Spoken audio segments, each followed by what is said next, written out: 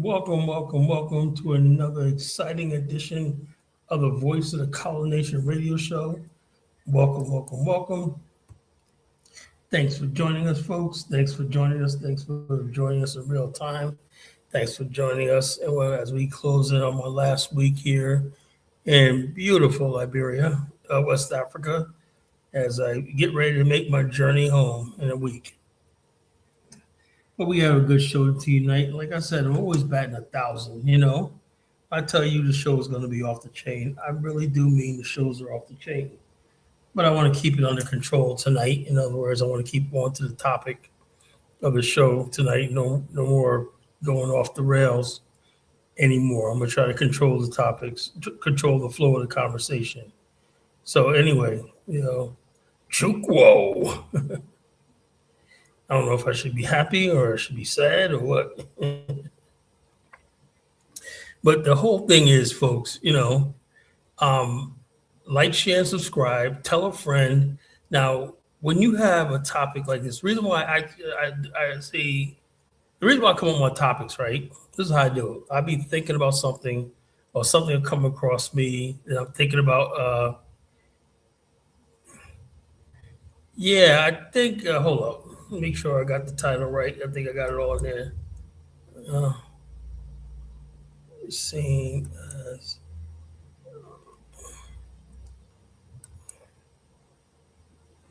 the title's right. Yeah, the title reading is right. When the benefit of the doubt and the content of one's character is seen as what do I say? Seen as privileged, seen as a privilege, and seen as a privilege instead of something that people as a right.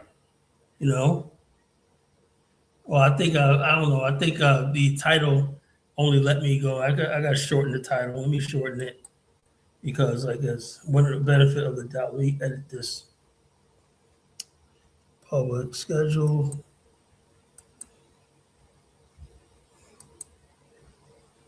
Edit this.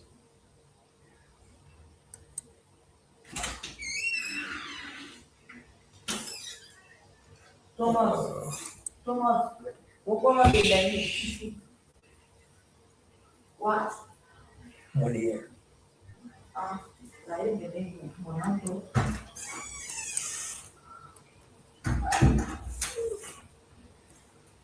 As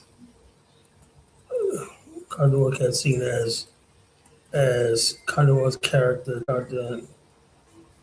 benefit of doubt is privilege.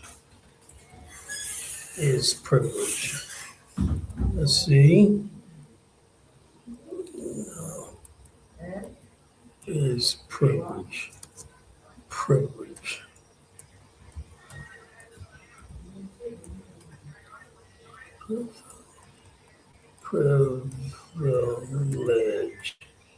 Hope that does it.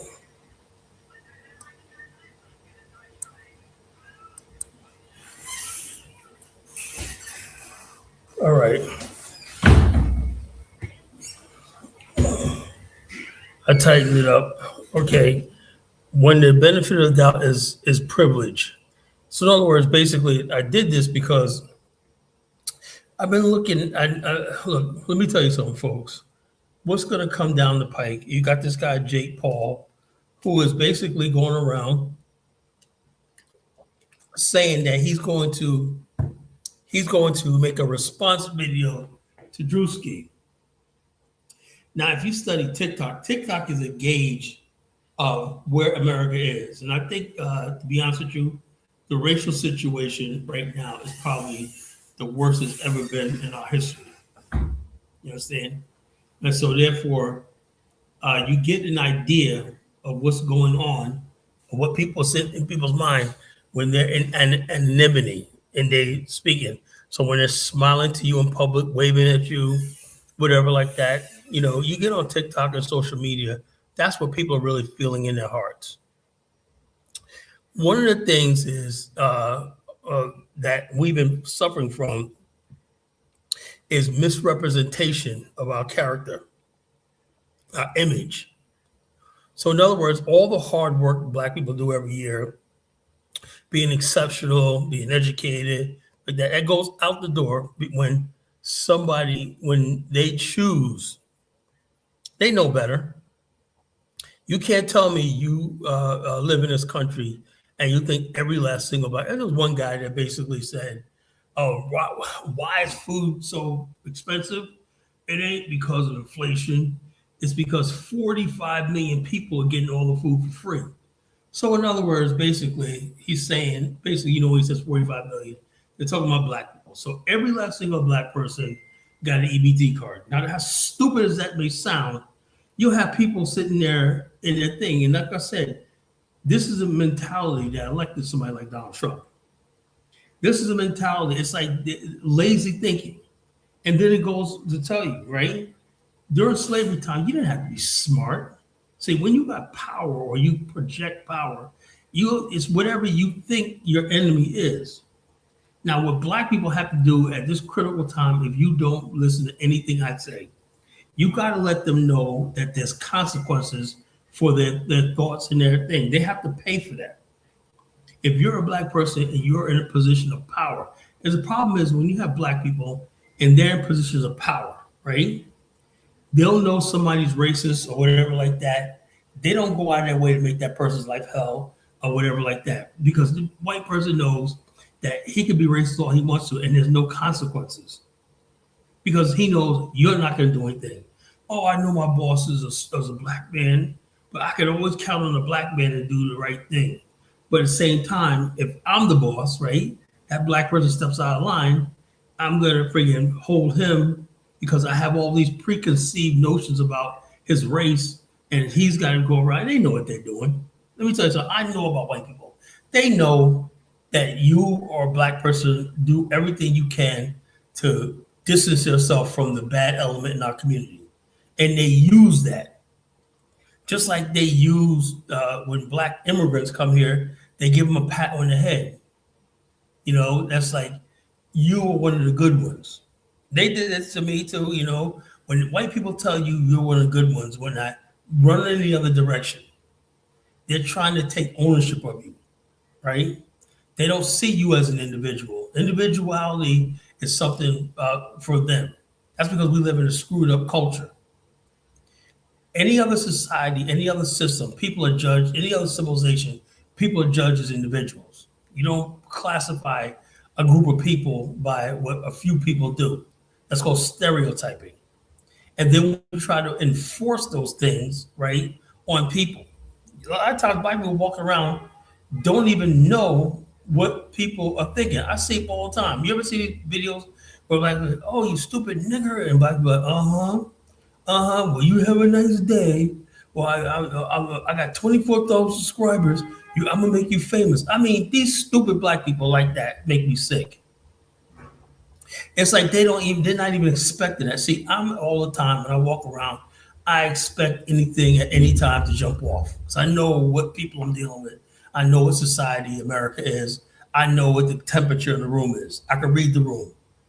A lot of Black people go out there smiling, kiki and ha-ha, and we're going to talk about that too, about the history of that. The history of Black people inviting white people to the cookout. It goes back to slavery times. I think the white people was able to penetrate Africa. I think it's the whole inviting everybody to the damn cookout mentality. Oh yeah, he's cool. He could do the dance. Whatever. I seen a video the other day. Some white girl doing some stupid dance in Nigeria. When oh man, sign her up like that. Just stupid shit. And you wonder how white people got a hold to the continent. How they able to get a thing. The same thing the Native Americans did when the European pilgrims came here. They saw them, oh, yes, the Europeans, everything like that. But the same thing would happen with how Mexico lost Texas. They accepted those white settlers in, oh, yes, blah, blah, blah. Yeah, let's have a fiesta and everything like that. And as soon as they got numbers and everything, guess what? They went to war and they took Texas from you. So this is what we're talking about tonight. And I'm going to show you how everywhere you see, whether it was Cape Town, Durban, whether it was even in West Africa, Jamestown in Ghana, Luanda, Angola, the Calabar, Lagos. These were all outposts of white people. You know, that black people, the homie, these are all outposts of white supremacy and white people's domination, white people beguiling black people. This has happened all over the world. That's how you think they gain control of India. You know, they go over there and they send people over there. You get drunk with them, you trust them. They start sharing their religion. Next thing you know, you're praying and whatnot. It's like there's an old Kenyan saying that says, when we met the white man, he came with the Bible, we had the land. When it was all over with, we had the Bible and he had the land. You know, and this is what you're doing. You invite these people to your thing, you invite them in. If you cannot say, and that's what I love about this movie, Sinners, right? At one part when they said, the vampires came and said, I can't tell about a party. Can we just be, he said, look, I think you need to get down the road. That's kind of hard to do because it's in every black person to try to make peace with these people, you know, but we cannot afford to do that at this point in time in our history. We can't do that. We have to keep some of these people away from us because the bottom line is we're not judged as individuals. They don't want to see our full humanity. They see us as a group. When some black person did something, whatnot, 13%, 50%, 13%. So every last single black person, 45 million people, is responsible for a thing. They don't even bother logically. It's like this. They can just write a whole race of people off. That right there talk is genocide. That's the same thing they did to the Jews and everything like that. When you have so much hatred for somebody, you just generalize them and you just mock them and stuff like that. You are trying to say they're not worthy of living. So we're going to talk about that tonight. But yeah, but the reason why I did this is because there was this video that was on TikTok with this white lady. She came across the counter. She was wrecking the place, cursing, blah, blah, blah. It was like people trying to throw out. She was mad about something. She came over the counter, hit the staff and whatnot, cursing, blah, blah, blah, tore up the register, and wrecked the place and whatnot. And I said in the comment section, which I got a lot of comments, feedback, I said, where are the comments saying usual suspects, fatigue and all the stuff like that? And then the usual white people come in, well, this is the exception. No, it's not the exception. White people do the same fucking shit you see black people doing. They're fucking up too. Everybody's fucking up, in society. But the thing is, we don't sit there and make it out to be race. That's the difference. White people take what people of color do and make it all about that group of people. Everybody else gives white people the benefit of the doubt. We never basically said all white people are cannibals because of Jeffrey Dahmer. All white people are mass murder. All young white men are mass murderers because of Dylan Roof. You see how the benefit of the doubt, they get the benefit of the doubt. You have black people down there praying for Dylan Roof, talking about, oh yeah, man, we black people, we gotta come together. And I was like, no, I don't want to hear that shit. It's white America that produced Dylan Roof. It was that community that produced that. That kid that shot up those people in Buffalo a few years ago, came and shot 8 black people shopping, minding their business, gunned them down and whatnot, But we're supposed to be so forgiving. Oh, that's not the thing. Even that Parkland shooting, remember that kid that killed 17 of his fellow classmates? And they spared him the death penalty because Florida got this stupid law where death penalty, you got to be unanimous. It's the stupidest thing in the world. That kid should have got the death penalty. But the bottom line is this: when you have never seen a mass shooter get the death penalty, for the most part. Every last single mass shooter get life imprisonment or something like that for the most part. Except for Dylan Roof, that's like the only one. But for the most part, they're seen as individuals. We got to study them. Oh, they're going through bullying. When the Columbine happened, we got to talk about bullying. That's what led to the thing. When there's Jamal and Ray Ray out there doing it, they're bad, they're just incorrigible, they're criminals, blah blah, irredeemable. When white people fuck up, it's like, oh well, we gotta understand the social problems and stuff like that, you know? Oh no, we do understand it. Black Americans do understand it, you know? Most of the people that you see getting killed are mostly Haitians and stupid people who do something. Like if you see a one black guy in a group going off camping with white people or whatnot, you can rest assured that person's from immigrant background for the most part. You know, you don't see black Americans. We don't do that shit principally. Like that Jamaican guy that got killed, went in the woods in Iowa somewhere with some fucking white people, stupid motherfucker. You know, and they killed his ass. You don't see us doing that shit, man. Because we simply don't trust these people. But the Haitians and all these other people, they're always saying, "Oh, how white people love them so much. Oh, how yeah, they get pat on the head from the white man and whatnot." You know, and so that's all they need. That's all you really need to get a Haitian, Jamaican, or an African to comply. It's like pat them on the head, tell them they're better than Black America, whatever that means, and then they got them. You know, you got them. You know, it is what it is. So that's what we're talking about tonight. Why do at the 2026? And you know something, folks? You know, I put on my moniker, called Thanos, the hate monger, the worst African American in the world. I think it's time to match energy with energy. See, with me, I'm freaking ruthless. You know, I'm ruthless. And the bottom line is this: we could play this cyber game. You know, they don't have anything. White people are not that smart. They're not. And you start debating them. They don't know history. They don't know anything. You start debating them. You would never. I would let white people come on my show if I thought they were intelligent. I thought they had education and stuff like that, basic education, history. I let them up there and have a debate, even if they're racist. But when you listen to most of them, they're freaking stupid, you know. And the bottom line, only thing that really bothers me is what you call is the fact that I still to this day can't understand how this race of people enslaved us and still got us believing in their fucking flag and shit like that. I just, for the life of me, I don't understand it. Like black people celebrating the Supreme Court victory, talking about birthright citizenship. Ooh, I'm a special Negro. The 14th Amendment was all about, I don't give a flying fuck about no goddamn 14th Amendment. I don't give a damn about the Constitution. I don't give a brand new show tonight to about black people disloyal. Yeah, we are. You know, I have absolutely no friggin' allegiance to the whatever America's manifest destiny. That's their fucking problem, whatever like that. The war with Iran is between white America and Iran. Unfortunately, we're in America behind enemy lines and whatnot. So therefore, we have to do what we got to do. We don't have a government, a nation of our own. So this is what we have to deal with.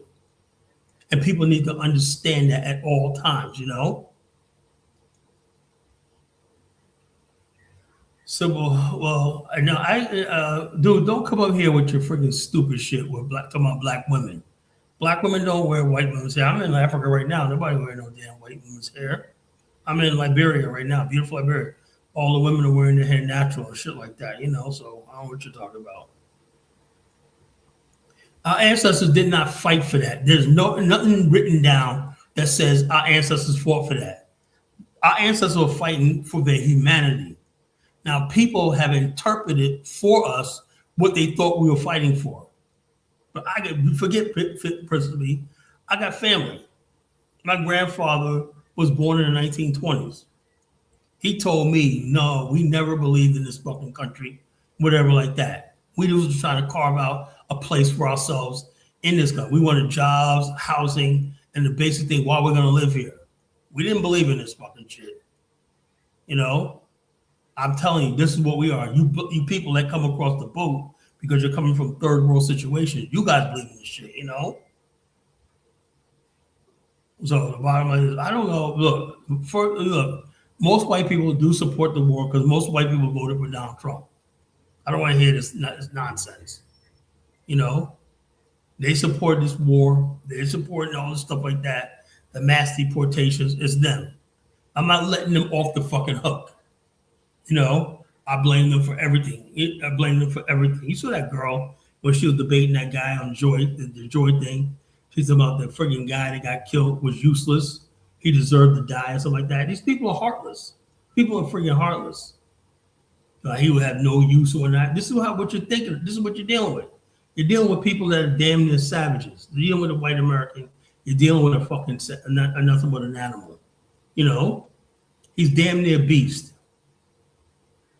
You know, they don't care about their own people. You know, that's why I can't let them up on my show because they're too fucking stupid. You know, I have yet to hear. Now, some people like this guy, Steve Curley, whatever his name is, he's a conservative guy, but he's very articulate. You know, I give it to him. Some of them are really smart. You know, I give it to them. I don't agree with them, but they can articulate their points.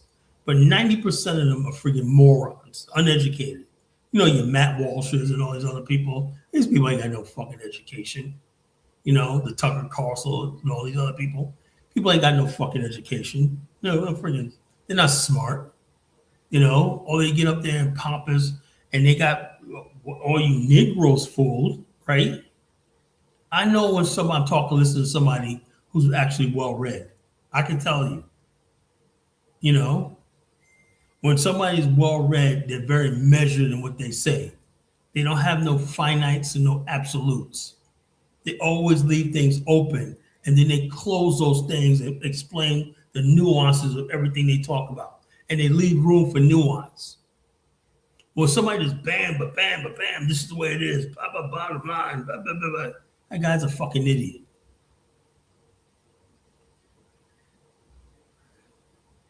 But the bottom line is, like I said, we gear up because we're about to go through a cyber war.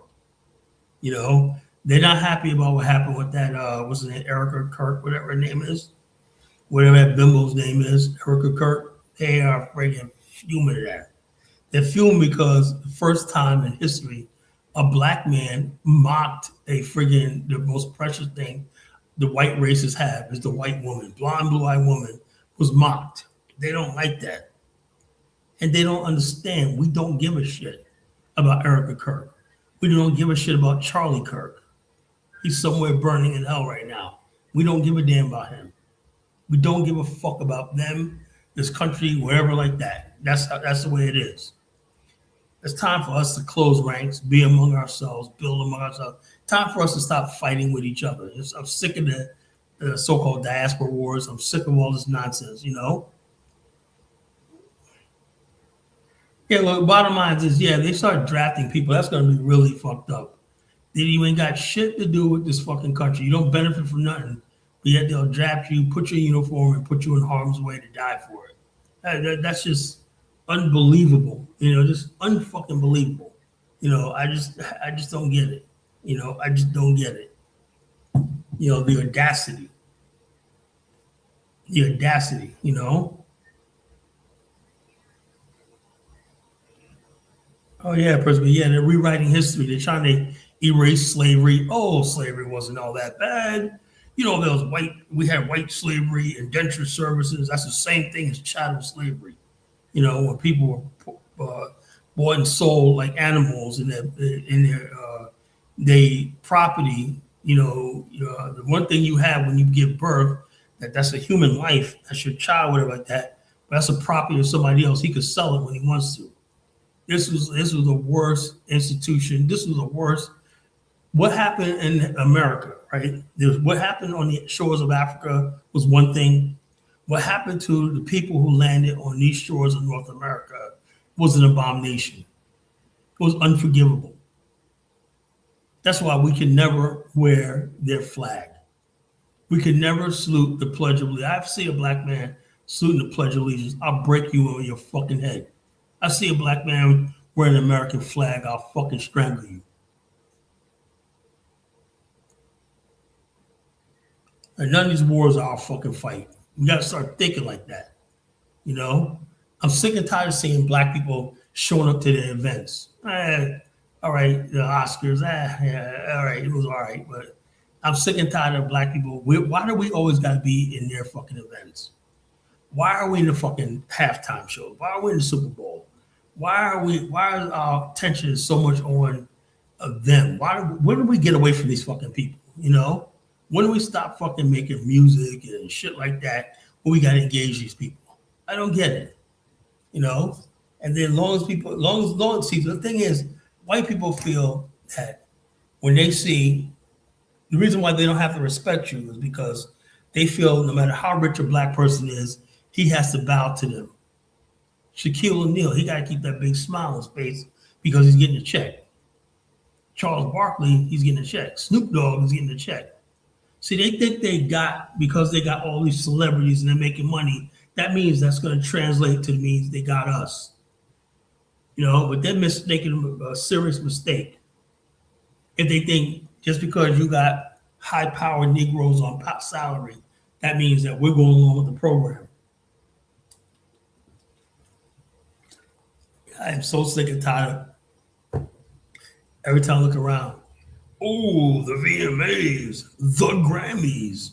It used to be a time where black people used to have, I remember when black people used to have our own award shows.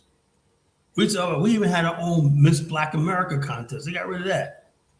You know, black nationals was not just having a nation; it was basically having our own everything. Yeah, thank you, Chris. Thank you, Chris. I thank you for your support, man. You know, you got to get me on your invite me to one of your TikTok lives, man. I like to light it up. You know, what's up, Dark Migo?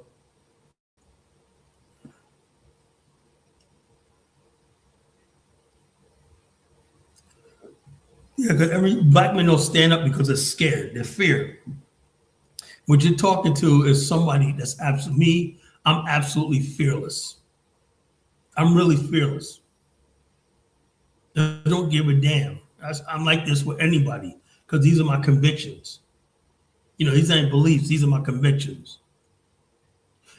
George Washington, right? This bastard was so evil. But I heard, let me tell you, George Washington cut down a cherry tree. The father of the country, George Washington, he said, get the fuck out of here. You know, a black girl, a young girl, right? That was a slave. Yeah, I fear nobody. You know, I fear absolutely nobody. I don't fear no white supremacists. I don't fear Donald Trump. I don't fear MAGA. You can all tell them to go to fucking hell for all I care. They can rot in hell for all I care. You know, and I fucking mean it. You can take my show. You can look, you can take my show. Take my show. You know, so well, that's the one thing I do. I scare my wife, you know, that's the only thing. But you know, look, you can take my show, play it to the fucking State Department or the Attorney General's office and tell them to stick it up their fucking ass. I don't fear nobody.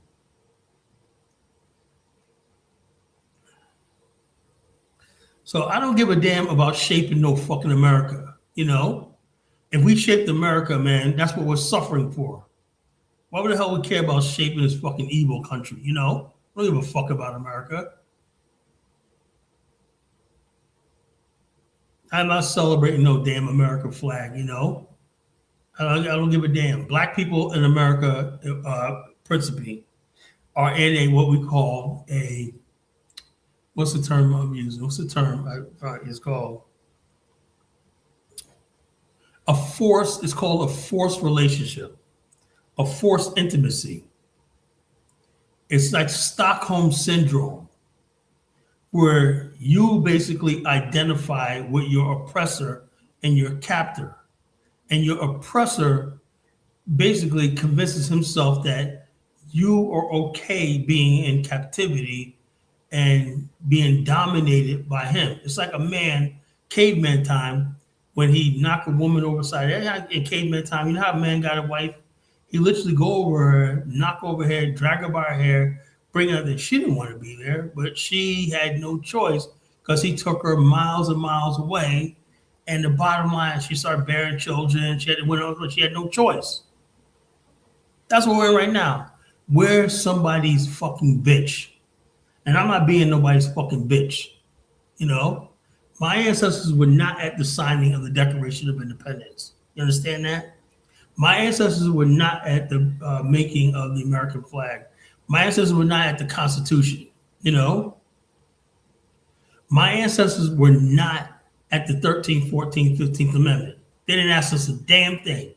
They never asked us that we want to be fucking Americans. We just went along with the fucking go along to get along. We got nothing out of it. But we felt, look, after the Civil War thing, they so-called gave us all these rights. They waged 100-year war, economic, social, cultural, psychological war against us for 100 years to 1965. 100-year war. 100 years that we could have been building our own nation. We could have got the fuck out of here and built our own nation. You know? And all they keep doing, delaying us, promising us this, that, and the other thing. And it's not even that. I watched this one thing the other day. This guy was like, oh yeah, the black. Now it's all starting to come clear to me now. This was all fucking unnecessary. But the so-called people that they chose to lead us, the thing was they were trying to be Americans. That's the problem. Like me, I don't think there's no honor in being a fucking American. I don't. I don't think that's any flex or any novelty, and I don't really think highly of America. I don't think highly of white Americans, particularly as white American character. It's like the lowest thing on the goddamn planet. Anywhere to get away from this white American devil, you know, I'll do it. Now, I'll fuck with the Dutch. I'll fuck with the Germans, Russians, wherever like that, from Italy, whatever like that, you know, like that. As soon as they step on this shore and become a white American, we got problems. I'll fuck with somebody from Ireland. I talk to people all the time from all over the world. And the bottom line is this, they'll tell you all the time, if I was in your position, I'd be thinking just like you, Colin. I have people, white people, from all over the world that write me and stuff like that. They say, yeah, I listen to your content. What you're saying is right. How you feel is right. But I'm the only one that talks like this. You know, everybody else is a bootlick and sellout. You know?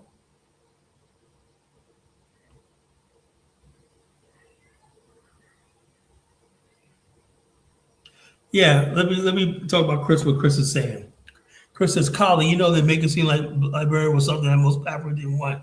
Yeah, most black people, the thing is about Liberia is it costed money. People don't really understand. Let me break it down to you, Chris.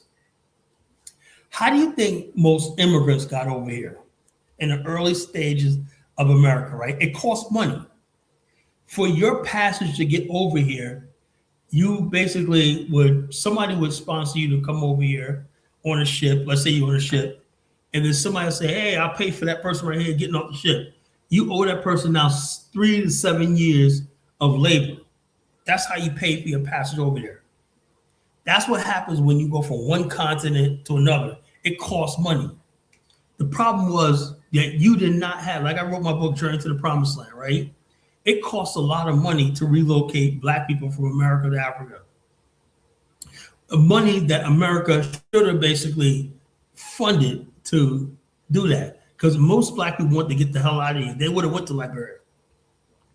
There was a lot of people saying like that, you know, Liberia would have been perfect, right? Because it was empty country, whatever like that. We could have went there in the Congo and several other places. But America gave us absolutely nothing. There's one thing to say, okay, I don't want you to be part of our country, right? But we say, okay, well, we 300 years, we made you people so rich. Can you guys help us relocate? They would not even do that. This is what you're dealing with. And then they come grab us up, send us off to the war in World War I, the Spanish-American War, World War II, you know, all these wars. They get Mexico War. They said they would send us to fight in the war. We went to the Philippines. You know how many black men broke ranks and joined the Filipino army? You know, I told this story before. There were so many black men who basically took their uniforms off and went into and joined the Filipino rebels. You know, they saw the writing on the wall.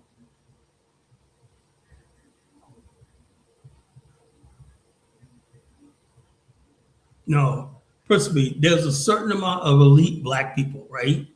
And they thought you understand something. This is like I said, I did a show a week ago called "The Enemy Within: The Comfortable Negro." You gotta understand the most dangerous Negro is the comfortable Negro. Now, the comfortable Negro has always existed. He may live in places like Connecticut, Rhode Island, places where there's not that redneck, upstate New York, New Jersey, for the most part, Maine, New Hampshire, Massachusetts. And he may be in a community where there's all black people like him. They got education, they got a little bit of wealth and everything like that. And they part of society, right? And so therefore, when they had their little country clubs like they always did, right? We call these people the boule. We had their little country clubs and social clubs and everything like that. The only thing that threatens their existence is the masses of black people still groping in the dark. Now, their job is to keep the masses of black people placated with false promises of integration.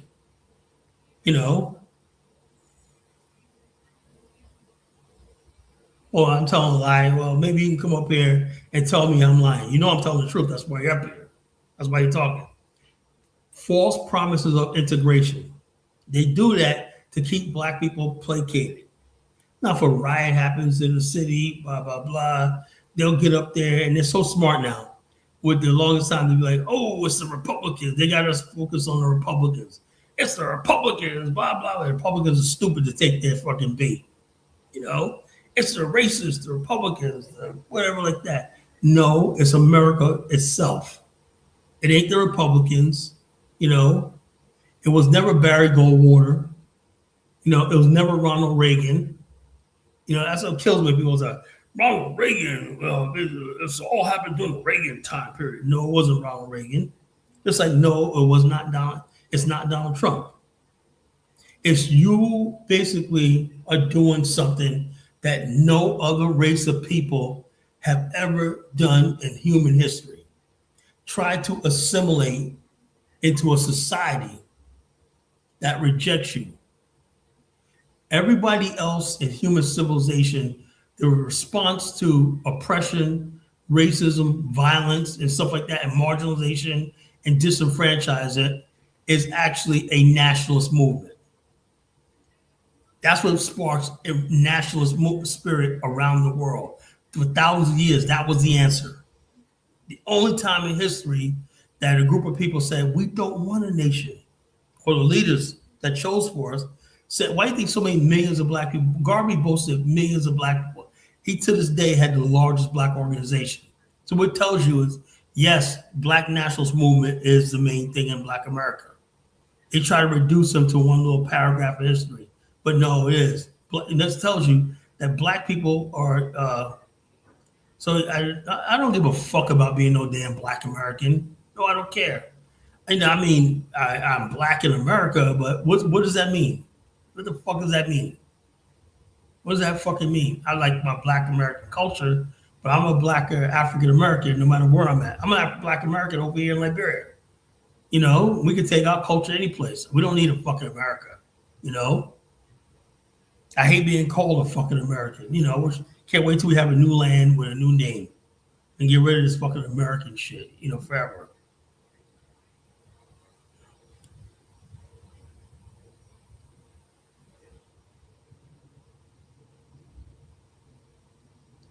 No, Eddie Thorne, that's not true. Jesse Owens cleared that up, right? The media said that Hitler would not shake his hand, but Jesse Owens knew that there was an agreement that Hitler was not going to shake anybody's hand. Jesse Owens, on his last book, he said, no, Hitler was told we was not going to shake anybody's hand. Had nothing to do with him. He said he was not snubbed by Hitler. He said that. He said he was not snubbed by Hitler. But the American government used that as propaganda to wage war against the Nazis. Oh, he didn't shake it. But you know something? When Jesse Owens got back to America, when he was in Germany, he was eating in the fine restaurants, the women were all over him in Germany and whatnot. He was treated as a hero and whatnot. Germans like, oh man, Jesse Owens. Everywhere he went, they wanted his autograph. And then when he came back to America, he couldn't even ride on the same bus or train as a white person. That was the whole hypocrisy of America.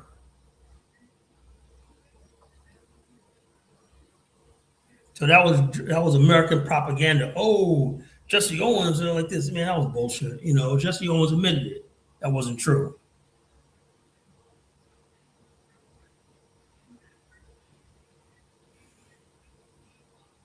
So, I'm not a Black American. Now I'm not a Black American. I'm a tether. Where am I tethered to? My ancestors come from Georgia, North Carolina, Virginia. I don't know. It had nothing to do with Jesse Owens and I'm like this. Let me tell you something, DK. I don't hate America, right? I don't hate America, right? I'm just saying, don't insult my intelligence by calling me an American. I don't like this. I'm saying, look, the bottom line is this. I want millions of people, like I said, I'm a hate monger, right? I want millions of Black people to start thinking like I did. Then you'll set yourself free. But right now, white people, America doesn't have to do anything, Well, yeah, well, can I? Am I allowed to do that? Of course I do. Of course I do. So why shouldn't I? Yeah, right, Chris. Not one Black African Olympian was invited to the White House. And that was during the time of Franklin Roosevelt, so-called friend of the Negro. So it is what it is. I am sick of covering for America. I'm so sick and tired of our enemies are right here in America. Look, let me tell you something, folks. If you don't believe nothing I ever say, it's sad when you have no friends in this world. It's really sad and pathetic and tragic when you have no enemies in this world. That means you don't exist. When you don't have any enemies, when everybody's your friend, everybody's invited to the damn cookout. Everybody's, everybody like this, That's the saddest people in the world. What do you stand for? But now I see Black people, they're quick to make the Ooga Boogas and the Jamaicans and the Caribbeans their enemies, But the white man, white America, oh no, can't do that. You can't do that. We got to hate on the Ooga Boogas all the time, the Africans and the Ooga Boogas, but the white man in America, oh no, we can't hate him, Hey, look, explicitly, I am a hate monger. I'm a hate monger. That's what I teach, Principally, there's a season for all things. Right now, Black America is under attack by everybody. Now it's time for Black America to show a side to us that people will back the fuck off, and stay in their lane because we're not playing. It's a time to hate. It's a time to hate. There's a time to love. There's a time for peace. There's a time to hate. This is the time to hate.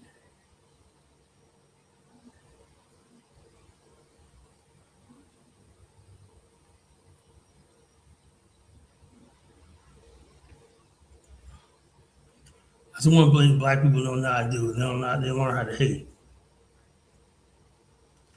76. I'm not in America. I'm in Liberia right now. I'm not in America right now. So what are you talking about? And bottom line, if I wish I could stay over here forever, wish I could never have to come back to America at all. If I could,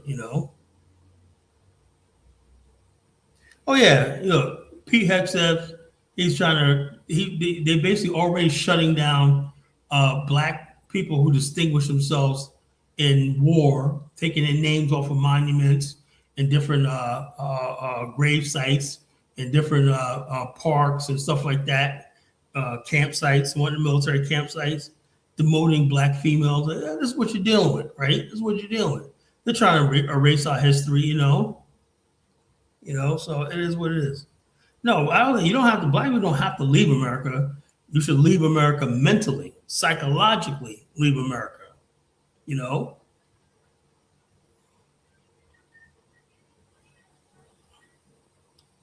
So I look. I don't look, dude, mama, whatever it is. Black people in America have nothing to do with Africans. What do we? Why? The only time I see Africans is online. Nobody.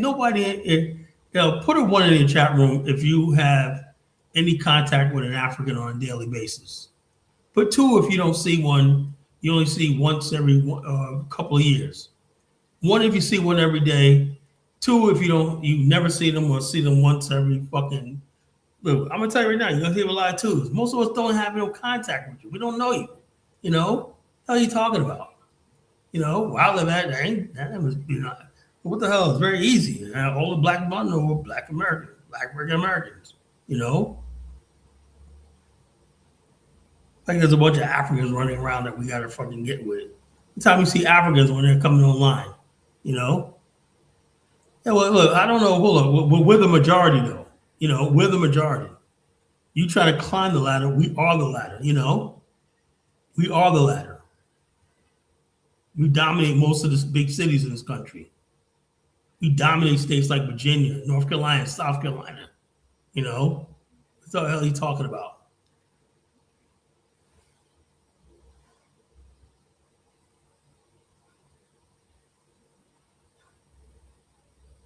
Every time you turn on the TV, mama, you see one of us on TV.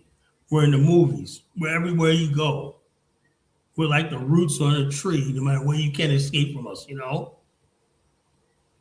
Even in Africa right here. I'm in Africa right now. What do I hear? The movies that you see playing, that people got playing on their apps and their thing, the black movies from America. All the music you hear, you don't hear the Afro beats played. It's all black music from America. What are you talking about? We're the dominant group. We're the dominant group, bro. It is what it is. Live with it.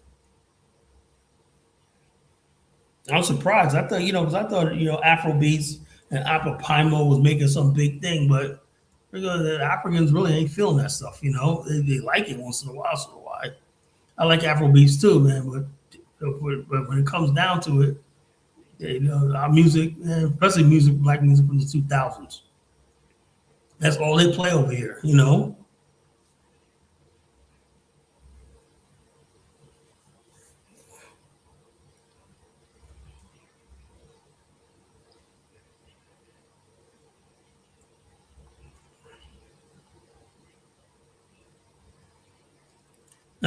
I'm in here right now. They're not playing. I'm in Africa right now.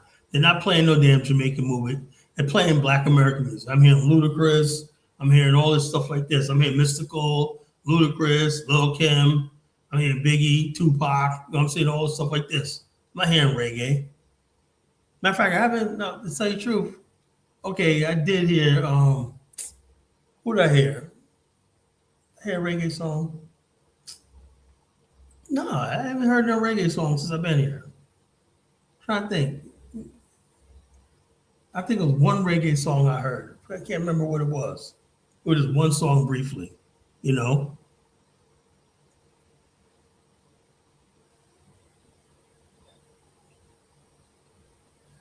haven't really heard reggae. All I hear, look, outside my house, every go down the street, all the clubs here, so many clubs in Liberia. All you hear is just hip hop, R&B, neo soul, stuff like that. That's all you hear.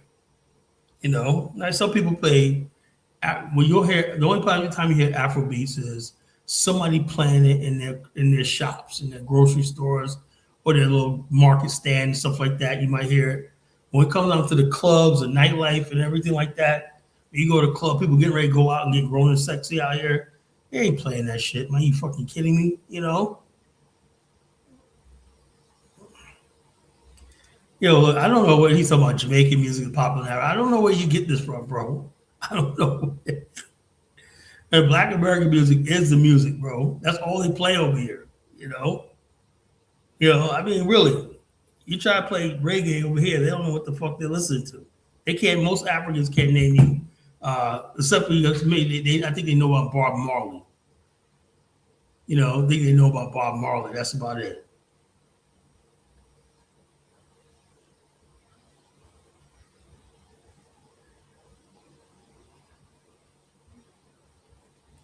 Bebe Rodriguez, like, what is this nonsense? Because I was adopted. How the fuck was I adopted? I was not adopted. I have a mother. I had a mother and father. You know. I had a mother and father. My father was born in North Carolina. My mother was born in Harlem. Both sides of my family are from North Carolina and Georgia and Virginia. That's it. My ancestors came back. I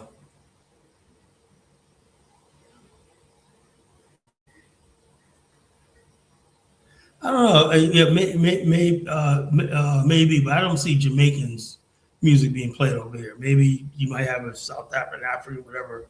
I don't see no Jamaicans music being played here. For the most part. Now, however, some nights, some of the main clubs, they might play some reggae, mixed in the mix. Oh yeah, okay, all right. This is what it was.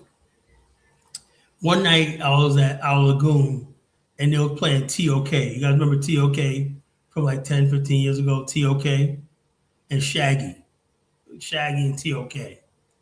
That's about it.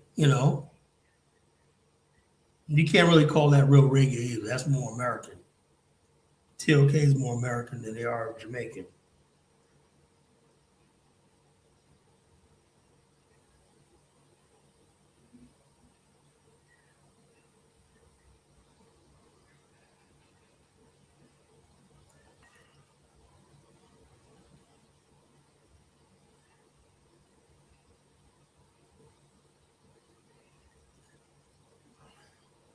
Yeah, reggae is big in England, in Europe. It's not really big in Africa.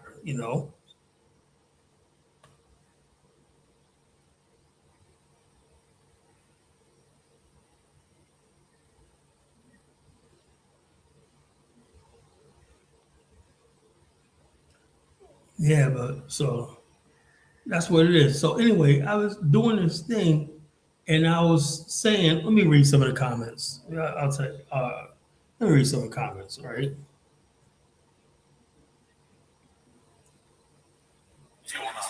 I be having these TikTok battles, folks.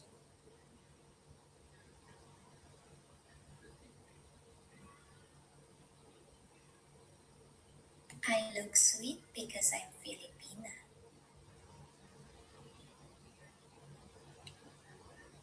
March 24th, a call for...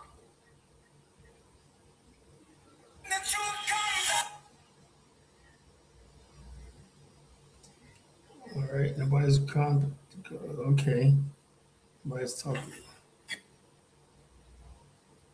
Like, okay. See, this lady's this thing. This lady is freaking just destroying this thing. She's destroying this thing. Some white lady, she's sitting there attacking thing. She attacked the deputies, guests, everything like that, right?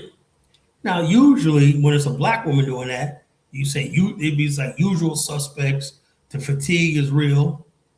And somebody wrote down usual suspect. They have a bread and a cracker. That's funny. And then I put down where are all the fatigue comments that they always say when black people do something. Let's see what they said. I got 96 likes on that comment. I did 96 likes in less than 24 hours. And somebody says, have to be careful with fatigue comments. If directed at black, TikTok will allow it. If directed at white, TikTok will remove it. Yeah, I know.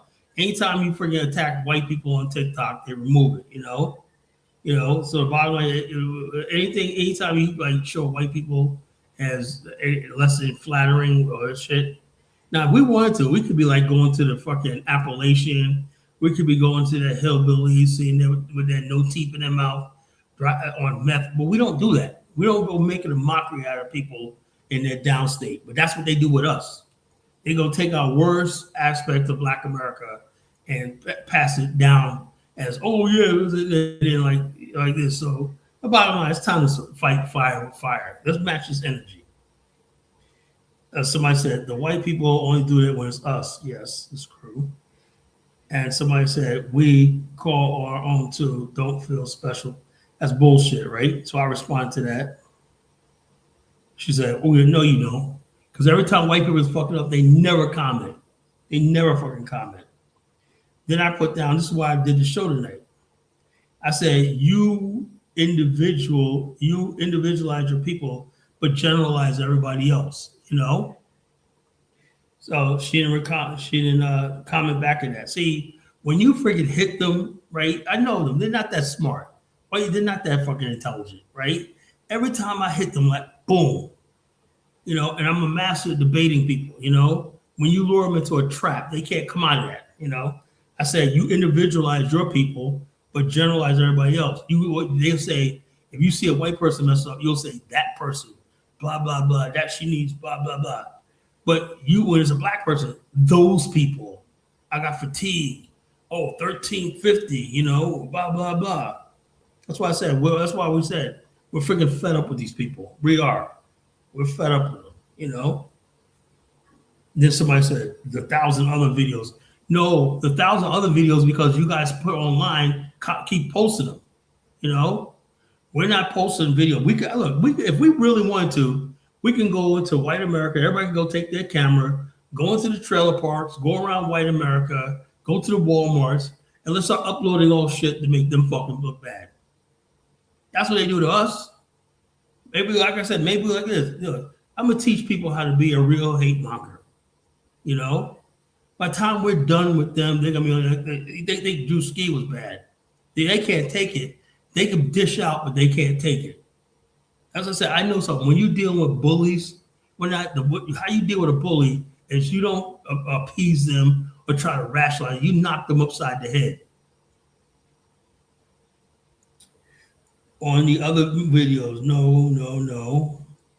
Somebody said, right. Another comment said, because only it's on daily, you can't even deny it. I'm Hispanic. I'm so ashamed. I said, they are getting out of control. Crack is ugly. He doesn't apply when it comes to a blue moon white girl. Okay, I know. I said, I worked as a bouncer. The most violent people were young 20-year-old. I know, I did. I worked as a bouncer for years. A young 21-year-old drunk white girl is the most scariest fucking thing. Even police are scared of them. Because they will hit you, they'll curse you out, whatnot. They're like a living hell. When they get drunk and they get violent in the club scene. I worked the club scene, the bar scene. You do not want a bunch of young white girls, 20, 21 years old, getting liquor in them and whatnot, I've seen them. Can't fool me. And then somebody say, yes, they'll switch at me like, oh, that person's a libtard. He's a liberal.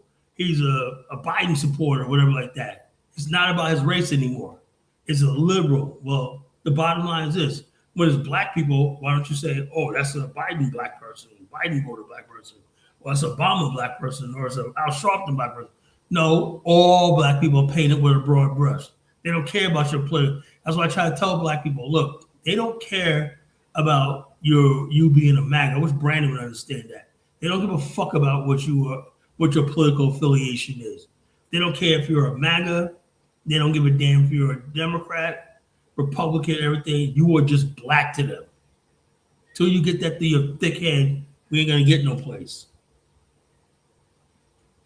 Having the privilege of individuality and agency, but all Black people are lumped together is why we can't respect them anymore, right? And somebody said, I'm fatigued with Black and white. Now they're like, okay, it's black and white. No, it's mostly black. I've never heard anybody say I'm fatigued with black and white. No, it's black people. People just hate black people. And so the bottom line is this. When black people tried to had their own Black Wall Street and white people came there, lynched people, killed 3,000 people, burned around, were they fatigued back then? No. When white people burned down Rosewood, were they fatigued back then? No, it's just a pattern of hatred. Now they just can't do what they did before out in the open, so they basically, what you see right now is a character assassination, attacking us like this, using social media. That's why I wish to God we had our own social media platform so we like this. So it's like this. I actually said, somebody named Kel said, you act like a few could be compared to thousands. The only reason why there's thousands is because you guys chose to put thousands of them up there. You guys, and then also you got white racists who are putting AI videos of black women stealing in restaurants, but all fake shit,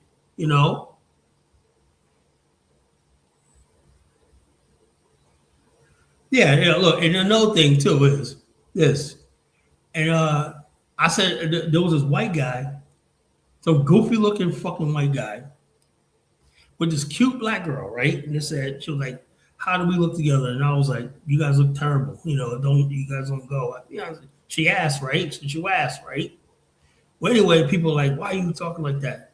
Now I'm saying to myself, I said, how come I don't see one comment of you guys criticizing this white boy with this black girl? When you see a white guy with an Asian girl or a black girl, Hispanic girl, they say nothing. But let a white girl get on the thing with a black guy, oh, mud shark, blah, blah, blah, and all stuff like this.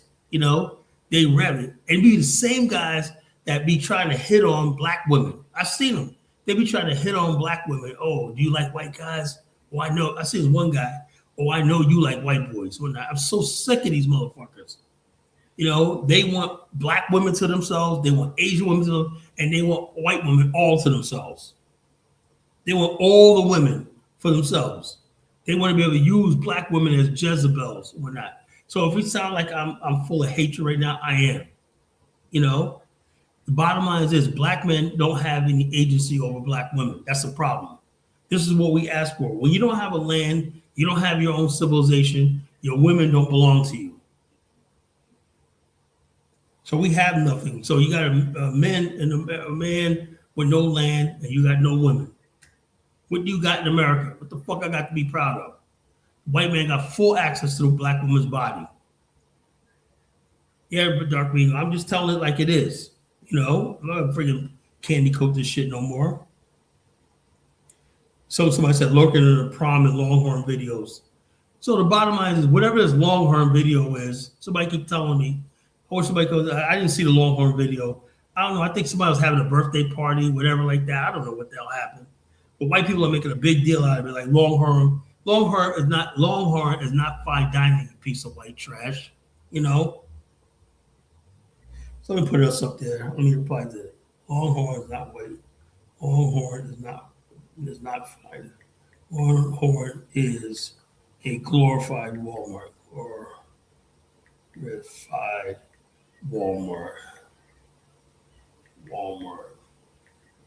You piece of white trash. You piece of white trash. White trash. Like I said, man, my job is to hurt people's feelings. My job is to insult people, to hurt their fucking feelings. Now she's gonna go to work tomorrow saying, "Oh, I got called white trash. Am I really white trash? Yes, you are a fucking piece of white trash." I'll do anything to destroy these people.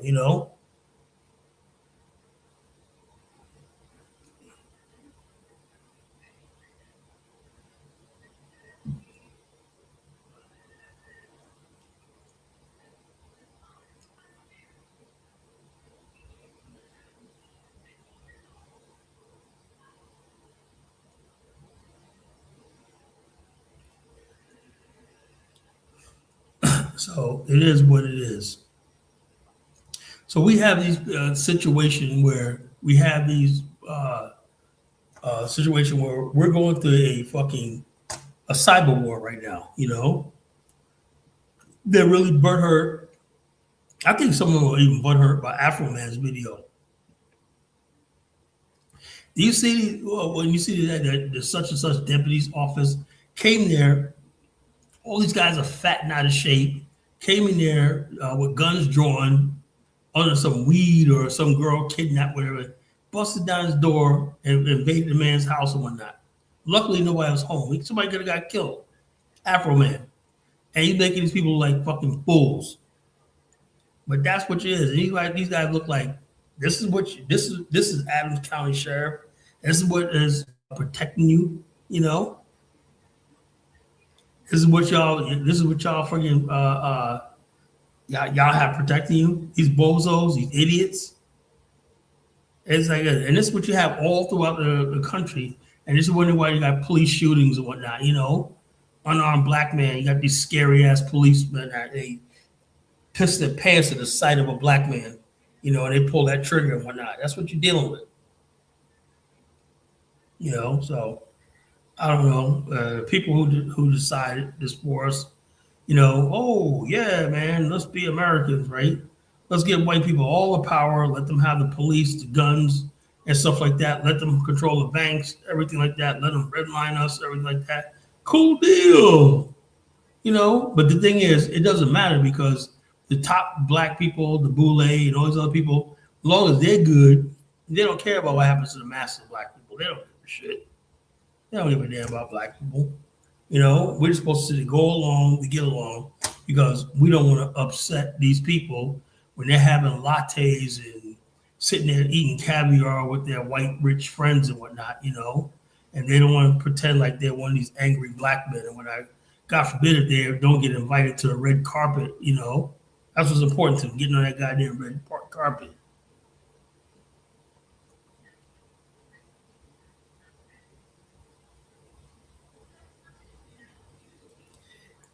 So it is what it is, folks. But that was my monologue when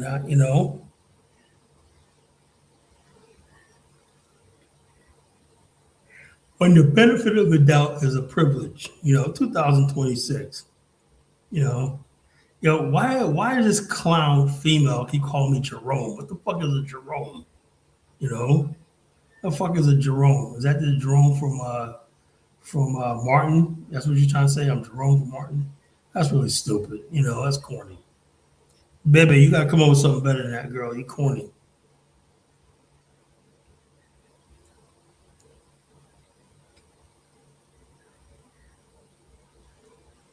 You are corny, girl. You are corny.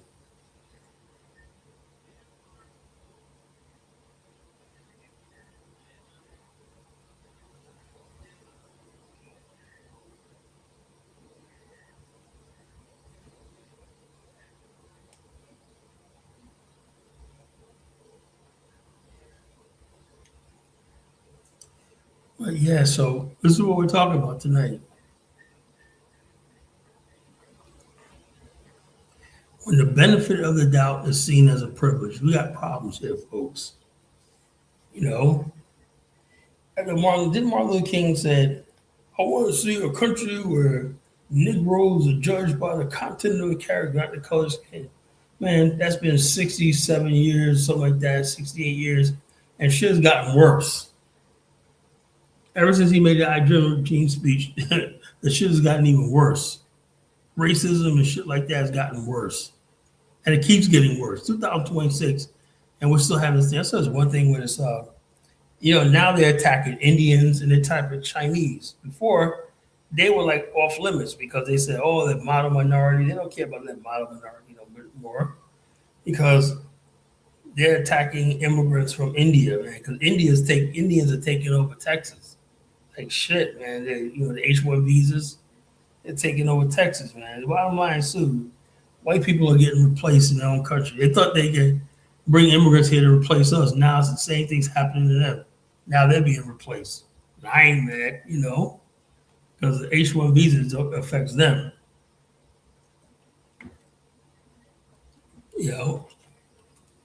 all the tech jobs being done by Indians. Same situation that they put for us. We're gonna replace Negroes with Caribbeans and Mexicans, everything. Now they're being replaced with Indians. Oh man, this is too funny. Now we're supposed to give a damn.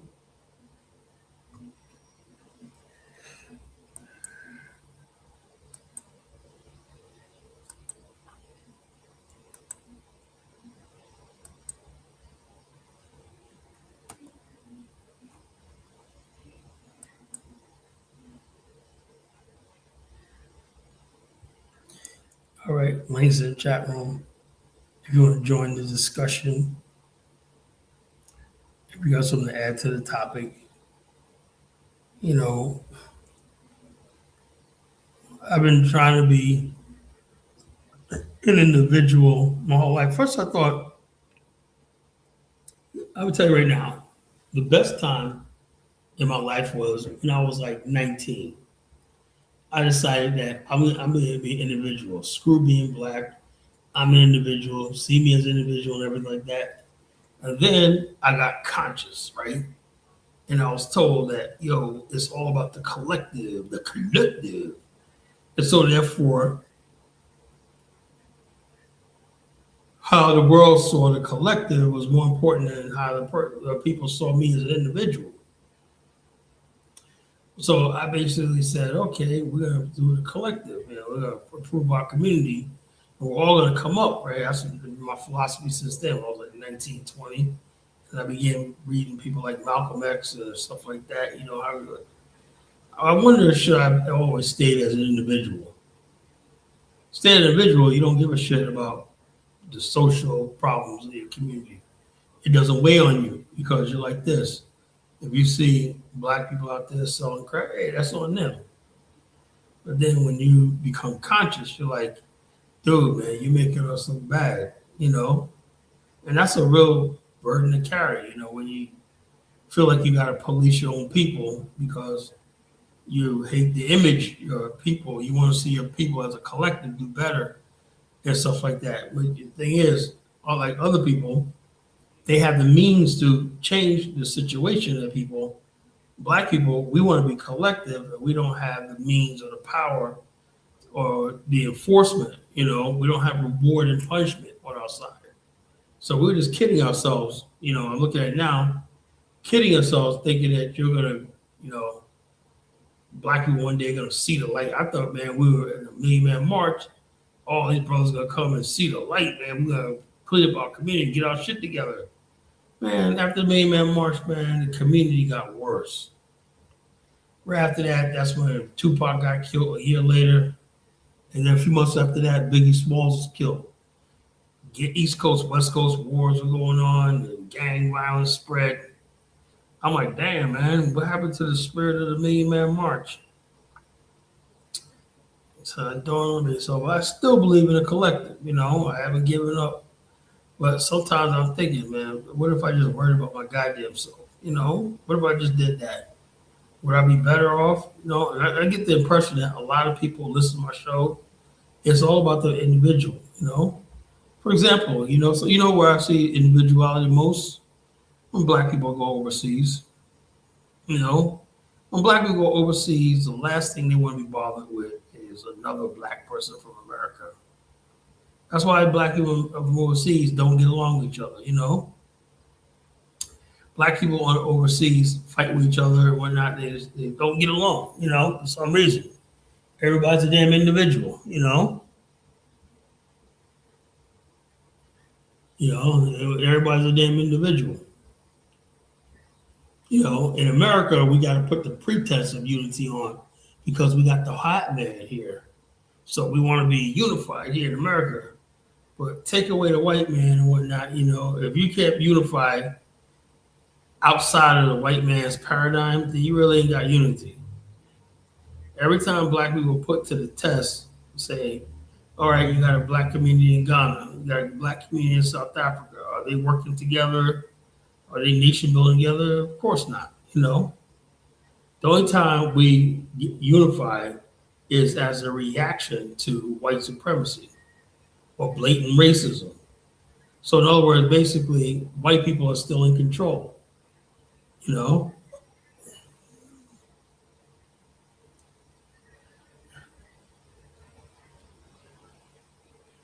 whoever you are, Tony Reed, you got to turn your camera on. You got to turn your camera on. You got to turn your camera on. I can't see your face, bro. All right.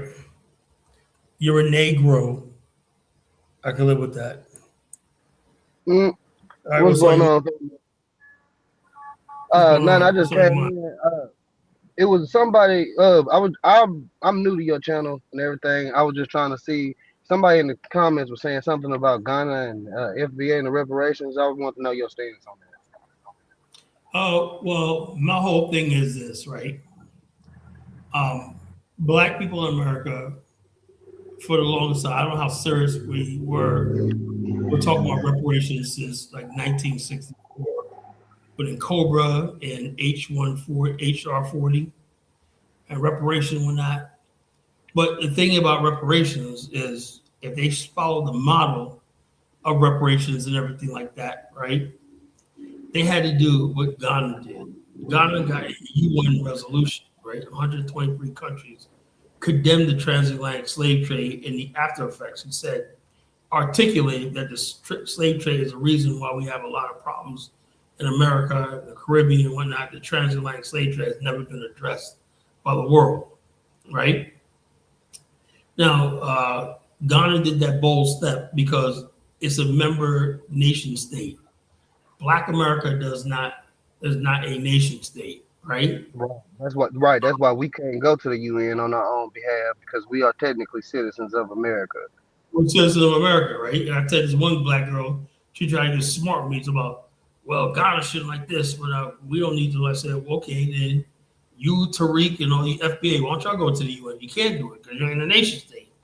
Ghana was a nation state. Now, what happens after that, what happens after that is up to us, I don't believe there's people who want reparations. That means repair. You gotta believe that you were broken. What are you repairing? Reparations means repair. Right. Well, it's a lot of things for our community to be repaired just due to the banks. Like you were speaking on Rosewood, and all those Sin Village, and it's a lot of couple towns in Arkansas. It's towns all over the South, most definitely. But it's even, I mean, all around. There were black communities, black towns slash American Indians, because I kind of go off the theory of the American Indians. I have No, no, done I my don't. it ain't no no because I've done my genealogy, and once you do your Oh genealogy, yeah. But this is it I was got only 2 to 4% see, of the. It was only I like 2 to 4%. most black people. We go by the majority, right? The Majority of us. majority.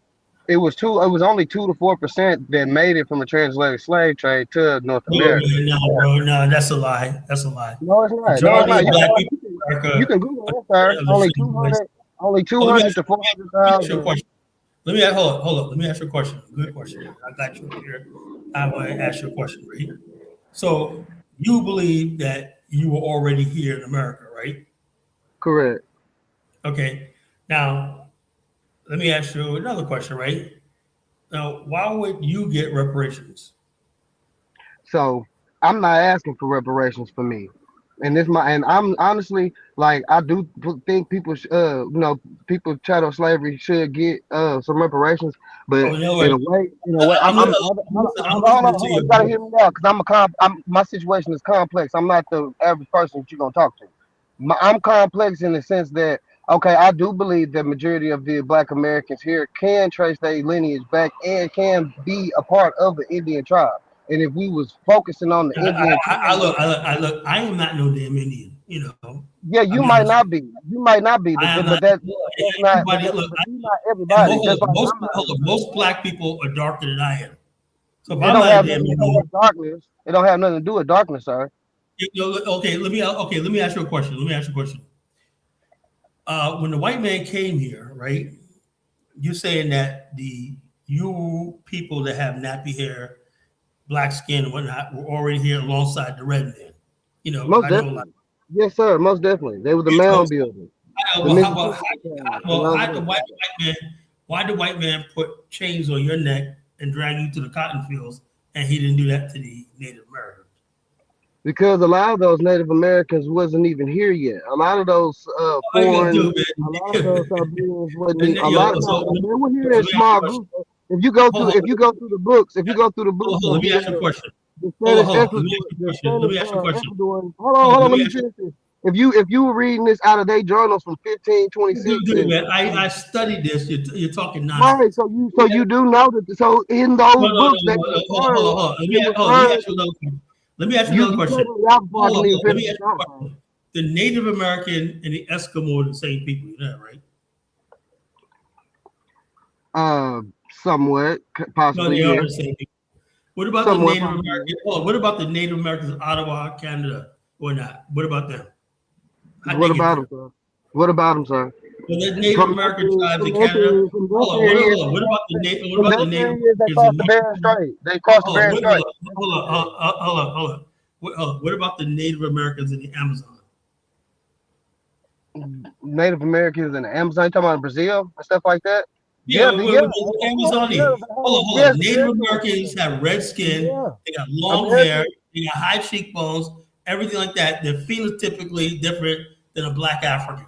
Oh Lord, their phenotype is a mongoloid because that's what they are. They're a mongoloid. Hold on. If They're there's a no, they have it a doesn't mon- really they have matter what their Oh, phenotype it is. matters.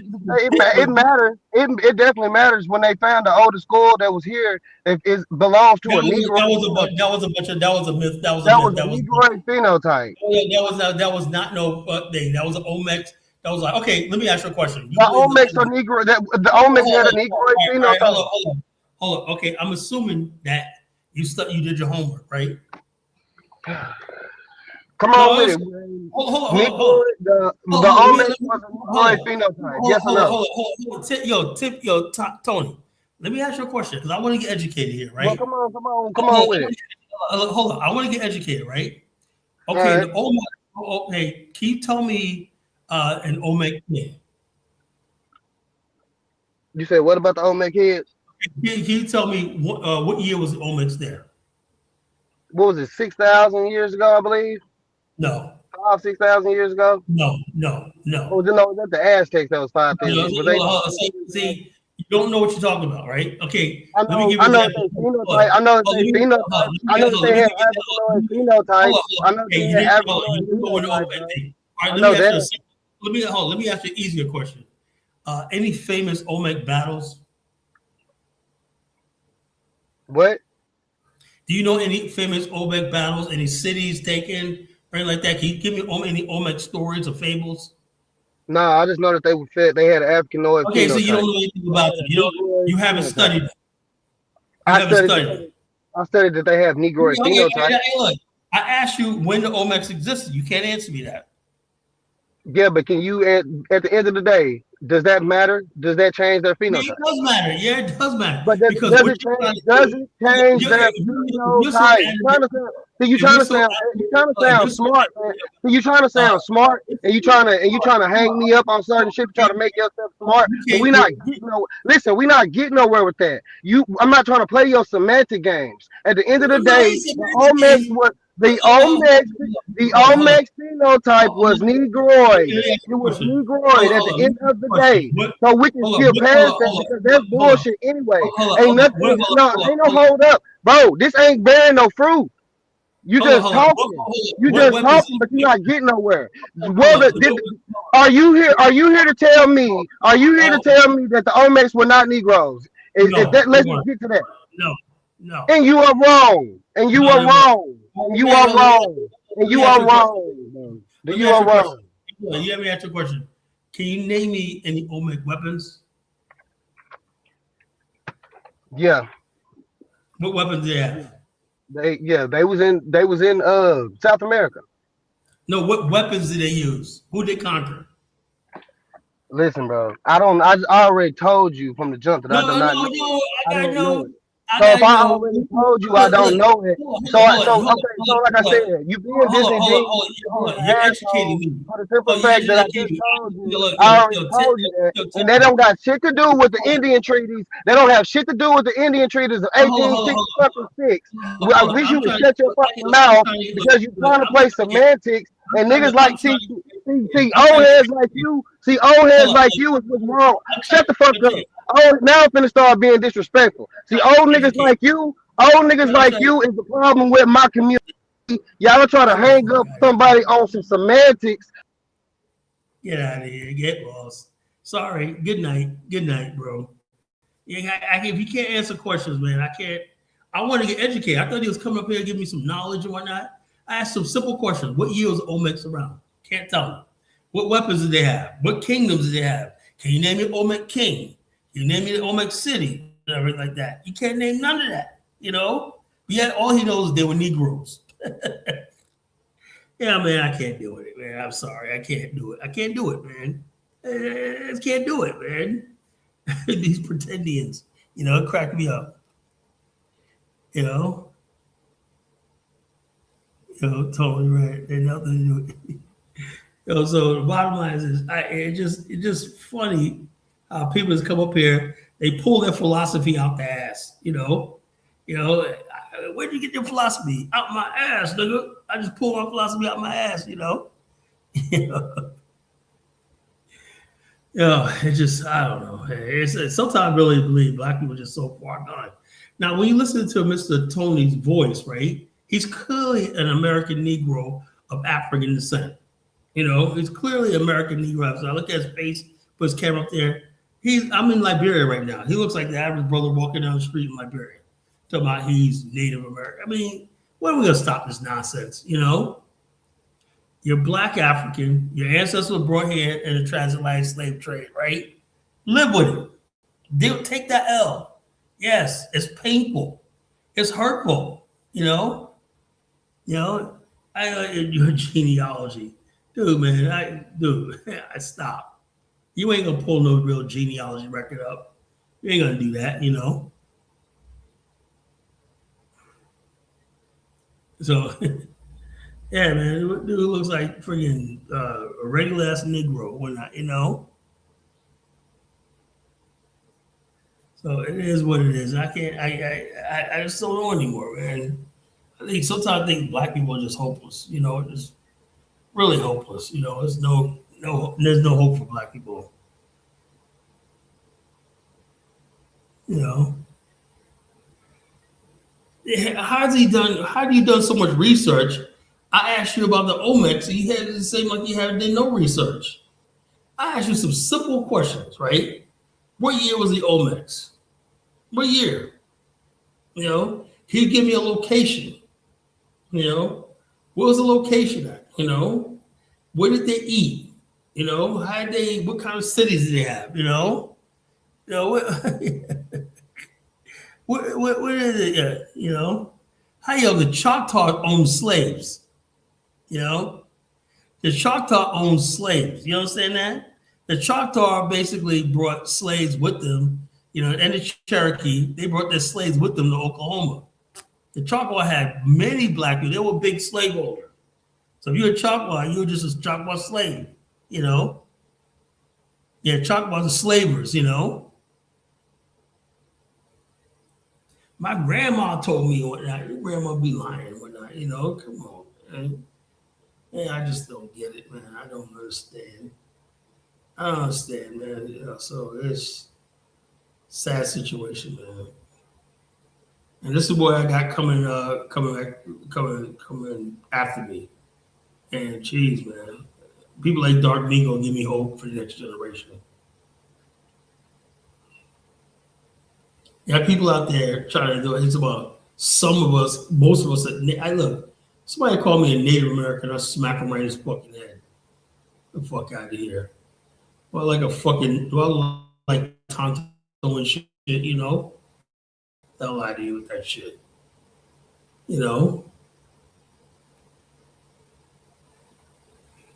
Native Americans weren't enslaved. Native Americans were not changed. The only group of people that was ever chained in America was African. That's just full of facts. The Irish weren't chained. The Native Americans weren't chained. The Germans weren't chained. Nobody was chained in America and sold on an auction block as chattel except for the African. Now you ask yourself this question: how did you end up as a chattel? Irish were indentured servants. You pay for your passage over here. I think you need to the night cool off, come back with some real facts, man. I can't have people come up here with nonsense and whatnot. Well, so would you start with that Native American shit? This ain't the show for that. I'm not going to debate black people who believe they're Native American. I am not going to listen to it. I don't care what facts you got. I don't want to listen to it. Because what I'm doing is if I listen to it, it's like I'm legitimizing, I'm legitimizing,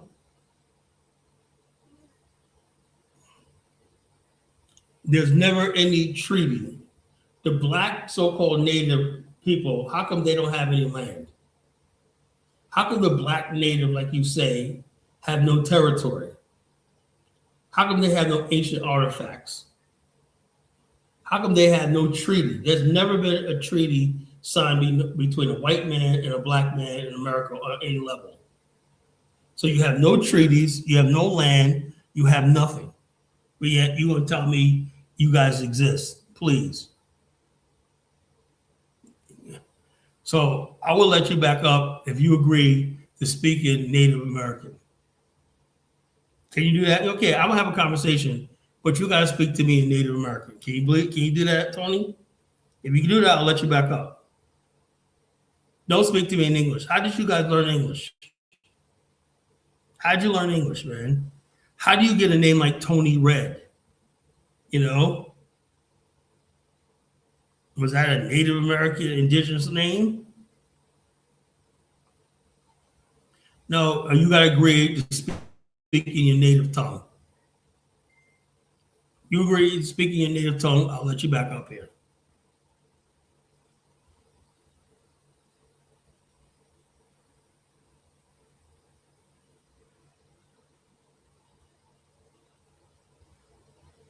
No. I'm not scared to have a conversation. I just don't like nonsense. If you basically Tony, if you could basically agree that you get up here and the next first few words out of your mouth is in a native language, I'll let you talk. Can you agree to that?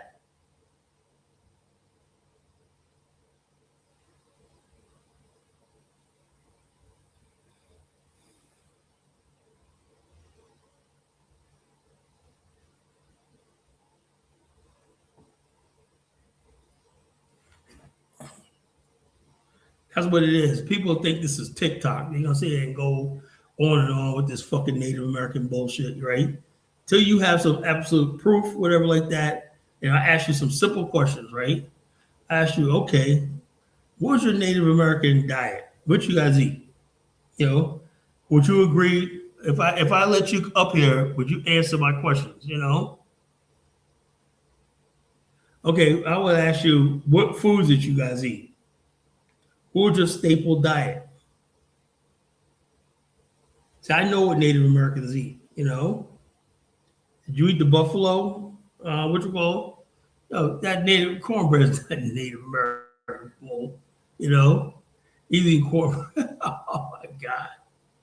Oh, eat corn oil. Everybody eats fucking cornbread, fool. God damn. Like I said, they call me the ringmaster because I deal with a circus of deadly clowns. The nigga said cornbread. God damn. Yeah, he went to the supermarket and got some Jif cornbread and whatnot. It's about we eat cornbread and whatnot. Lord have mercy,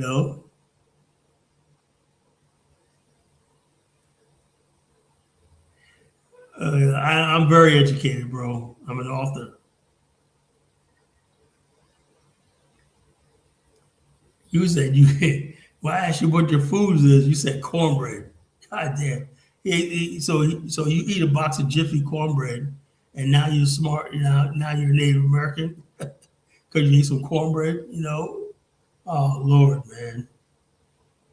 It just never stops, man. Like I said, I asked some people, yeah, that nigga said cornbread, you know.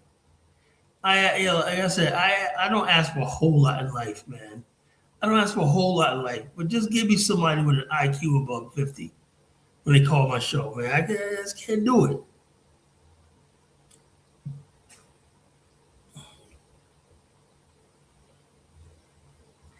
You know?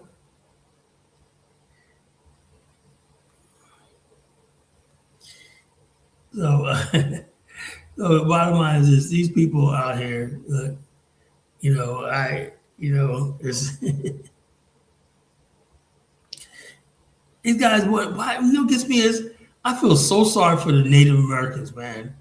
Everybody's trying to hijack these people because they ain't got much. They lost their land, they lost everything and whatnot, you know.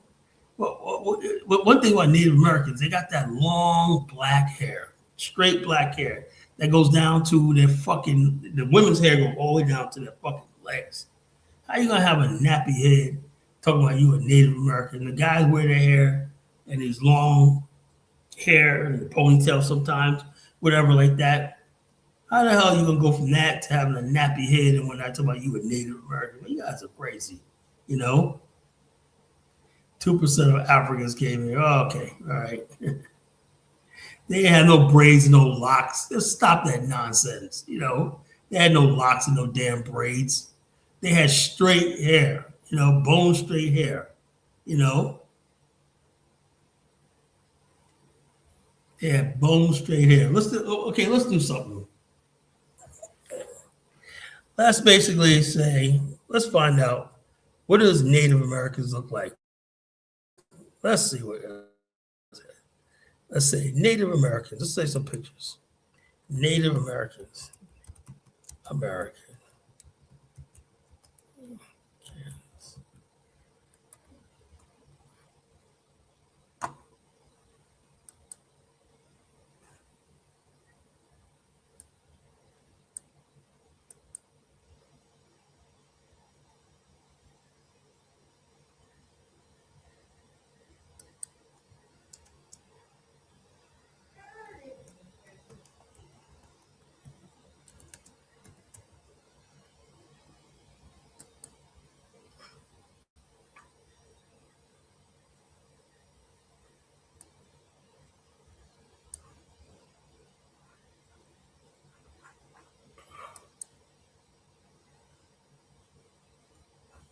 All right, I'm gonna show some. I'm gonna show you some pictures of Native Americans. Let's show you some pictures of Native Americans. Yeah, you can't be looking like Whoopi Goldberg. I guess this guy probably think Whoopi Goldberg's a fucking Native American. You can't be looking like Whoopi Goldberg and fucking damn Lapita talking about you a Native American.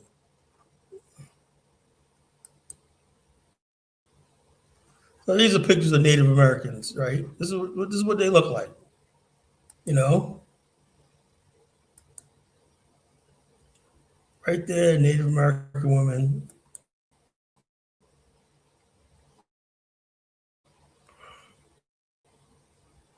That's a Native American. See that long hair right there? That straight hair? That's a Native American.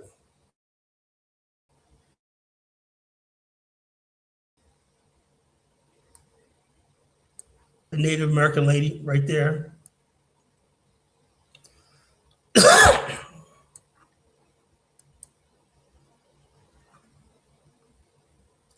Native American women. Note the long hair.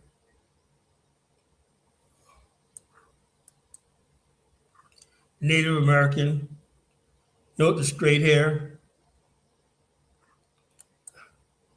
Native American, notice the long nose, the high cheekbone, you know. Native American, notice he looks more like an Eskimo with his straight hair and stuff like that. Now, I know some black people who have Native American blood. We got them right there in Virginia, you know.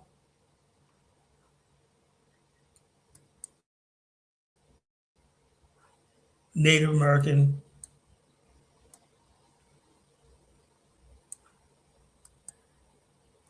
Native American, Native American, Native American,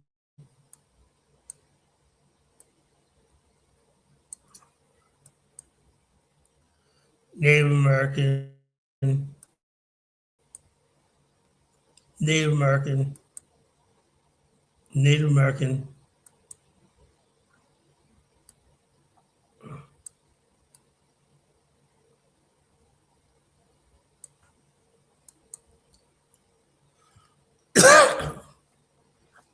The closest thing to Native Americans you're gonna have are Puerto Ricans. Puerto Ricans are the closest thing you're gonna have to Native Americans, not black folks. You know,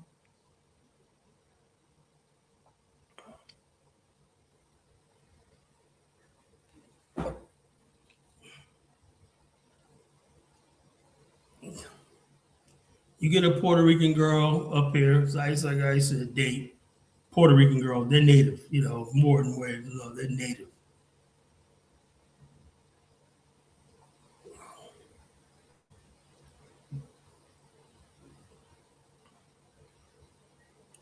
Yeah, Mexicans in North Mexico, and the northern part of Mexico are like 80% Mexican, like that. In South Mexico, they're more mestizo or white. You know. Well, Elvis, I'm like this. Who suffer more, Native Americans or African Americans? I would say it depends on how you look at it. The thing is, the Native Americans suffered probably more because when you, well, I would say about equal. I would say like equal, but there's only one thing that basically the saving grace from Black America psychologically always have been their ability, if they really wanted to return to Africa. The Native American, this is all he has. And he was uprooted. And this government of America is not going anyplace. So he's completely defeated. He's not getting his land back, where it's never going to happen. Whereas the African American, right, we have options. So yeah, their situation was probably worse than ours, you know. It's called, what the hell is Kiswahili? East African language got to do with Black America, Burundi goofball, you know. Nobody embracing no damn Kiswahili. Kiswahili belongs in Kenya, Tanzania. That's not where we're from. We're from West Africa, bro.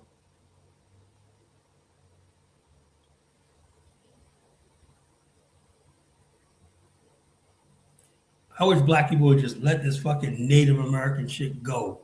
Because it's so embarrassing now, you know. I'm there. I know, look, I grew up with Native Americans. I'll be honest with you, right?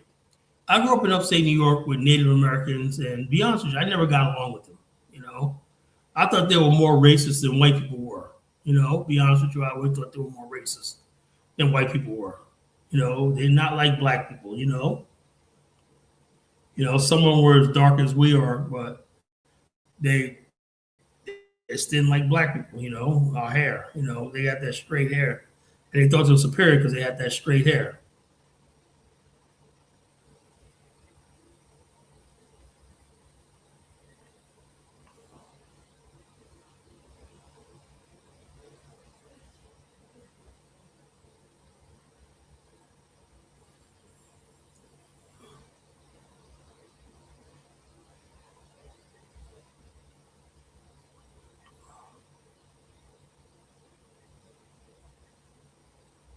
And bottom line, and the thing is that when they say the Aboriginal, I just ask the question: if you're Aboriginal, how did you get to America, right? And then how did you learn how to speak English?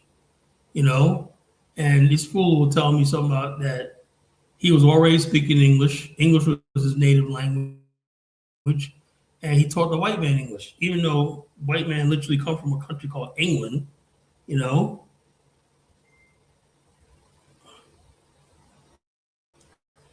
Okay, he says the Civil Rights Bill was named the Indian Civil Rights Bill. What let me look that up because anybody verify that? See, that's what I said, man. I'm about to block this dude because he's talking a bunch of nonsense.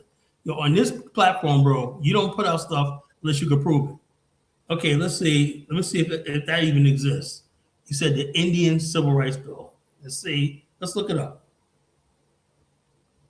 Indian Civil Rights Bill.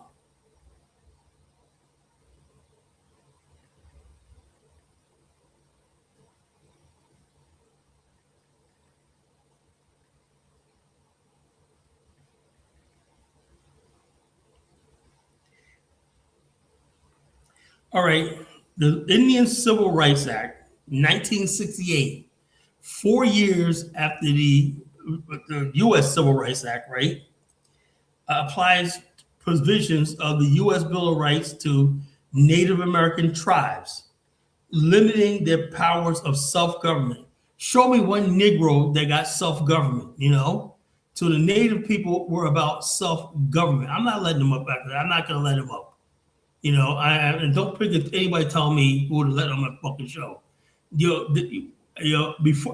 Besides white people, if you're talking that Native shit on my show, you're not going to do it. I'm sorry. That's just beyond the pale. I do not want to hear it. I do not want to hear it. Because you guys are fucking stupid, That's the dumbest thing I ever heard. So it applies most provisions of the U.S. Bill of Rights to limiting powers of their self-government to protected individual tribe member. It guarantees rights such as free speech, due process, and equal within tribal courts. Where's your tribal courts? Where's the black people's tribal court? Do you have a tribal court, Tony? Do you have a tribal court? Where is it at? Okay, Tony, if you could tell me where your tribal court is at, I'll let you up. What city is it in? Can we look it up? Key features of the Civil Rights Act this is 1968. Application of rights. ICRA ensures that no Indian tribe exercising self-government powers can violate the rights such as freedom of religion, speech. So in other words, basically on tribal land, it just gave rights to people on tribal land. That's all it did, So do you live on tribal land, Tony? No. How come none of you Negroes are on tribal land? I don't, Broody, I don't believe in Pan-Africanism, I don't believe in that garbage called Pan-Africanism. It doesn't work, Matter of fact, I'm against it,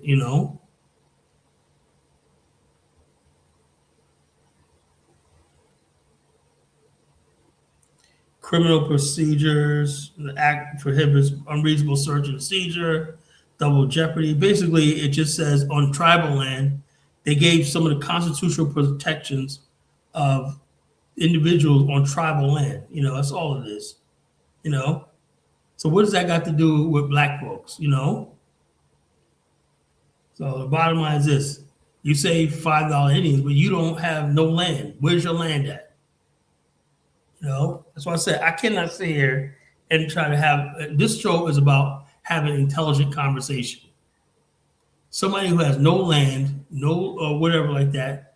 I don't care about your land personally. Where's your Native American land? Where's your Native American land? If you want to talk about land, I can look your land up too. I got land in North Carolina in my family, so what's that got to do with anything? So where's your Native American land? Where's your sovereign land? Guys, all you do is talk fucking shit, Just say you full of shit. And what you got to do is take that nonsense to somebody else's platform. You don't come up on this platform with bullshit. I have a low threshold for bullshit.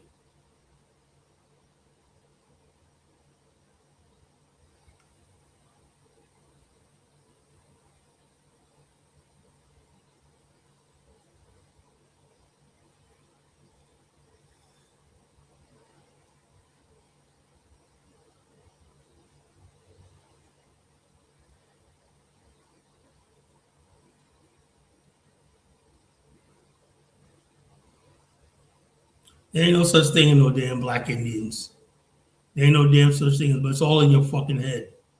You're black Indian. There's no such thing as a damn black Indian. But what reservations? They ain't no. I've never seen no black Indian. Where are they at? Oh, they're all around. Yeah, yeah. You sound like those Africans who keep telling me about all these Africans that are fucking balling out of control in America. I'm like, where are they at? Can't find them, but they're there. You know. Everybody gets online and just make up their own fantasy, their own delusions and whatnot. You know, could be whatever you want online. You want to believe you're a black Indian, you got reservations or not? Oh, you can do it. You know, you can create an AI and stuff like that. You know. So what the hell does that got to do? Mardi Gras in New Orleans have to do with you? Black people had their own celebration in New Orleans called Congo Square. You know, you are not no American Indian fool. You know,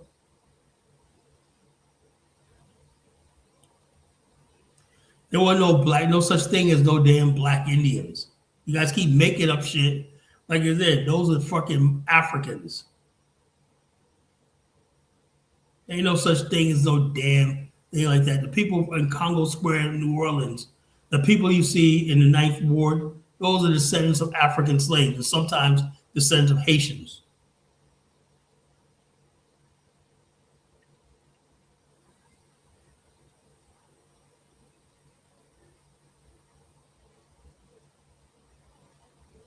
No, there's the only tribe there was a Lumbi tribe or a mixture of black and Indians, whatnot, but they're a real small amount called a Lumbi, you know?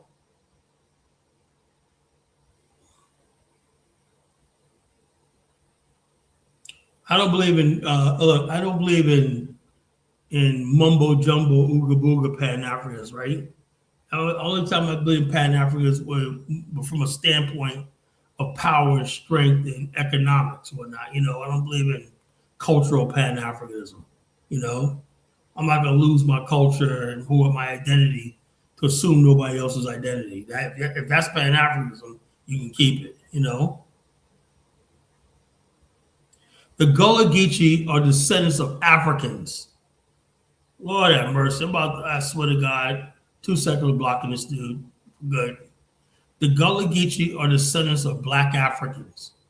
You know, the Gullah Geechee are descendants from black Africans. You know, God damn. You know, he ain't got no damn history. He's been making shit up. But 9 times out of 10, all these people online, that's why they're online, because they don't have any. If this guy was real, he'd be actually living his life out there. He wouldn't be online talking about it. He'd be just what appears becomes apparent. You know, I actually know people that I can look at them, right? Right here in Virginia Beach, Virginia, where I live at. There's black people, right, in SeaTac. The black people in SeaTac was founded as a refuge for runaway slaves and some Native Americans. And you can look at the people in SeaTac, right?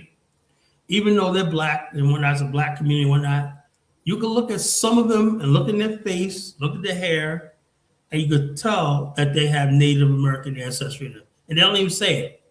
But you just know by looking at them, look at the texture of their hair and stuff like that, that they have Indian in them. You know? You don't have to say it.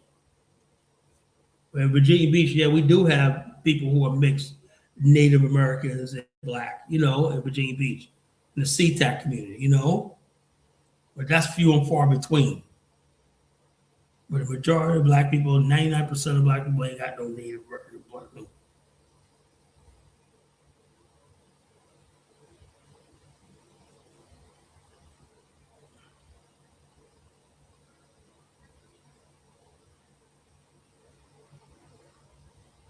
So the bottom line is you're not native to nothing.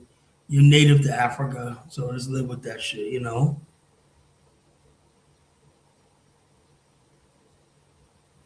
Everybody always wanted to try to be so exotic. Oh, I'm a Native American, I'm a Mexican, I'm a fucking Peruvian, I'm a fucking Guatemalan, I'm always shit like that. Nobody ever says, yeah, you know something? Most likely my ancestors were on the bottom of a slave ship. I was chained to the neck, and basically 150 years ago, 60 years ago, I was let off that plantation, you know, and try to make a life for myself when I'm a slave descendant. Can't just come out with that and just be done with it, you know. Say, look, I'm a slave descendant, you know.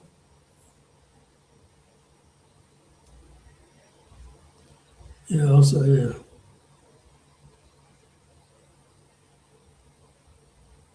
There ain't no such thing as no American Aborigines. Black folks, anybody with dark skin is from Africa, you know. People who are red skin, got long hair, and light skin are native to America, you know. You know, bottom line, this guy told me basically these people, which I'm American Aborigine, is to make up. Look, if you have people, if that's what the identity you want to go with, what gets me is this: if you're American Aborigine, why are you on my platform? You know, I don't look, you know, brutal.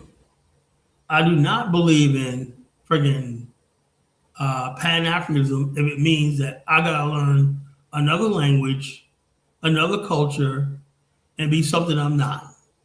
Just as simple as that. I gotta make it to like this, you know, and I don't preach that nonsense and whatnot, you know.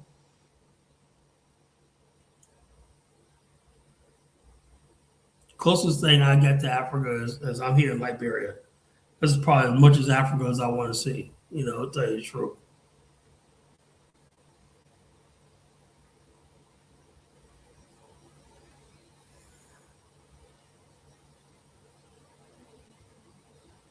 Most black people in America have less than, like me, I have 2% Native American blood. That's what the average black American has. Like 2% American Native American blood. I have 2% Native American blood. I got 1% Filipino blood. I don't know how that happened, but 1% the rest is European and African, you know? So I don't know what these guys said. You guys, that's what makes you feel good about yourself. I told you like this. But what I suggest you do is go to a channel where you're Native American. Y'all could be all that. Why are you on this channel for black folks who are black nationalists who are African descent? You know, this is what this channel's for. You know, I don't want nothing to do with no Native American people. Why you here? I don't know. You know, I don't. You know, why are you here? That's why I could never understand. When people have these Aboriginal channels, I never go to their channel. I never go to the FBA channels. I don't go to none of these freaking channels, the Sioux lines, none of these freaking channels. I don't care what they say because they're a bunch of full of shit. If I believe somebody's full of shit, I don't go to their channels, you know? But these people cannot stay away from me. It's like, geez. I told you, I don't want nothing to do with nobody believe. Any fool believes he's a Native American. You know, he's like this. I took the painstaking thing of coming to Africa every year, building myself up as a profile in Africa and whatnot, research and everything. And what the hell am I saying to talk to a fucking pretendian for, you know?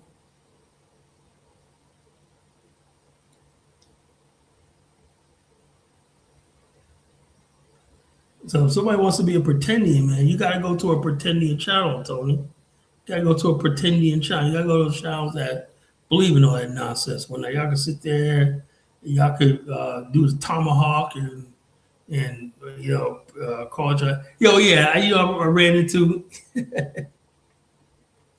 I ran into a video that I was looking for a long time. It was one of those sovereign citizen Moor guy, whatnot, you know. The guy basically, he said, I'm showing up. He came in as Geronimo something, right? Geronimo. He's thinking he called himself names like Geronimo. He's like, Geronimo. I came in there, Murphy Manor, and he goes, he's not Murphy because even though that's his name, Murphy, right? He says Murphy was given to him by the government. So he's coming as his sovereign name, Geronimo, whatever like that. The guy goes, the police is like, in court, he's like, no, I'm coming here to Murphy Manor, whatnot. The judge is advocating. And so they tackled the dude in the back of the court and brought him in there. He said, I'm not Murphy. It is him, but he's saying because that name was a government name, it does not apply to him. These people are insane. These sovereign citizens and all these people with identity crises. They're fucking crazy. I ain't never seen nothing like that. I'm here for the Murphy matter. When I'm blah, blah, blah. And the judge told him and said, Mr. Murphy, I'm not Mr. Murphy. That was my government name, blah, blah, blah. I'm a citizen of such and such nation, blah, blah, blah. Murphy. So the government had an indictment on somebody named Murphy. That was him. He says, not him, but he's appearing as a lawyer for Murphy. So in other words, he's saying Murphy cannot be there. These people are insane. See, one clown or whatnot driving around with some fake tags on, talking about I'm a sovereign citizen, whatever like that. I can drive on the highway with everything. So the police said, I need you to exit the vehicle. Well, I don't agree to that. I don't agree to that. That cop busted the window out and dragged this motherfucker out. I don't agree to this. I don't agree to this. Oh my God, man. So it is what it is, man. It is what it is. Like I said, they call me the ringmaster because I deal with a circus of deadly clowns. These pretendians, these freaking, I'm an Aboriginal, I'm this, I'm a Moor, I'm an Egyptian, man, there's some of everything, man. I even heard motherfuckers about they're the original Vikings, yeah, we like that. The original samurai was a black man, Buddha was a black man. Oh my God, the Olmecs were black, Olmecs were black, He's our program. Well, can you tell me about the Olmecs a little bit, Hey, look, be honest with you, man. I really want to know about the Olmecs. I really want to know about them. I really want to know about the Olmecs. I want somebody to teach me about the Olmecs.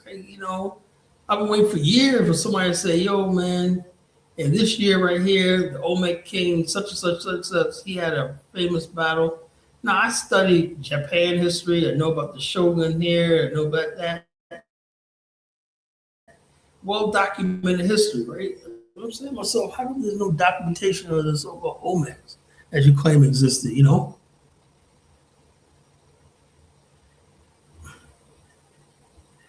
he goes, copper color. Yeah, this copper colored bullshit. Y'all niggas ain't copper colored. Y'all niggas are black, You black as the ace of spades, man. Y'all black as the ace of spades, about I'm copper colored, Y'all be as black as a crayon talking about I'm copper colored. Oh my God, man. Oh my God,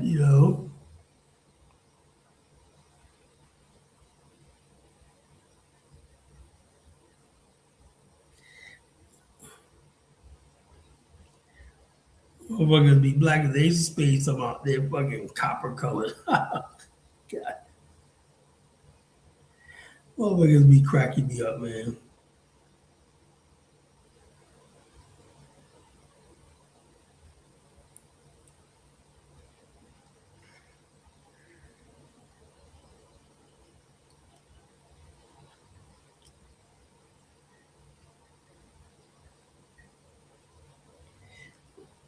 Oh, whatever.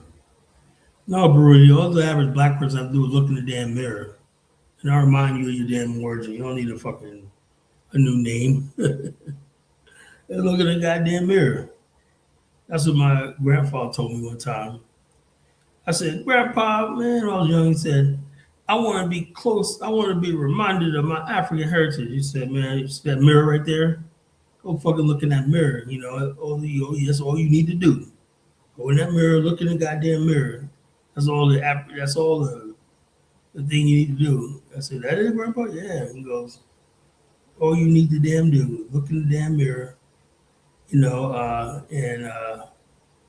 I'll tell you basically what the hell you are.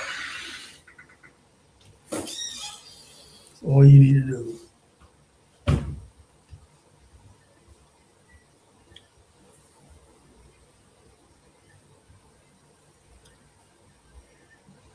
So you don't need no book. You don't need no roadmap, no nothing like that. Just go down there, look in the damn mirror, and you'll be like, you'll know exactly what the fuck you are. You know, as my grandpa said, it worked for me. You know, I easily just said, you know something, man, I'm a black man. You know, I'm a black man. You know, it makes it easy for me. You know, and the people I hang around mostly are black folks. You know, Negroes. So I don't need to know anything else. All I need to know is that I'm black, and that is suffice to me.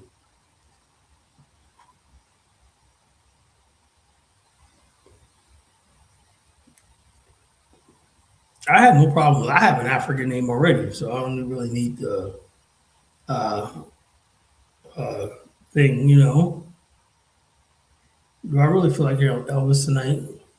Or maybe he might have something smart to say. You never know. He can't be as bad as this guy right here. Fucking pretending. You know, I thought pretending is known not to call my show. You know, I thought that pretending is known they're not welcomed over here. Oh, I must be slipping.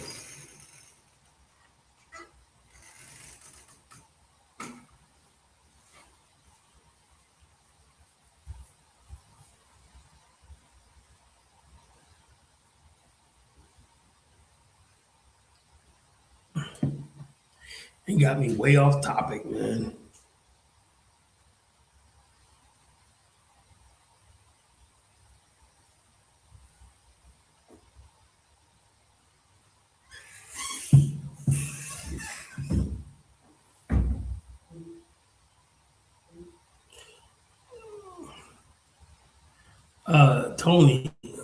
Tony or Honey, whatever your name is, Tony. Um, I know Indians. They got that raspy voice. You know, they got that. They got that one voice that's distinct. You could tell someone was Indian. You know, even if he's part white, you could tell they always got that one deep voice. Uh, no, I'm not letting him up, Elvis. You can forget that. He's not coming up on my show. I am not having a conversation with a fucking pretending. That ain't happening. I am not having a pretend. He's in the back chat. He's not getting up. I am not talking to no fucking Indian, no pretending. That ain't happening.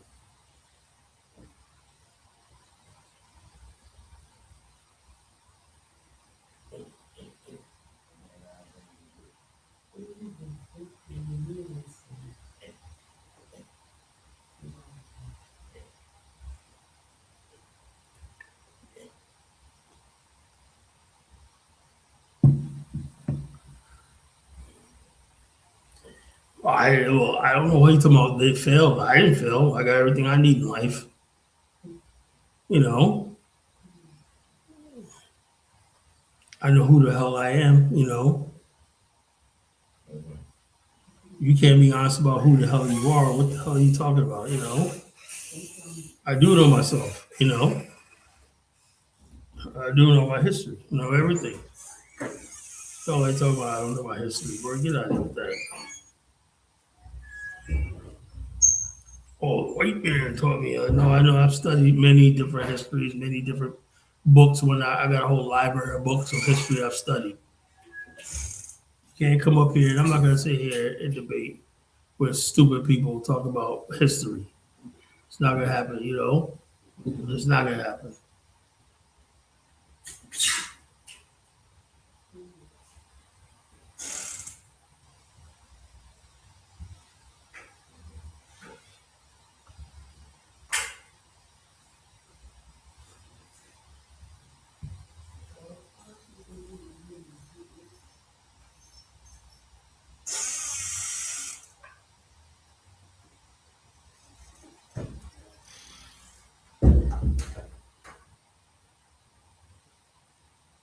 Hey, Brody, what you got to do is take that philosophy, go to a country like Zambia, and let's see it work first.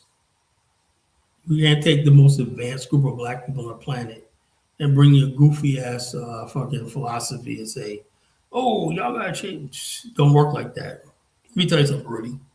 The average African language, uh, probably most of them, I think Swahili probably less.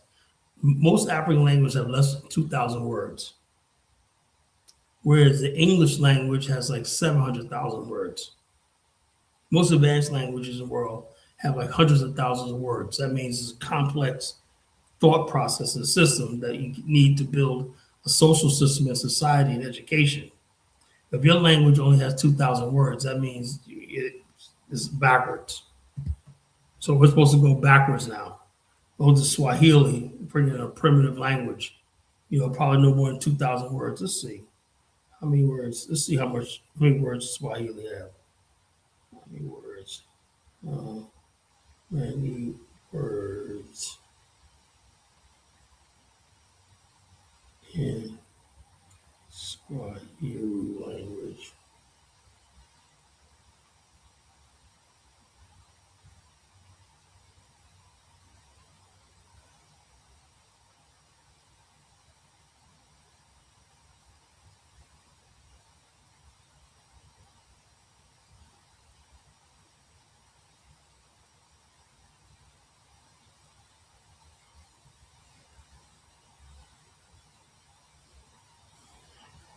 Swahili has 10,000 words, bro.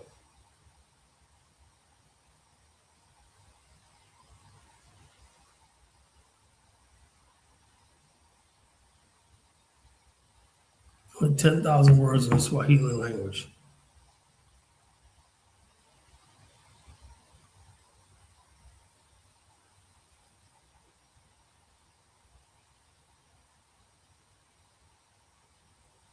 Well, that's good for you, Brody. I don't suggest any black person in America invest in Africa right now. Only country I would say invest in Africa is damn yeah, what you call it? Yeah, that's still not a lot. That English language has like 800,000 words. You know,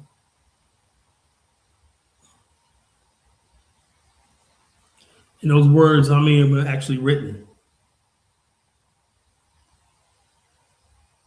Let's see. We got it written.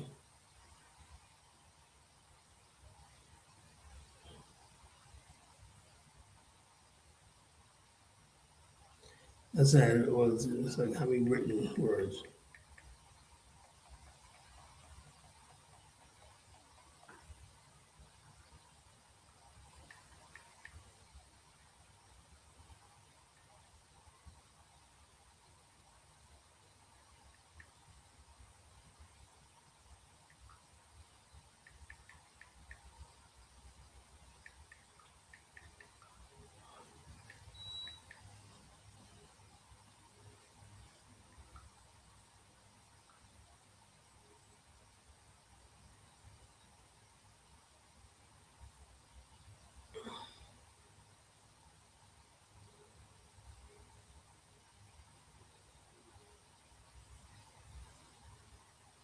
Well, actually, it looks like Akan is actually a relatively a recent language, right? It's they're using most of the letters are in the is in Latin, so it's really a new language, a recent language.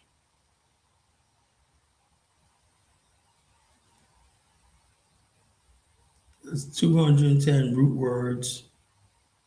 Akan is a dialect cluster of major written forms, including Sante, word structure of the dialect. Right. Don't tell you a whole lot, but it is what it is. I would like to know what the Aboriginals, the Black Aboriginal, I wonder what their written language is. Mr. Red, can you tell us what your written language is? And how many words does it have? You know,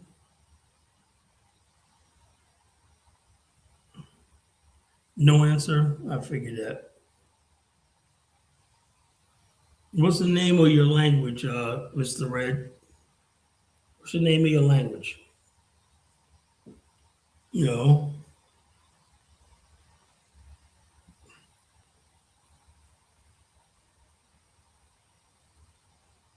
See, when you get these Aboriginals up here and you start asking them real questions, they get real quiet. You ever notice that?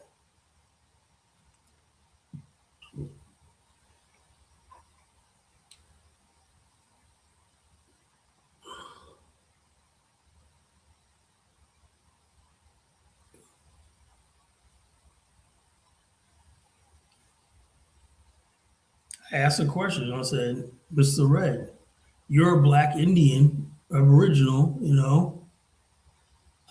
what you call, I would like to know what is your written language? No answer. No answer.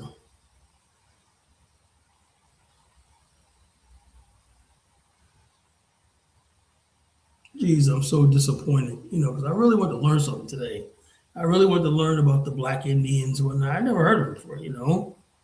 I just thought that we're all Negroes from Africa, got knocked over the head, dragged on a slave ship there. And now people tell me, oh, we were already here in America thriving. We had built civilization here in America. A white man came here and put us in chains and whatnot. How the hell did he put you in chains if you were an advanced civilization? How the hell that happened? If you got the higher ground. Usually slavery happens when you're taken out of your land and brought into captivity. How the hell are you going to be a slave in your own fucking native land? I don't understand it. Mr. Tony Red's being awful quiet, man. Mr. Tony Red. I think Tony Red is eating some cornbread right now.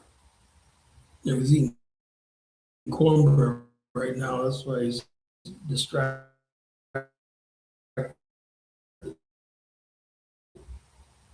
Hey, Mr. Red, when you're done eating that, Mr. Tony Red, when you eat that cornbread, can you ask me answer my questions? You know what I'm talking about, Marishai. Marishai know what I'm talking about. The bottom line. The bottom line. The bottom line. As like I said, like I said, they call me the college Genesis. They call me the culture critic. They call me Calathenos. They call me Cala Rumble.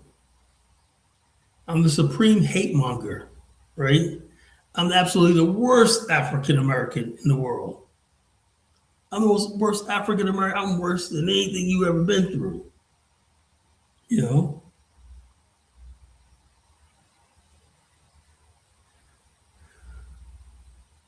Yeah, no, anybody could publish a book with bullshit, Well, tell your mom I said hello one night. Tell your mom I said hello. I'm glad I got people listening to me and my loyal fans out there and whatnot, man. Well, my head's blowing up. I got Mari Shai's mother listening to me but like I said, I have a PhD in Negroology. Really. I have a PhD in Negroology. I am a graduate of studies in the Negro. And like I said, when the push comes to shove and these Negroes get cornered, they stop talking. Like your guy, Tony Red. I asked him a question, Tell I said hello, Marishai.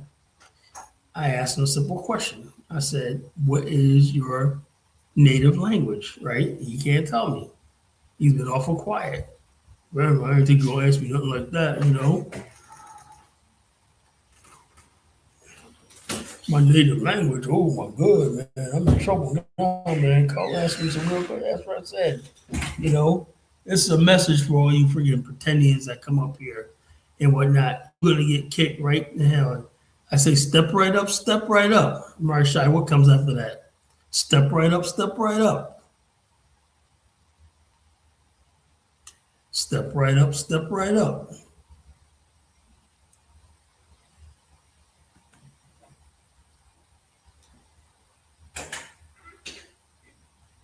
I say, step right up, step right up. And get knocked right back the fuck down. Step right up, step right up. See, I got Mr. Tony here. He does not want to step right up. He doesn't want to step right up. I will let him on, right? I will look, Tony. I know you want to get on, right? If you could just tell me your Native American Indian, Black Indian, what is your native language? I'll let you back on. If you can tell me that, I'll let you back on. I'll listen to you. Then we have something to talk about. Because I really want to learn, you know? I really want to learn. I don't know, you know? I go to different places and whatnot, you know? I don't know where to turn to anymore, you know? I mean, dabbling around Afro's think tank show, go there a little bit, I get a little bit out of that, right? And then I go on Brandon's show, and not much going on there. I don't know what to turn to. I go to search for Huru. He's doing good, but you got some goofballs on that show. Like, he got a lot of goofballs up there on his show, but he does good. I got to talk to Dynasty the other day. He called me, and we talked. We're not, But I listened to his show. Who else I turn to? I ain't got nobody else to turn to. Yeah, O'Shea's gone now, or O'Shea got kicked out of Uganda. Not kicked out when you left. But I tell you what, I don't know what happened over there and whatnot, but it's not a good look, right? And I learned something, right? O'Shea was like, yeah. So he showed a clip of a guy asking for $1,000. That's what look, African brothers, man. I know times are hard, man, but y'all gotta have some more pride and whatnot, Oh yeah. Oh look, Tony Red. Yeah, he says you are being disingenuous. You want to learn. You want to try to ridicule the reason why young black men don't respect. I don't care about that. I don't give a damn. You guys gonna do what the hell you want to do. You guys are all off into every kind of la la land and whatnot. I bet you anything you got a white girlfriend. You probably got a white girlfriend, whatever like that. So bottom line, I just asked you, Tony, one thing. What is your Black Native American, right? What is your native language? What is the name of your language? Is it English, No, I'm not going to invite him up, Elvis. Stop asking me. You don't answer my questions, you can't come up here. Simple as that. I asked a question, right? He can't come up here and answer the question, right? I asked him, what is his native language? Right? If you don't have any native language, then we have nothing to talk about. Like I said, this is not a fun show, Elvis, Ain't gonna be no great debate. There's nothing to debate.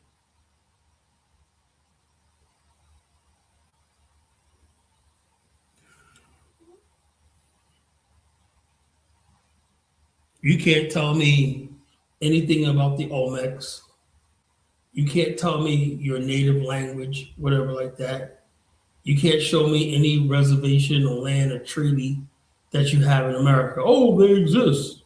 Just like you got Africans running around. Oh, we got all these African doctors. Where the fuck are they at? I tell you, man, like I said, you deal with black people, they're fucking all full of shit, No, my questions are fucking based, right? I'm asking you if you are a native person, right? Every last single tribe, the Algonquins, the Iroquois, all of them got a native language. What is your native language, Mr. Tony Red? What is your native language?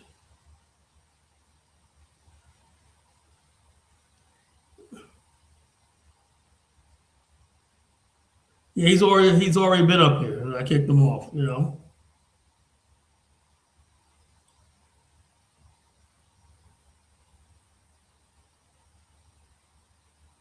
And one thing, Geronimo, chill. I'm here for the Murphy matter. He was actually Murphy. We said he's here for the Murphy matter. And he was like, no, don't arrest me. I'm not Murphy. And they said, okay, Mr. Murphy, you're under arrest. And they tackled him outside the courthouse and dragged him in. He said, no, you got the wrong guy. Murphy is not here. I'm coming on his behalf, you know. So in other words, basically, he'll all the crimes he did was created by Murphy. So he changed his name.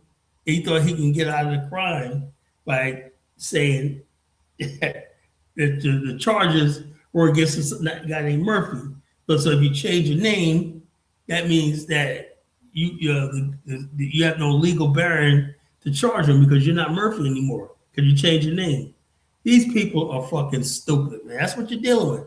When you're dealing with these pretendians, these fucking sovereign citizens, these are the clowns, man. Like I said, we have a circus of deadly clown, you know? And so it's like, and I've been dealing with this for a long time, you know? Look, I got a PhD in Negroology. All you need to know, right? All you need to know is that the Negro is always trying to look for a way to get out of responsibility. Like, for example, perfect example. Woo, I'll tell you something, man. I'm cooking right now. When the Negro says that he's investing into energy and solar energy and stuff like that, you got to read between the lines. That Negro is trying to get out of the age-old thing is, how you going to get out of the light bill? And so when he gets the solar panel, he's paid all his money for a solar panel. He don't see it add up, man. I don't spend the price of a solar panel. It'd be like $8,000. That's more than you're gonna pay on electricity for 7 years. So you break even. So he gets a solar panel, think he's gonna break even, and when I end up paying more, you know. You gotta understand. I have a PhD in Negroology. You know, the Negro wants to get out of responsibility. The light bill, child support, his court cases, whatever the Negro tries to get out of it, his philosophy is built out of escaping responsibility. That's all it is, you know.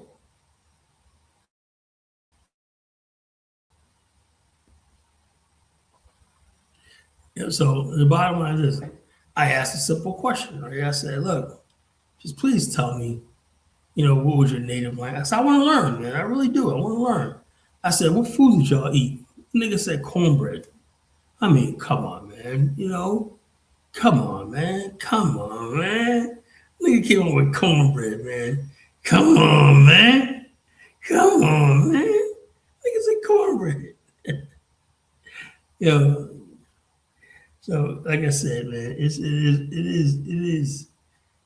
what it is, folks. It is what it is, folks. Like I said, man, you know something? They're gonna take my doctorate away from me in Negroology. They're gonna say, Colin, you know damn good. You know good, worthless bastard, Colin. You know that you know damn good.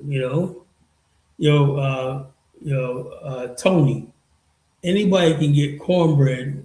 You can get it at your Royal Farm, right? You got the cornbread sitting there. You go there with your 2-piece fried chicken or whatnot. This thing cornbread is like $1. You buy a cornbread right there. You can go to any and you go to Kroger. They got a whole cornbread dish made for you. Whatnot, you get it. You got the cornbread. Like everybody makes cornbread, bro. You got cornbread. Or you can make it yourself. Using Jiffy. You add a cup of milk, 1 egg to a box of Jiffy, pour it in a buttered pan, bake for 15 minutes, and you got yourself some cornbread, Yeah, we've been, black people been eating cornbread for so long, man. You know what the best meal was? Cornbread. I didn't know this was poverty food back in the days, right? We used to eat cornbread, right, with navy beans or lima beans, right? They'll cook all day. Navy beans cook all day with the neck bone in there, right? The neck bone in there, and you always get meat and whatnot, the piece of meat, and it's like a gravy soup, and you get the cornbread. I had no idea. I looked at that meal right there was black people invented during the Depression because it was cheap. So we didn't know that was a freaking poverty food. We didn't know. All I know that was good, man. That freaking the navy beans, right? Because you have to soak them all day. You have to soak them all day, and then what you call it, they cook when that. I mean, they were so good with the neck bone in there. Sometimes you can put chicken in there, whatnot. Chicken, fall off the bone, baked in there. Sometimes whatever you put in there, you put. Sometimes they put ham or a pot roast, whatever like that. And you had cornbread to go with it. Oh my God, that was amazing. We didn't know that was like poppy food, that we got because it was cheap. Whatever. We didn't. We were kids. We didn't know, man. All we know was that a plate of navy beans and whatnot. We didn't know that thing. Yeah, I would like to get some navy beans. Who cooks them anymore? Because they used to cook. When your grandmother and everybody cook them, they were things that would take all day to cook. Navy beans took all day to cook. You had to have them soaking first. I think soak for like hours before you even turn the water on and heat them up.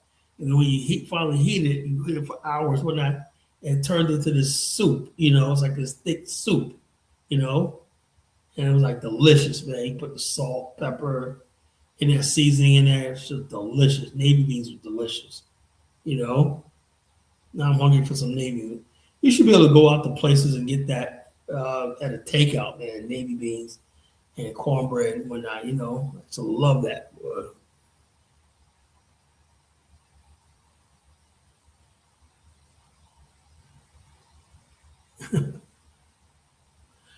And I would like to know. Look, I would like to know what the Black Indians, what their language was. Were you guys originally speaking English, man? Right? Like I said, I like to know, man.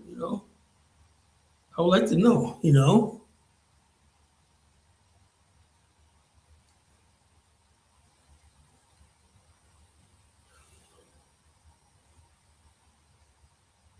I'd like to know. I mean, I would like to know, man.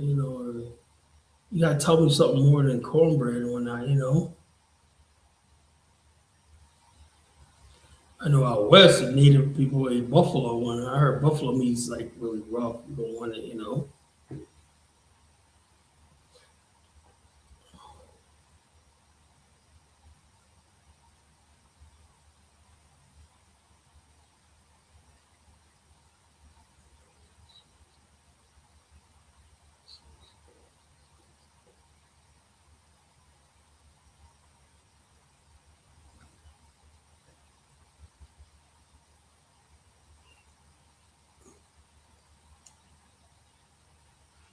Yeah, no, soul food spots. I mean, they got the baked macaroni, candy yam. Those yams, sweet potatoes. Those are easy to make. The difficult stuff is those fucking navy beans. They could probably make a killing off of that, but probably the time and effort it costs to make it and stuff like that. I don't know. I don't know if it'll be profitable. Black eyed peas are all right, but they're not like navy beans. Black eyed peas are good. They're not really soupy. Like navy beans turns into the soup. It's fucking delicious.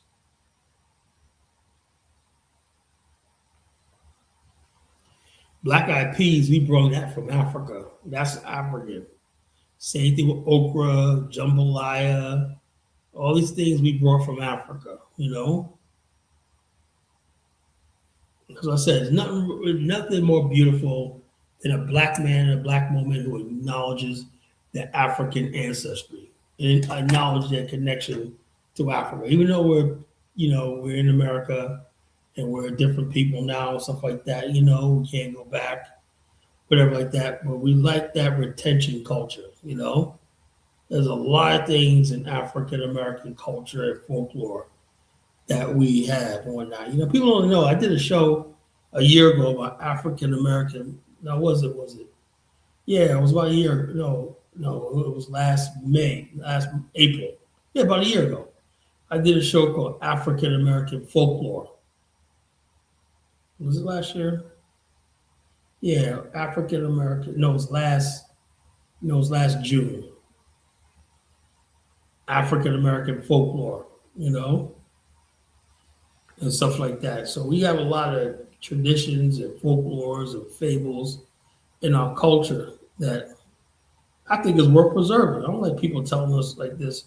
Sometimes people will tell you something stupid like that, like, oh, that's superstitious. You know something how people keep on to the superstitions and how dumb it is?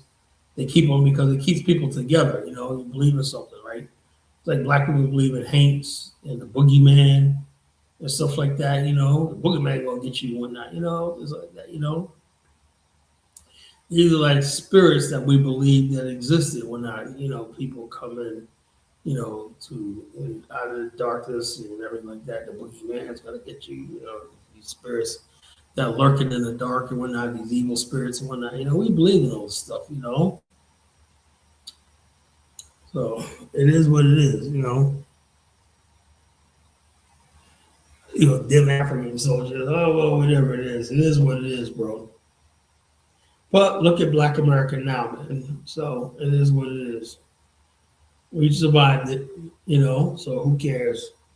At least I am not running away from my identity. Yeah, we're sold for guns and trinkets and shit like that. I'm not gonna sit there and deny it. You know, I'm not gonna sit there and create a new identity from it because I'm too cowardly to fucking face it. That's what the Black Indians do. They try to create themselves a new identity because they're too scared to deal with the reality of what happened to their ancestors. You're never gonna be blessed by your ancestors by lying about their history, right? But if I basically said that I'm cursing my ancestors were on the bottom of those damn slave ships, right? I'm gonna honor them by identifying with them. Yeah, I'm not gonna be like, oh yeah, skip over them and talk about some king and queen of Africa. Fuck Africa, you know. My ancestors are those people that were on the transatlantic slave trade. I honor them first, you know. So it is what it is. Ethnogenesis, nothing. You look at too much Tariq and Dan Calloway. Ethnogenesis, man. I'm still the same Negro I was 500 years ago. Nothing there damn changed about me. You know, we're ethnogenesis. We like this. The only thing you did was fucking just become closer to white people, and I love the white man, love America, love all stupids that are brainwashed by America. Ethnogenesis, man. Get out of here with that shit.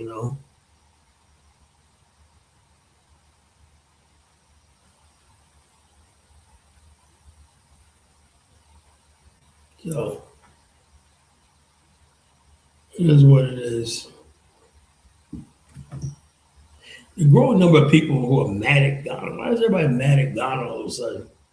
President Muhammad did us a great favor. He went there, spoke up for us in the UN. I'm saying to myself, man, I am so proud of this man, what he did for us, and spoke for us for the UN General Assembly and said slavery was a crime against humanity. And so I'm not going to sit here and badmouth this great man and what he did.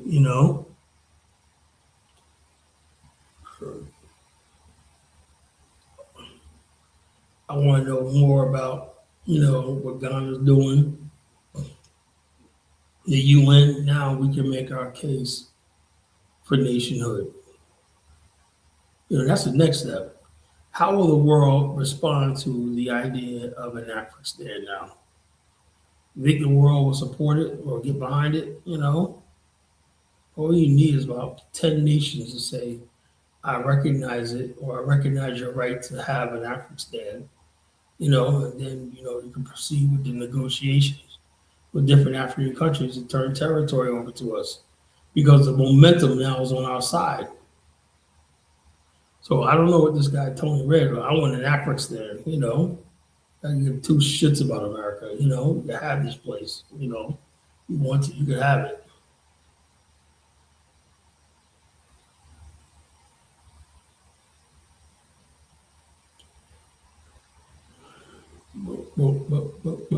But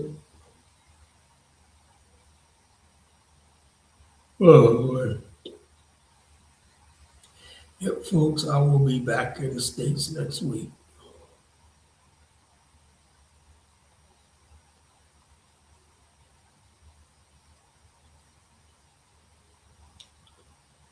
Be back in the stateside.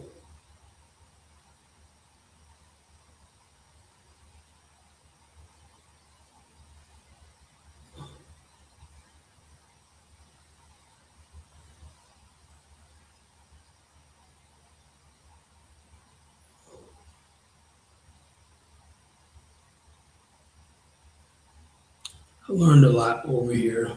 I learned a lot. One thing I will tell you, you come to Africa, right? Do not, under any circumstances, make any friends. Everything's contractual over here. If you meet somebody and whatnot, it ain't like, oh, that person's a friend of mine or this. Hey, everything's like everything they do and whatnot is like a business a business, a business deal. You know, you hang out with somebody for a day, he may be telling you where to go, where like that. You think you're having a good time, you may take them lunch, but at the end of the day, oh, I need $20, I need $15, and I was like, shit. So the only reason why you fucking hung out with me is because I can give you, or is anything real? You start worrying about are some of the people you meet overseas real? Because as soon as you stop giving them money or stop giving them shit, then the friendship goes away. So you gotta look at that. One thing I will say about our people in America, right? You can have real friendship in Black America, right? Because nobody's really desperate for money. I get it. People over here, some people are desperate in the third world for money and stuff like that, but it just weighs on you because after a while, I'll be honest with you, this guy came up to me. Do you remember I don't know what it is. People think I'm rich, whatever. So this guy comes up the other day, and I had given him a cigar. Then he comes to the session and gave him that shit, right? So anyway, he comes up to me again. I said, dude, man, you gotta get the fuck out of my face, right? I said, are you fucking deaf? Right? I said, move. Get from in front of my porch, right? And he's like, oh, what? I said, then I sort of pushed him and said, get the fuck out of here. Get. I shouldn't have done that, man, but, I just snapped. I snapped, like, yeah, snap. Then another guy came up to me yesterday. He had a backpack. Said, sir, I said, dude, I'm not interested. I don't give a fuck what you're selling. Whatever like that. Go the fuck away from me. Go the fuck away from me. Get the hell. I don't want to be like that, man. But after so many years of coming here, I'm just tired of it. Because you think years when you first come to Africa, you think you're making friends. You think, oh yeah, well yeah, it's not that much, but it's a principle thing. Principle thing. After a while, you're like, oh, I don't need this shit. You realize you don't need friendship. Whatever you're trying to build in this country, whatever like that. I'm like, yo, if I can't build it the right way, then I don't want to do it at all.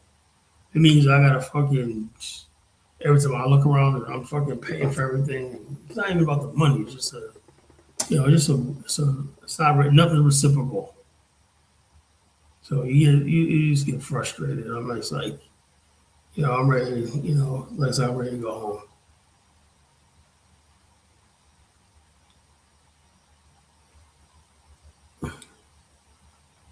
Everybody wants something. Everybody wants something. You gotta tell them right up, straight up front. No. Oh yeah, blah blah blah blah blah. You can have a conversation with somebody, and you may ask them this, ask them that, or not. At the end of the conversation, motherfucker got their hand up. Hey, you got some small,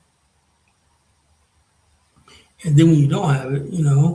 However, I do feel bad sometimes when I go to supermarket, right? And the guys, man, they always take your bags and put it in the car for you. And that's good. Now, before when I used to come here, I used to have you could be able. There was a lot of cash around. I used to always go to ATM always had cash on me. But there's only the ATM games. I don't know because a lot of the banks are owned by Nigeria. I don't know what they're doing, but there's not a lot of money in the country as far as ATMs. So I haven't been able to carry a lot of money around, cash around me at all. So basically, when I see small vendors, or I see this one lady I used to see all the time. I saw her today, and she's blind, right? And I've seen her every year that I've been coming. I've seen her with her son and his mother. When I feel so sorry for them, they look so pitiful. She's blind, and when I remember first saw her in 2021, I gave her money. So I remember, I go here, Oma, give her money. When one thing I never do when I give the poor people money, I never videotape it. I never take a picture. Never post it on social media. Nothing like that. Just do it from my heart, you know. And those people, I never mind helping. I never mind helping the people who are down and out and poor. But I can't really do nothing now because I really not carrying any cash on me. So it gets frustrating. And then the people, the other people I know that just trying to hustle, oh, I need money. Like tomorrow I'm gonna go to the Duke. I know there's gonna be people standing on the steps. They want their little $5 for me to go up to the top of the monument. So I gotta go to the ATM. I know that's what I'm gonna have to. Do. I already prepared for that shit. I'm already prepared for it. So I go up there. So I go up there and take my pictures, my video of the Duke. Go there every year. On the top of the hill, Crown Hill, and stand under the statue of J.J. Roberts, the first president of Liberia. Give a little speech. I always give like these speeches. I got several of them on Bamani's channel, my channel, or not, and basically talk about the bus on the bottom and stuff like that. So I'm gonna give a really good presentation tomorrow.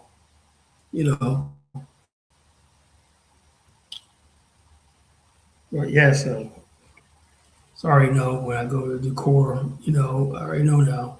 There's gonna be something out there for tourism. I guess it is. That's how they make their money. You go up to the tour, you want to go up there, you gotta pay somebody or not. I guess that's a job. I guess that's how they make their money. Whatever. Yeah, I guess it is what it is. Before it's be free. Now everybody got their hand out. It is what it is. And it's just like now, like in Ghana, you gotta pay to see a slave dungeon. All right. That's what people pay. I guess it's a money making thing, You pay to see a slave dungeon, a tour of a slave dungeon.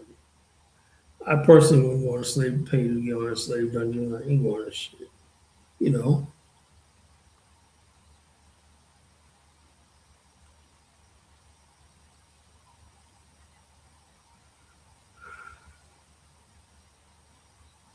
Yeah, I don't mind bringing the people who are actually really poor and got nothing.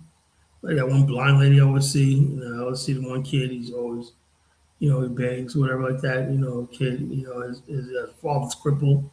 I see a couple of people I see every year, and I'm always putting money, but I always have to make sure I have small, like using local currency, put in their pocket, whatever like that, I haven't been able to do that. Thing is, like in America, you always have cash. I don't know what it is about America. I'm always having cash up in America. You come in Liberia, there's not any cash around. You gotta use everything is. You gotta use your bank card, whatever like that. It's frustrating. Because you feel bad. You want to help people out or something like that. But just you don't have the means to do it. So you feel bad. I first came here, man. I was, I don't know what it was. I think, yeah, I did. I came with a lot of money. I came with a lot of cash. That's what I did. My first couple times I came here, I had I didn't do it this time. I usually have around $700 cash in my pocket. I did not do that this time. Usually I have cash. I go to the bank and draw $600-700 and have that. Yeah, I got the mobile money account. Yeah, I got that. But most people on the streets don't have mobile money. Some people do, but a lot of people don't have mobile money. If I want to buy something, yeah, I can use mobile money. But you know the street vendors, the kids out there. Every kids be out there in that 100-degree weather selling stuff. Like kids should be in school. They're just out there. They're selling sodas, selling water, selling everything. I mean everything in the traffic. Not like I like about it. They got some people selling fruit, and when the girls were selling fruit, whatever like that. And I like to buy it from them, but I never have no cash on me. You know, if it was like, okay, that's $5, whatever like that, put in my mobile money, I do it. But I'm not a baller. You know, but it's like you could look like a baller over here, but I don't show off or whatever like that. But the bottom line is I can't buy nothing because I never have any damn cash on me. All I use is mobile money. That gets annoying after a while. It's hard to get money out of the ATM too. ATM fees are hefty.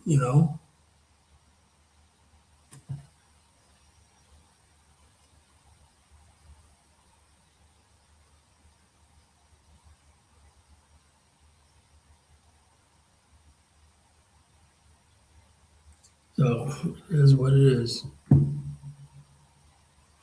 Yep, but I'll be back in another week and 2 days.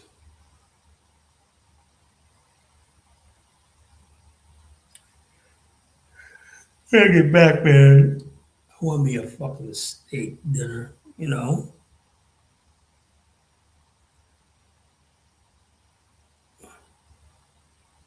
yeah. So much for these Nigerian banks, Echo Bank, and all that stuff like that's a joke.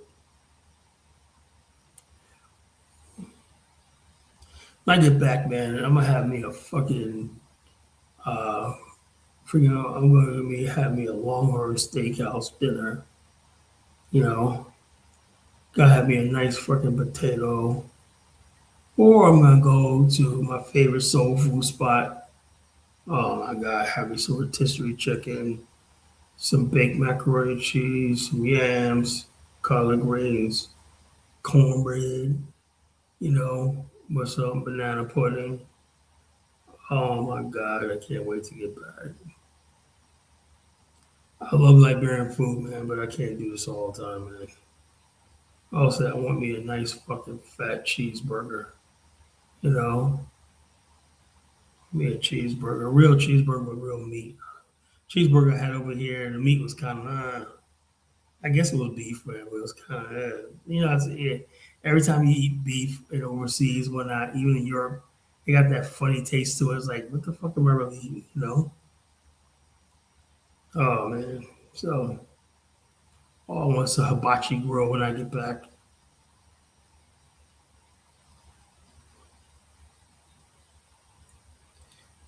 So I can't wait to be able to get in my car and drive. I hate. Next time I come to Liberia, if I can't have my own car next year, you know, if I can't have my own car next year, I'm not coming. I'm not doing this shit again. I'm not doing this shit again.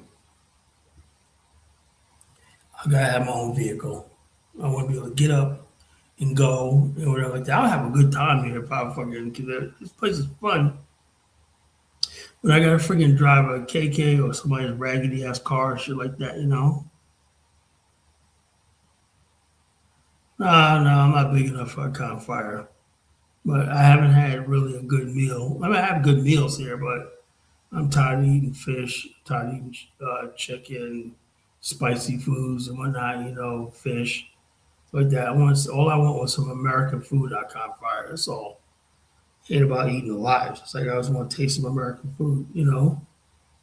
Probably a nice fucking pizza. You know.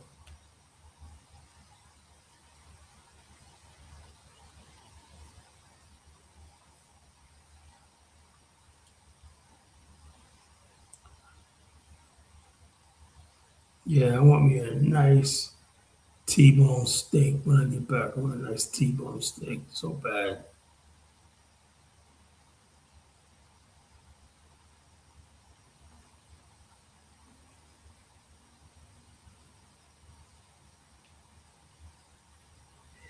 Oh, I want me some New England clam chowder. All the stuff I miss, some pasta.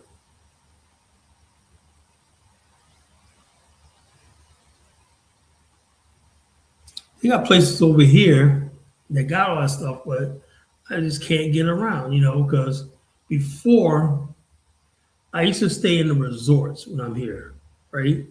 And the resort restaurants got all the food, modern food you want. But now that I'm in my house and everything like that, and I'm buying food from the market, it gets boring, man. I miss the restaurants in the resorts. That's what I miss.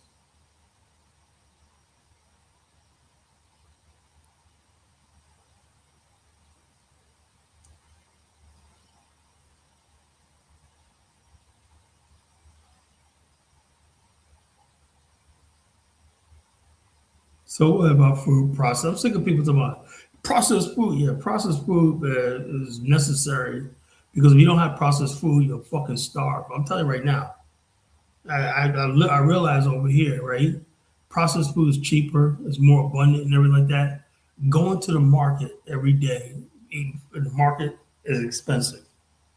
You know, you got to eat every day, whatever like that. Cook it. Buy fish, you cook it. Rice or stuff like that. It's only for like one day. You go there and you buy a pack of hamburger meat, hamburger patties with some friggin' cheese and buns, whatnot, and some French fries. You got a meal right there for freaking a week. You do that for like 3 days, or frozen food. Buy frozen food, cook it up. So processed food is good. It's cheaper and convenient. Cooking from scratch every day is. Our family did it, whatnot, but goddamn, it's wearing. It is wearing. But I do like eating breakfast every day.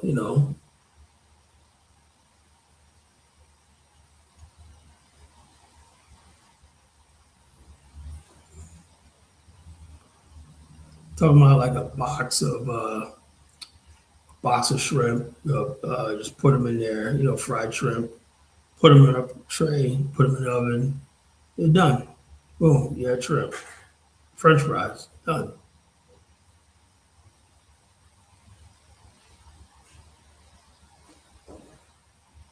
Yeah, we got a nice box and everything. Got a nice box. But people here don't like using nice box. It's like cooking everything from scratch every day. You know, and I'm like,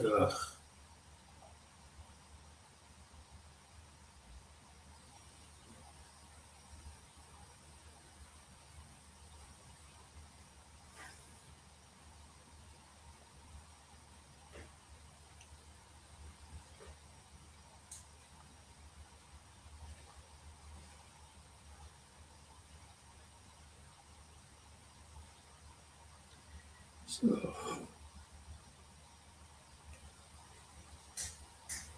So we're coming up on a 3 hour mark.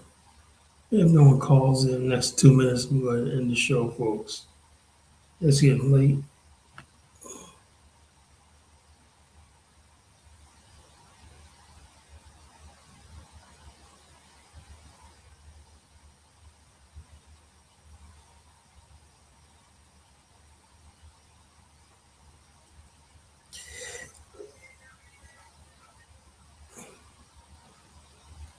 Seems like the MAGA people are not really getting that really love. Look at freaking Donald Trump. Uh, whoever told him that fucking invading Iran was going to be a cakewalk. That's that stupid idiot Pete Hegseth. They didn't understand the Straits of Hormuz, right? That's where the world's oil supply comes from. You know, the abundance of oil and gas is the cheapest in the world, right there. Most of the world's gas comes from the Strait of Hormuz. You know, and America can't get shipping through there. That's just it. And Iran says that anybody that wants to ship through the Hormuz have to pay not in petrodollars, but in Chinese yuan. Yanbing, whatever. Got to pay in Chinese currency. That's the end of the petrodollar. The petrodollar is distinct from the U.S. dollar It's an instrument by which America basically uh, uses an external uh, apparatus that America uses for international payments and whatnot. America could easily borrow against whatever like that America has. You pay for everything in the petrodollar, you know, and that petrodollar backs up the U.S. dollar. You know, it is what it is. So you have these people. You know, Iran got America by the balls, and like I said, expect to see $8 a gallon gas and everything. Like I said, but Donald Trump knows what he's doing, right? You know, what gets me is this guy. He was on a roll. You know, shutting the border down, you know, all stuff like that. You know, had ICE doing his thing, and then instead of him just focus on what he's doing, he just go every time we run. Now he's basically has a blockade around Cuba. It just I don't fucking get it. You know, he's doing too fucking much. Anybody can see that he's doing too much. Does he have people around him tell him, "There's a president. You know, I know you're the president, everything like that." But aren't we supposed to have a checks and balances? Where's Congress at? Congress should be like, "Hey, wait a minute here. You know, this is a joke. We don't have a government. We have a dictatorship. You know, it doesn't matter if he wants oil, but he went about it the wrong way. Why don't you start a war in Iran, knowing that they have control over that region right there? You can't get nothing through them without them. You know what the hell? I don't get. You had no plan to seize the Strait of Hormuz, whatever like that. You still have no plan. You know, because you can't get ships in there. Iran got that blockaded. You know, so I'm saying to myself, what the hell is this guy doing? But what the problem was, I don't think he really thought that Iran was going to fight back. You know, I think he underestimated Iran. He thought Iran was going to back down. You know,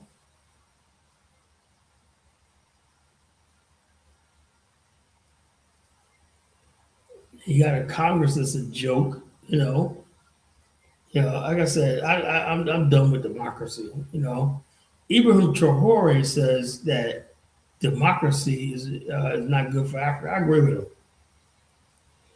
I really don't think, and I'll be honest with you, right? And I'm here in Liberia right now, right? And I'm just like, you know, I talk to certain people and everything like that. I know it's one thing. All the intelligent people are fucking out of here. They're living overseas, or like, or they come back to this country and they don't want to get involved. And another thing I've noticed too is the both sides, the American Liberians and the Native people, are both corrupt as all kinds of hell. This idea that Native people are corrupt, American Liberians are corrupt too. Instead of them basically avenging their ancestors and their posterity, like that, they'll throw their heritage, everything under the bus, right? Just to hold on some raggedy ass property or whatever position or whatever like that. They're like the most, you know, when I look at the American Liberians, they're a fucking joke. They're nothing like we are. They don't believe in nothing but just, you know, looking good and having fun and talking all this stupid nonsense and whatnot. Like, you don't care about your history. You don't care about your ancestry, what they care. Other people, you know what they do? Like the Afrikaners, they'll talk about Pretorius and all these other people, the war trekkers, and why the people came there. When you think they give a shit about what the black people think? No. That's what they do. That's for their posterity. They'll talk about their history. They romanticize the history and stuff like that. The American Liberians don't do that. You talk about their history, American Liberians, they're like, oh, yeah, we came over here. They're like, some of these natives got them so shook, they run away from their own fucking history. And you wonder about Liberians in a situation is right now. These motherfucking cowards didn't stand up like fucking men. I was done dealing with these clowns. You know, really, I am.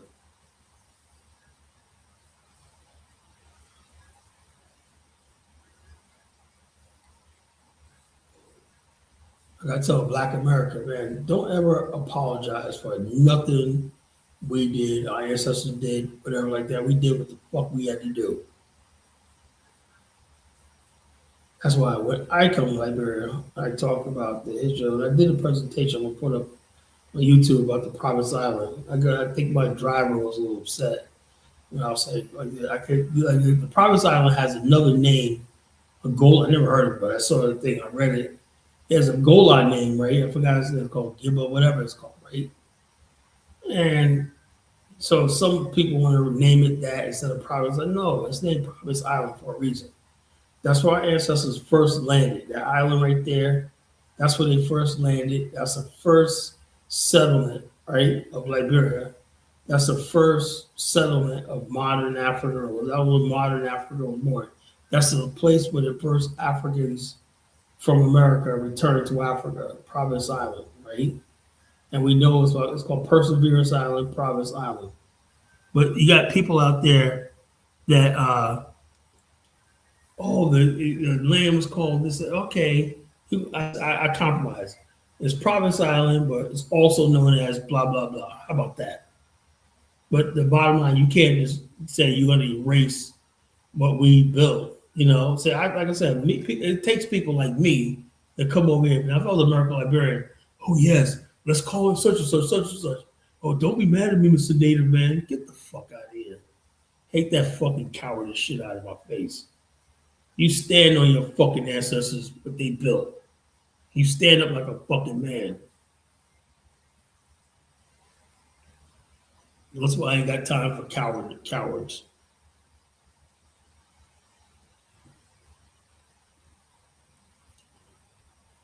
My ancestors have nothing to fucking be apologized for. It was what the fuck it was. They were trying to build a civilization. And in building a civilization is not going to always be pretty.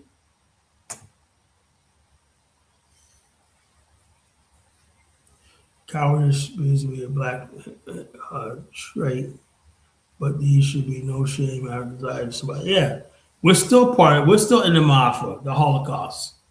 We have not resettled. This is not over yet. You know, we were ripped from our land. You understand? Land is the basis of freedom. If people don't have a land of their own, they're not free.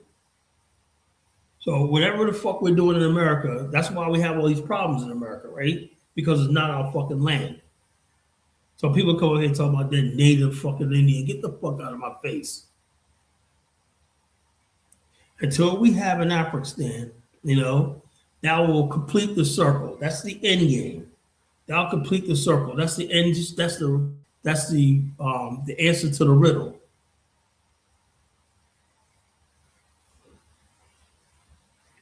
You can talk all you want. You can talk Ubuntu. You can talk all that. Until that thing happens, till the descendants of slaves in America has a home of their own, or an ancestral homeland, wherever that's being, you know. If Africa doesn't want it to happen, we can go someplace else and build it. But we must have a land of our own somewhere on this planet, you know.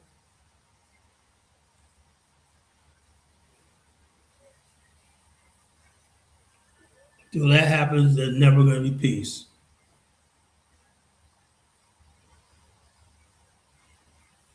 No. I just came to the conclusion Liberia is gone. You know, I'll be honest with you. Liberia is gone. Some people think it's going to be Liberia. Like, I'm just, you know, after years of coming here, being here and whatnot, always love Liberia, whatever like that, for what it's worth, everything like that. But this ain't it.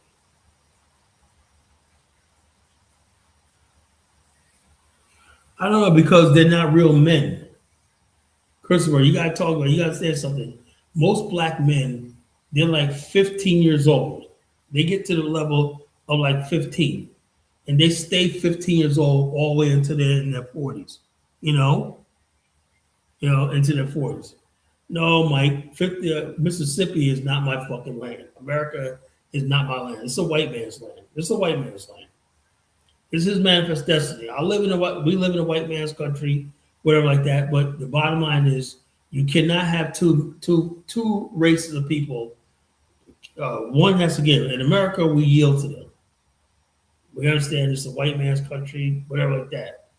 But the thing is, when we have our own land, if not, then what we do is, if that can't not happen, what we do is just black people in America just stay among ourselves, right?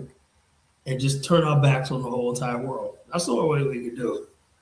Turn our backs on the whole world and just forget Africa, forget the black race, forget the diaspora, forget everything, and just work on ourselves. Just be among ourselves. We would like that. You look, Black America was as happy as when we didn't have foreigners, black foreigners, and we had our own communities here in America and stuff like that. And we weren't trying to integrate white people. We didn't have Africans, we didn't have Caribbeans, and we just cut ourselves off. We could do that again. We were happy there. Had our own Negro leagues, stuff like that. We could actually bring that Black America back. You got two choices, do that. But to sit here and do nothing, right? We gave up the Negro leagues. Now they're trying to take away black scholarships from Congressional Black Caucus. They want to shut down the black HBCUs. They want to shut down black churches. They're trying to regentrify black. They don't want us having anything. At some point in time, right? I do agree about O'Shea Jackson when he said one thing. He said something very chilling, right? He said he just gave a warning to Africans, the world, whatever like that. He says the world's going to see when the black man in America gets angry and whatnot, it's going to be hell to pay. And I don't even like O'Shea Jackson, but he was right about that. He says, everywhere we go, someone's fucking with us. It's white man fucking with us, it's Africans fucking with us, whatever like that. Somebody got something to say like that. Sooner or later, we're going to get tired, and that's going to be it. So bottom line is this, everywhere you look around, white people are now trying to take away college scholarships, for disadvantaged people, poor people, poor people, they got a chance. And so the Congressional Black Caucus started this college fund, right? They want to take that away. It's like, goddamn, goddamn, we don't have fucking nothing.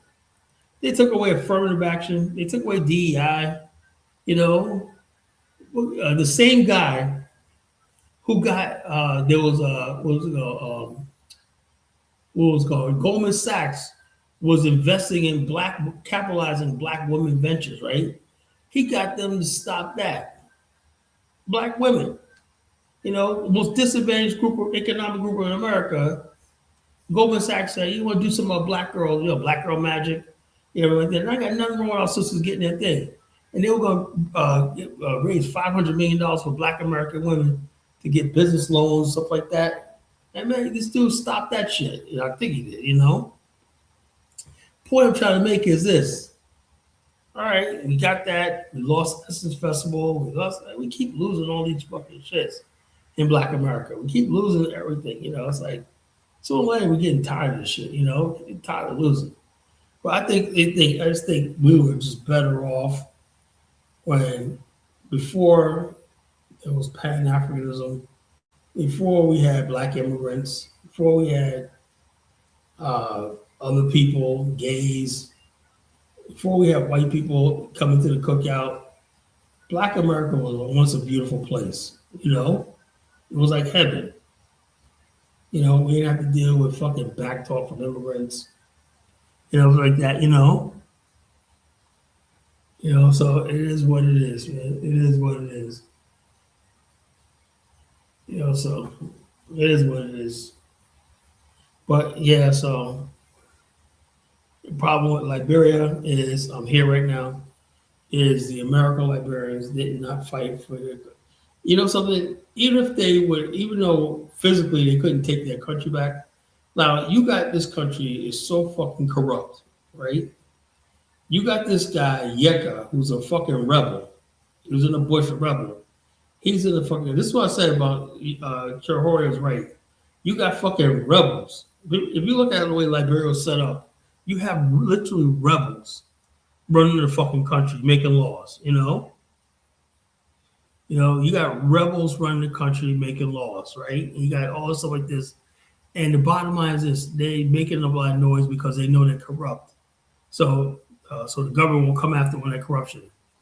This guy Yeka says he brags about he got properties in Dubai, he got properties in Europe, America.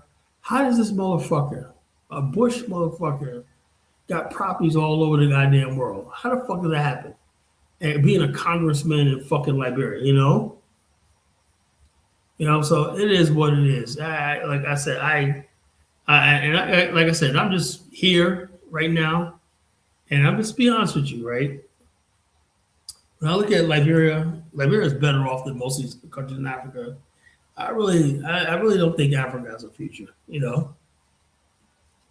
These people, the people that are in charge of Africa, unfortunately, right now however they bully themselves into power, whatever like that, they don't give a fuck about the average. I see kids out here that should be fucking in school, you know, and they got to worry about a school fee. I see this little girl; she's so pretty, right next to my next door neighbor. Little girl, she is so. In America, she'd be a fucking little princess. She's real pretty. You know, she's like 10 years old, real pretty. I mean, there's little girls out there jumping rope when I playing girl. I'm like, yo, if I seen her 4 days in a row, I don't see her in school, and that fucking angers me.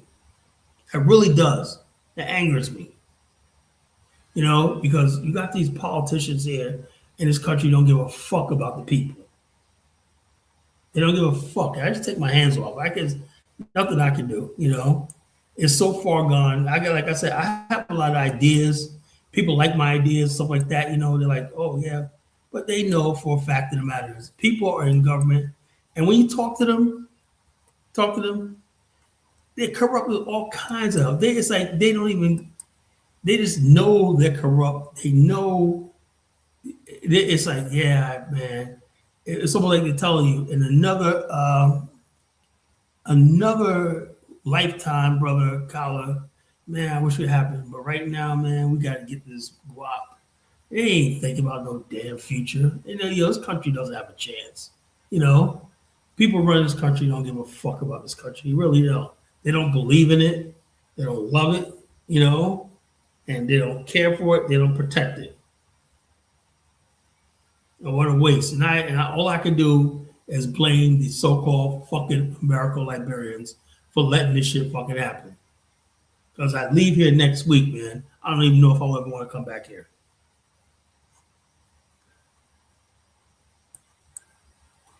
Go ahead, Elvira. Oh man, that's sad to hear that, Carl. I'm just telling you the truth, man. Like I said, I'm here. I'm here deep in the country, man. I'm just, honestly, man. I look at the verbiage, I look at what people saying, and whatnot. I don't think this place has a chance. I really I just called to give you an insight, right? Because the guy you're talking about, he was actually in the police. He was like a deputy police director. Well, not deputy, but he was higher up in the police in the early 2000s. And after that, when Ellen came to power, he was working in the police at a high position. So he's been working in government for a long time before he became, a representative. And actually, in the Congress, he's the one that brings out all the ills and all the secret deals that's going on behind the citizens' back. So he's actually a voice for the people. He's not as corrupt as. Right? How the hell has he got property? And I'm looking at Liberia as a poor country, right? There's nothing anybody could tell me. I see what's going on here, right? I know what the fact of the matter is. Every one of these politicians are being paid off by the Lebanese and these other people to get stuff done, get stuff, do stuff. I see it all the fucking time. The Lebanese don't even have to do nothing. I see them all the time. I see them out, hanging out and whatnot in different restaurants, stuff like that, talking and whatnot. And I'm saying to myself, this is fucking corrupt. And that's how they got all these properties all over the fucking place and all over the place. And they're building mansions here and there and whatnot. I'm looking at the corruption. Right? I'm saying there's no way in hell you could tell me a country, a small economy like this, you got congressmen who have assets like in the millions. How the hell is that happen? Now, Yeah, when you see, sometimes it's the other way around, Colin. hold on, when you see, hold Sometimes on, you when you, have wealthy people who come into politics. let me tell you something. Let me tell you something, Elvis. I'm not a fool, right? In America, you have a thing called eminent domain, right? I see so many properties in Liberia, right? Like even a Duport Road right here. You got like a whole mile stretch of dilapidated houses, right? That should be torn down. They're torn down and seized by the city in eminent domain and rebuilt. If a person cannot do the property or upgrade the property, when that property should be seized by the city and whatnot, or the state, and taken away, and resold at fair market value. That's what I believe, right? And I'm saying to myself, if all Liberians that spend like my friend Naya, right? I love him to death, right? Well, he hasn't seen me.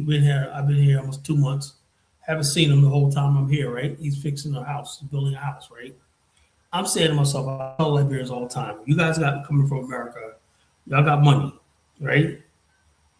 One thing Liberia could do is the manufacturing sector, right? Because you got an abundance of labor here. You really do. You got abundance of young people, labor and whatnot. The money you would spend uh, building a house, you could have built a factory and put people to work and generated real wealth. And then somebody would say, But you know something, he that's not how it made, works, Colin. I keep telling you. People don't come and build well, their houses with lump sum. why, They build they, they hold build on. it little by little over time. Yeah, hold on. If you could build a factory the same way, you got to look, and you look, there's so many How? there's so many empty lots, right? Elvis, I see it every time. There's so many empty lots, abandoned properties, and everything like that, right? You could easily fucking get land is no problem. That's what you're saying. And land is no problem, right? You took that land and built factories, where not just factories, warehousing, logistics, stuff like that, steel fabrication, tire manufacturing, all stuff like this. If you have come here, Colin, I mean, go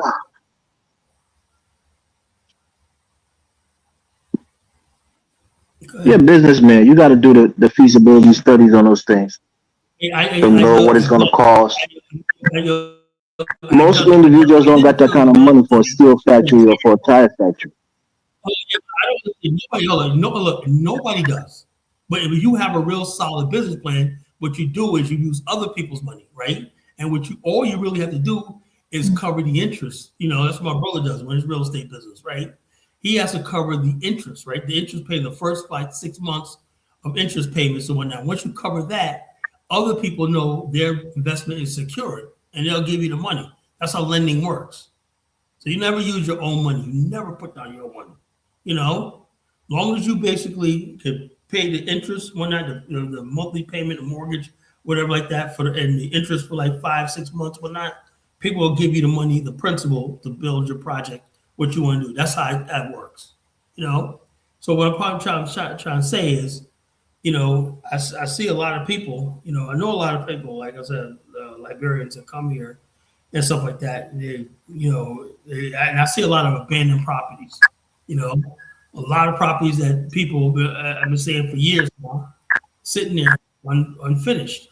People just waste money and send money to their family, whatever like that. Work doesn't get done and stuff like that. It happens all the freaking time, right? But but it is what it is. It is what it is. I just, just frustrated. That's why I said, I just take my hands off it. Take my hands off it. I hope Liberians can get their country together. They love this country. They want to make it work. Or if not, it's going to die. Simple as that. I can't do anything anymore. I had ideas and everything like that, but hopefully, the Liberians, can get it together. Tell me about it. I went to Bruce Island. I just didn't feel. Yeah, the bottom line. Yeah, Africa weighs on you a while because you see the potential. What angers me is these kids are so young. People are so beautiful. They're so respectful. They're so hardworking. They want a chance in life. You know, They're real smart. They're real, that means these kids are smart. They're really thrifty and whatnot, and nobody cares the fuck Tyler, about them. you've been saying how you want to move to Liberia, and now you got a complete 180. No, What's no, up? no. Okay. Look, Elvis. I'll be honest with you, right? I'm getting ready to go back to America. At my age now, if I was younger, in my 30s, maybe, I'm going back to America. I got a business I'm about to expand, making real money and stuff like that. I'm about to expand like 3 different states and whatnot, and I got to do what I got to do, it's, so like I said, I gave it my last years, and I said like this. Now, somebody younger, maybe you say Dave, he's in his 30s, whatever like that. If I taught him enough, somebody else, I would say young people can come over here, younger men in their 30s and early 40s, they can come over here and do something. Me at my age, nah, you know. So I wish them a lot of luck, but it's an uphill battle. Like I said, every time So what are you saying? Are you sure this is your last year? You're done with Liberia? Or? I don't know if I'm coming back here next year. I really don't. I want to actually Really, Colin? I want to try another country. You know, I want to try another country. Probably I don't know. I might just sit it out next year. But you have your wife there. You got you got a lot of stuff there, man. I'm disappointed that you're saying that. I have to see. You know, uh, you know, I have to see. Somebody said somebody said divorce is imminent. I mean, I'm disappointed that you feel like that way, Colin. Because I'm gonna have her over in America soon. I have Are her you over. just realizing that it's expensive to live there and everything It's not. costs money and you feel like people are trying to fleece you out of every little dime? It's not expensive. It's just mediocrity. You know, I mean, you've been there so many times. What do you expect, Colin? it's It's a poor mediocrity. country. But like I said, it's not just a poor country. It's mediocrity. That's all it is. It doesn't have to be like this. It doesn't have to be like this. It's just the people. And it is what it is. You're Look. I just have. now realizing that after 5 years. Well, no, I'm saying like this. You got Val Thomas, right? But he's an older guy. He's just like, well, I'm 75 and blah, blah, blah. The International Focus magazine is doing good and stuff like that. But sometimes he gets a little discouraged because, because we from America, we expect everybody, we see the certain things. We see the potential of this country, you know. He said, but the average Liberian does not see what we see. They don't. He sees what I see and stuff like that, how this country could be a powerhouse connected with Black America and whatnot, stuff like that, but they really don't know how to do it, and they don't, I don't know if they really care or whatever like that, because, as long as they got their little salary or whatnot, it is what it is, so we'll see, what the, see what the future holds, but, what the way, things are right I now hope is. I hope when you come back you'll find your zeal because you disappoint me, Colin. The way you're talking, with all the things you talk about Liberia, all the conversations you've had over the years, talking about you Look, might even move there next year, and now it's a complete different tone. That's listen, Elvis, disappointing. I'm a realist, right? I'm a realist, right? A realist. And the thing is, like me, is this, right? I can't love Liberia more than Liberians. That's the only thing I'm telling you right now. I can't love this country more than the average Liberian. You know, when I start talking about the good things about Liberia, they look at me like I'm crazy. But Colin, You you know, said the country was doing well. You're praising the current government, how they're doing so well. The country is better, things are better, and now you're I talking told different. all the Liberians in a good, historically, it's probably could be the most powerful country in Africa. It's probably could be the most powerful country that could just for its proximity to Black America. Just by its proximity to Black America, it could be the most powerful country in Africa.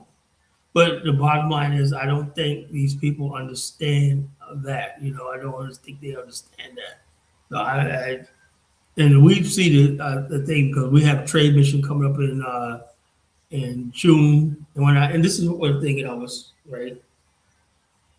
When you talk to the Liberian about a trade mission and stuff like that, they're not thinking long term. Other people got long-term plans, strategic. This is what we're gonna do. We got 30-year plan or something like that, and this is where we fit in the 30-year plan. This is where we could do in the first 5 years, whatever like that. The average Liberian, unfortunately, right? Maybe the females, if you have more Liberian females in charge, whatever like that. The average Liberian male, all he thinks about is what is coming into his pocket right now. That's all he's thinking about. You know, so it is what it is, man. I just wish him a lot of luck, man. Ghana's scam country. I don't know. I haven't been to Ghana and stuff like that, but I haven't been to Ghana or whatever like that. But all I know is, like I said, I think this is Africa on the whole. Like Traore, I agree with him, man. Africa is not ready for democracy. I agree with that. I agree with that because all you have to do is get a bunch of people, rally your freaking people with their tribal language. They vote for you, and you're in office. And so the bottom line is, as long as that's true and everything like that, you can't. A government needs to come in and clean house. A government needs to do things that they know that the people are not going to understand, right? And in order, like ordinances and stuff like that, like they're trying to pass ordinances in Liberia, right? Like, let me give you an example. For the first time I've been here, we have traffic lights. We have traffic lights. All the years I've been here, we never had traffic lights. This year, we got traffic lights, right? And what you call it? This year, we have traffic lights. And but do you think people obey them? No. The people obey the rules of the roads when I say, okay, let's abide by. Do people enforce the laws? No. And so I said to myself, what's the point of having traffic lights that people are just going to ignore them? So I said, it is what it is. The only thing good about Liberia right now is you got a lot of foreigners here, Lebanese, and these other people. You got the China Mall coming here, not China Mall, but the Mall of Monrovia coming here this month. You got the China Mall there, whatnot. It's really nice, whatever like that. You got city builders. You got a lot of stuff like that. You got Robertsport doing his thing. You got the resort. The resort area is nice. The resorts in Liberia are really nice. Everybody's in the resorts are nice, but other than that, like as far as like the government and stuff like that, I don't know. It is what it is. I don't, it is what it is. I just wish they could, like I said. I mean, we've been praising this government, how they're doing so well. I guess maybe you've seen some things. But the people, you got this guy, Yeka, whatever his name is fighting the government. You got people and rightfully so. How is that rightfully so? Do you understand? Listen, hold on. Give me 30 seconds, Carl. Yeka is, Yeka and the president is from the same county, right? They're like, tribal cousins. And prior to this president being elected, he supported this president when he was running for the presidency. He campaigned for him. He spoke against the foreign government, the former government, and he really was on his side. But once this president got into power, there was a lot of corruption that was happening right within that first few months. But he has never actually pointed. And he called it out. Hold on. No, the proper channel is this: you have your documented evidence, right, and you bring it before the courts. He did not do that. Hold on. First of all, this is what I can't stand. Everybody in Liberia and Africa thinks they're a media commentator and stuff like that. You're talking about a freaking government, right? Unless you have evidence, right? Solid evidence of wrongdoing with evidence and stuff like that. You bring it before the court. You're in Congress. You can say, look, this is what we charge. Carla, he did. Let me give you an example.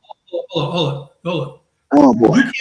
You can't just make baseless allegations. That's what I said. Let me tell you, he had physical evidence. When they were trying to remove the Speaker of the House, the current government went and gave all of these representatives a voucher to go to a furniture mart I think it's called J Mart. It was 5,000 United States dollars in voucher. that they gave these guys to sway them to vote illegally to oust the elected speaker and put the government's, elected speaker that they wanted. So Yeke was the only one that came out and showed the voucher, physical voucher, it's on YouTube, and exposed that the government was trying to bribe lawmakers to oust the current speaker and put their own speaker in there. In retaliation, you guys burnt the Capitol down. I mean, you're conflating two different things. Yeke had nothing to do with that.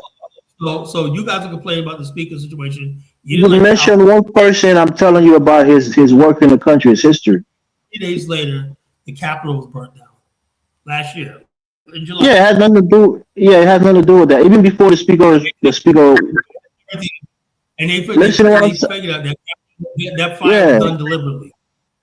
Even before that fire happened, there was a fire too that didn't. This is what I'm talking about, right? If every time, and I don't see this in a lot of other African countries, right?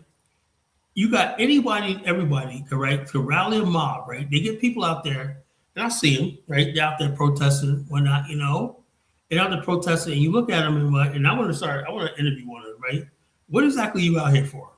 Most of them won't tell you what the hell they're for. They would promise whatever like that. They're feeding them. They said organize a mob. They get out there and they get the youth people because youth want to do something like that. They throw them rocks and all stuff like this. And then they did that last march right when there was a Black American trade mission right there. And luckily they delayed the trade mission for like a week so they wouldn't see Raphael Warnock and all those didn't have to see that, So they timed that march last year when they knew that trade mission, not just the Raphael Warnock, but there was a U.S. trade mission to embarrass. You think too myopic. You think they wanted to do that on purpose. Before the second fire, there was an electrical fire that didn't. Elvis, right? Elvis. I know. I can't even speak. It was just by coincidence. They didn't do that to sabotage the trade mission. I know Liberians, right? You guys been doing this since the rice riots, right? Oh boy. Political theater, and the bottom line is this. And I'm saying to myself, that if that's what the future of this country is, then hey, it is what it is. You just don't understand the contemporary politics of Liberia, so it baffles you. But it's not that, Colin. Yeah, I'll let you guys do it. Well, go ahead, Hustle Smart.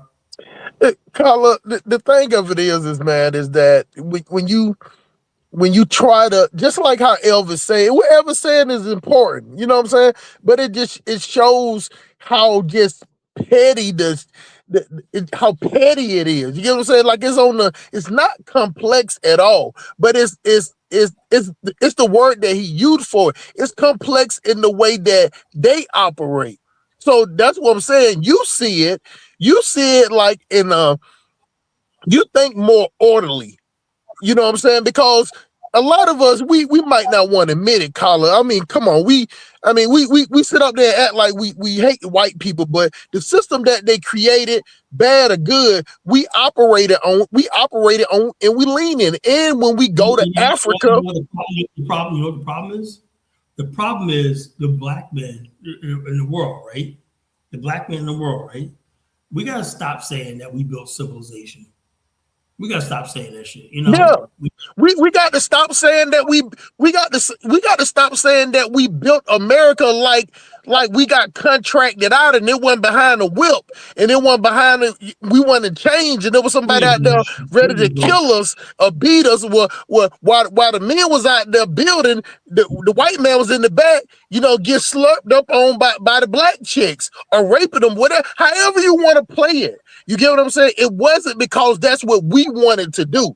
So it always shocks me when I hear Black people talk like that because it was under the direction or duress, whatever you want to say, but it was somebody else. That's the one thing that I give 1876 credit for. It was the white man was the referee doing all the buildings. It was the white man that came up with the schematics, the layout, everything. He just told goddamn Black people where to put the bricks at, how to build it, told them how to do it. You give it, of course there's some skill because we're skilled, Carla, we're skillful people. Don't get it wrong. So you put us You can put us in a situation where we can learn a skill, we'll learn it. But the thing about it is, it's almost like collar. And this is the thing I notice about black people. If we ain't forced to learn the skill, we sit up there and learn some stupid ass ghetto useless skill that ain't gonna. Let me get in here. Let me say the problem I'm having. Get back on this with Liberia is this. Um, when you look at, like I said, when I went to the province island the other day, right, and really I started to reflect, right. I said, for the first time, it dawned on me. I said, this is where it all started.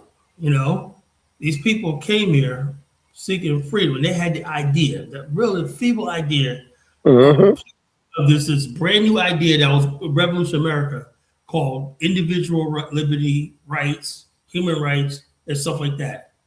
That was so far ahead of the rest of the world. They weren't talking like that in China. They weren't talking about that in India, Japan, South America, the rest of Africa.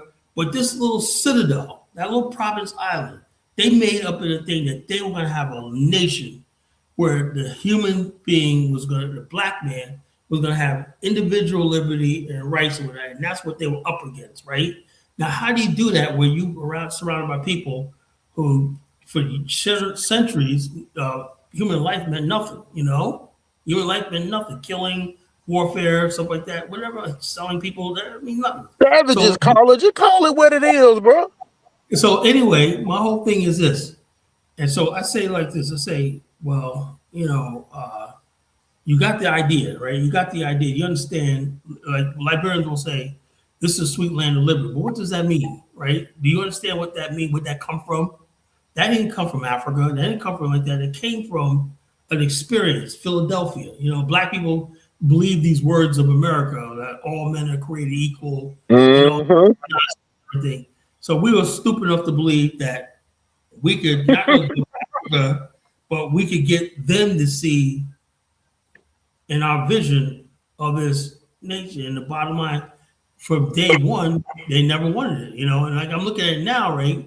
I'm saying to myself, now we could have a situation where. So have you considered defeat on the issue of Liberia, Carla? I'm not defeating defeat. I'm saying to myself, I look at this thing, Elvis, right? And it's like, you know, I think Liberians have given up on their country, you know. I think they've given up. Not me. You know, I still love the country, right? But I think they've given up. No, you know? I ain't giving up. I'm doing the things I've been doing. A lot of Africans, some people are ready to go back home and set up shop. Others are doing it little by little and setting the groundwork. So it's just how we understand different lives. Sit there when things start a business. But what I'm saying is this: do you actually believe in the country? Of course, like you just said, Colin, we love our country more than you can imagine. We love our country. With the framers and what they, every time when you talk about America, you know what they talk about, Elvis, right? What they talk about is this. They talk about, well, the framers intended. The framers of the Constitution intended. The framers, the founding fathers intended when that. That's one thing you never hear in Liberia. You never hear them talk about the founding. No, we do. We just had a conversation about it when it came to this whole Negro citizenship thing. We had many shows where we're talking about the intent of the people. About that. But the framers, what did they believe in as far as, like, let me give you an example. Like, like I said, I believe, as an individual, this Liberia is not as bad, as if this level of civilization is all Liberia, I think Liberia could be much better, And the bottom line is if there's not, and if this is as high as it can go, that's fine, that's fine. I think, it's, it is what it is. And people aren't starving here. People aren't really, there's no crime. People are starving here and whatnot, And so it's relatively. You've been there 5 years. What do you think it was going to be like the last time you went back compared to what it is now? Well, I'm like this. Okay. I thought, by now, the transportation system would be a little bit better. I thought the money in the country would be a little better. Just overall, I think the country's. I thought the sanitation would get better. You know something? Last year when I was here, the place was so fucking clean. What happened? You know, last year, I mean, they were doing cleanups here and everything like that. The gutters. Now you look at Estate Cooper Road, it's so fucking sick. It almost got me fucking nauseous, right?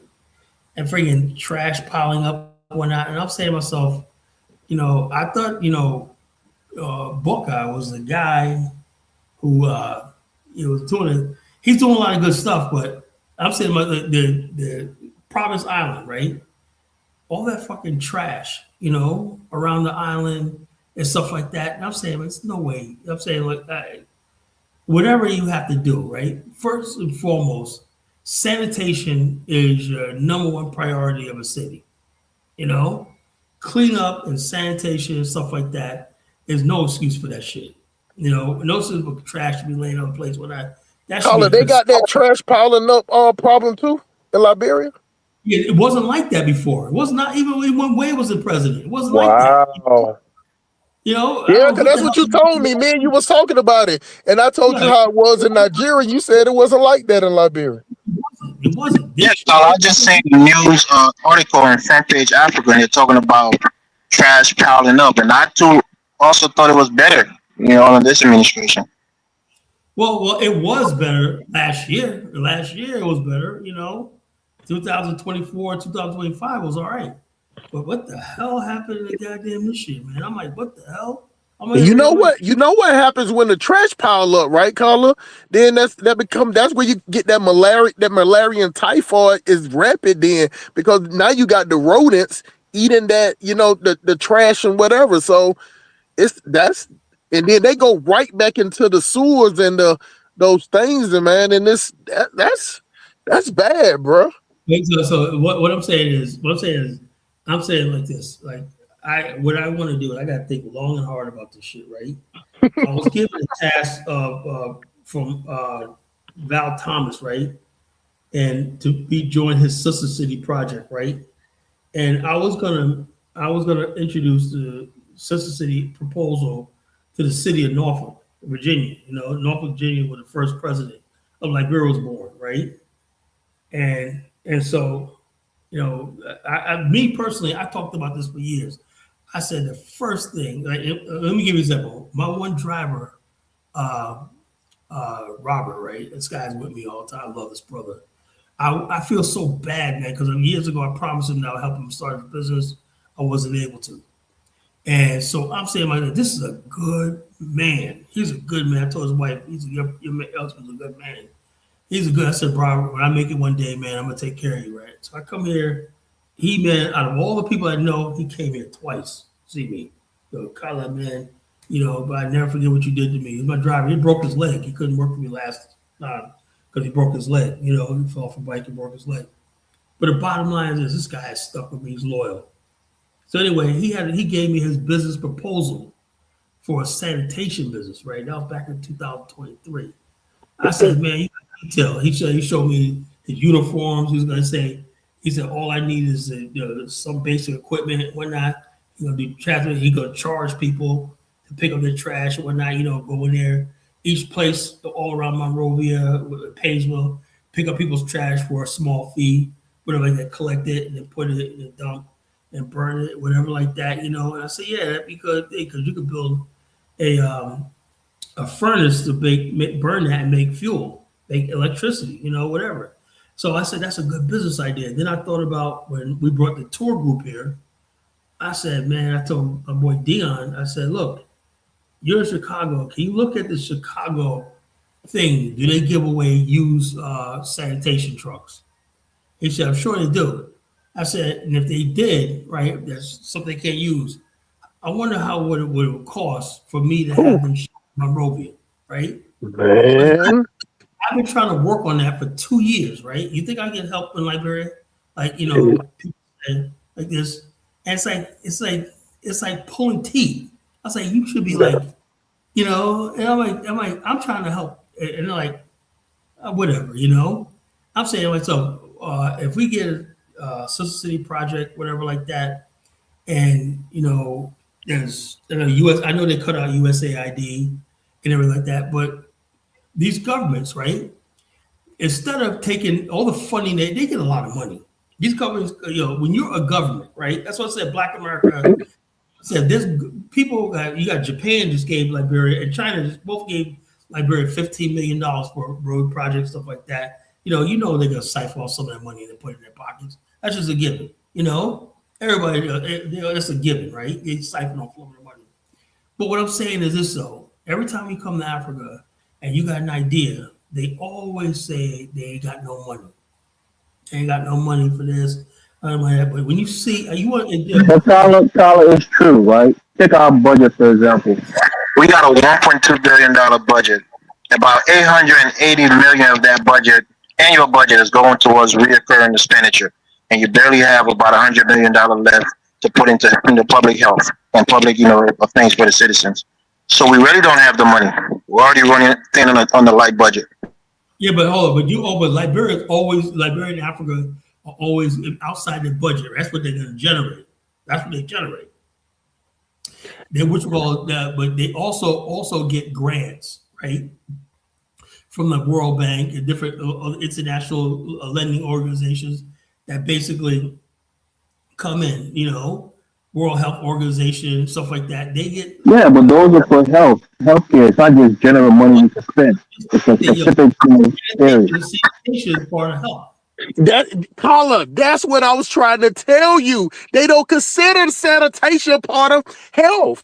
They don't like in America, we see it as a part of health, but it's still not together in America. Sanitation is sanitation, but it's under such regulations and restrictions that you would think that health doesn't, you don't affect the health of the public. Right, but they don't see it like that because technically it's not. But I get what you say it should be, but it's not. So just like Elvis said, man, they don't have it in the budget. They can only have it go to health. They don't consider and see, this is why you remember we was having that conversation about starting the healthcare business. You had all that pushback. This is why you can't do that. Nobody would come over there and want to do a American style health insurance. Let me give you something. A couple of years ago, India donated a bunch of buses, and they're nice now, man. They paint them the Liberia Transit Authority, right? Like LTA, Liberia Transit Authority.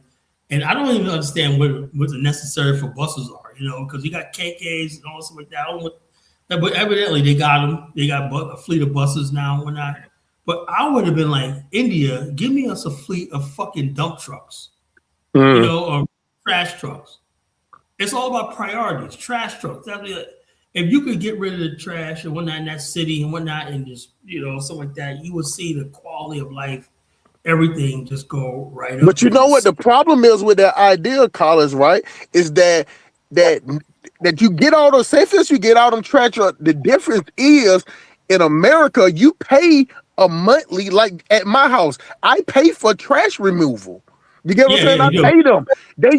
How you gonna charge them to pay that? Think about it. The parts. Then where you gonna get the part from? Because you're not producing the parts. So that means simple. Like my sister, she paid $20 a month to remove the trash, and she was complaining that it's too much money just for removing the trash in Liberia, $20 US. So a lot of people don't want to pay that removal fee. So why would they invest in a truck?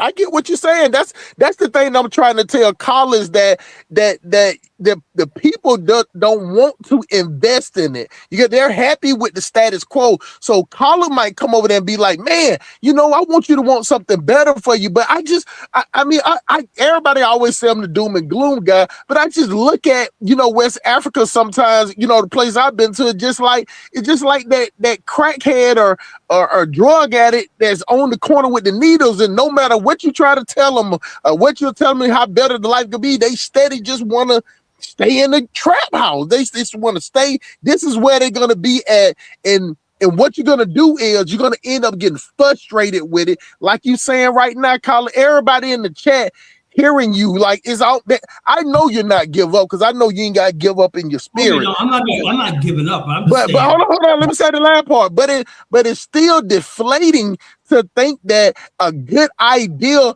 goes there to die. You know, like how Putin said that African is where their people come to die at. They don't thrive there. They come back there to die.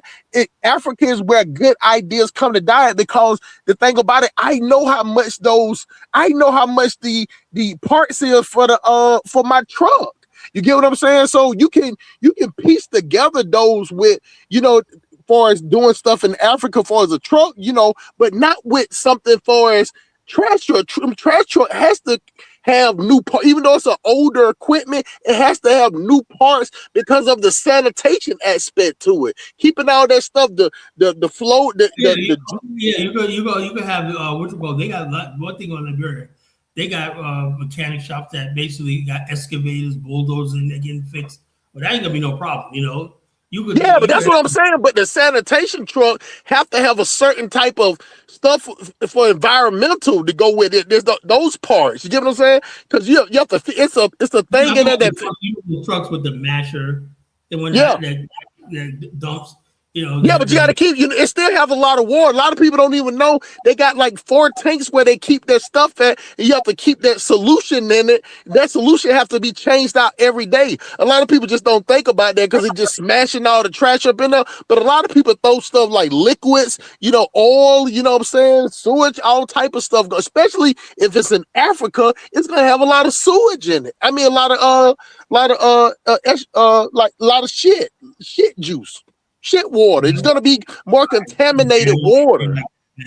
Please come on. I'm just saying. I'm just being real about it.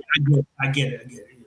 What I'm saying is this. Look, that's one thing I'm saying to myself. All right, there's a lot of ideas, right? I mean, there's a lot of ideas that people heard me say over the years, right, and say, do this but everything is, like I said, my guy Sam that was on here, right? And Sam's like, and I love Sam to death, man, but he's had this big thing. Oh, Kyle, this is it, man. Finally got part. I come the other day. What's going on? He was like, well, and I know for a fact it probably fell through, like whatever. And it's like, I don't get it, what it is. I see, look, there was this thing they showed me all these so-called minerals Africa has, right? Liberia has lithium, has all these minerals they have, right? Gold, lithium, diamonds, all stuff like that, right? But the thing is, though, I'm saying to myself, everybody is trying to just make a little bit of money, sell what they can sell, put money in their pocket, and be done with it. There's no industries here. I'm saying to myself, the industries. For industries, it takes people committed long term. Let's say, last year I promoted a thing of a stock exchange where we could put money into the country when I'd have capitalized different businesses. And the stock exchange we in Kofi Design already identify all the things that that you could initially start with, mining sector, the rubber sector, stuff like that. You can capitalize, list companies on the exchange and whatnot. But what would that take for me to, or just not just me? It would have to take somebody, and I'm saying to myself, what Liberian? If I put that to him and say, you're a minister of this, you're an MBA of this, and everything like that, for a thing, and they're probably like, oh, that's too much work. That's too much work. But Carla, that's the thing that me and you was talking about. Our dedication and push, even my dedication and push, that when I go to Africa, I have to slow it down. Do you get what I'm saying? Like this, it's like, man, you know what I'm saying? Your mind is like racing, like, why it can't be this, why it can't be this. Look, people looking at me like, man, man, are you a spy or something? Like, why you asking all these? You get what I'm saying? Like, it's here in America. If we ask questions, it can be asking a question is almost like demanding something. You get what I'm saying? in America. You know what I'm saying? Get enough people to ask enough questions, it's gonna be put into a demand and go to Congress or go to a senator or go to your local rep or whatever. But in Africa, if you ask too many questions, they looking at you like shut the fuck up. Like, you get what I'm saying? Yeah. Like, cause you're the only one that's asking questions. Who else asking those questions? You know, the average African, right? And I saw this years ago, right? The average African, right? He basically, we have these things in Africa called sacred cows, right? You know, somebody comes over and and everybody started talking about, oh, this person has a degree in this one, just like they did that with Sirleaf, right? And then I did some digging, right? They said she was Harvard educated. She was Harvard trained. She went to the Kennedy School of Business, right? You know who went to there? Vicente Fox of Mexico and Bill O'Reilly. You know, it's not even an accredited institution, you know? And so she got trained, and that's what they do. The brand Harvard's on your name, right? So people, and she studied economy, economics, whatever like that.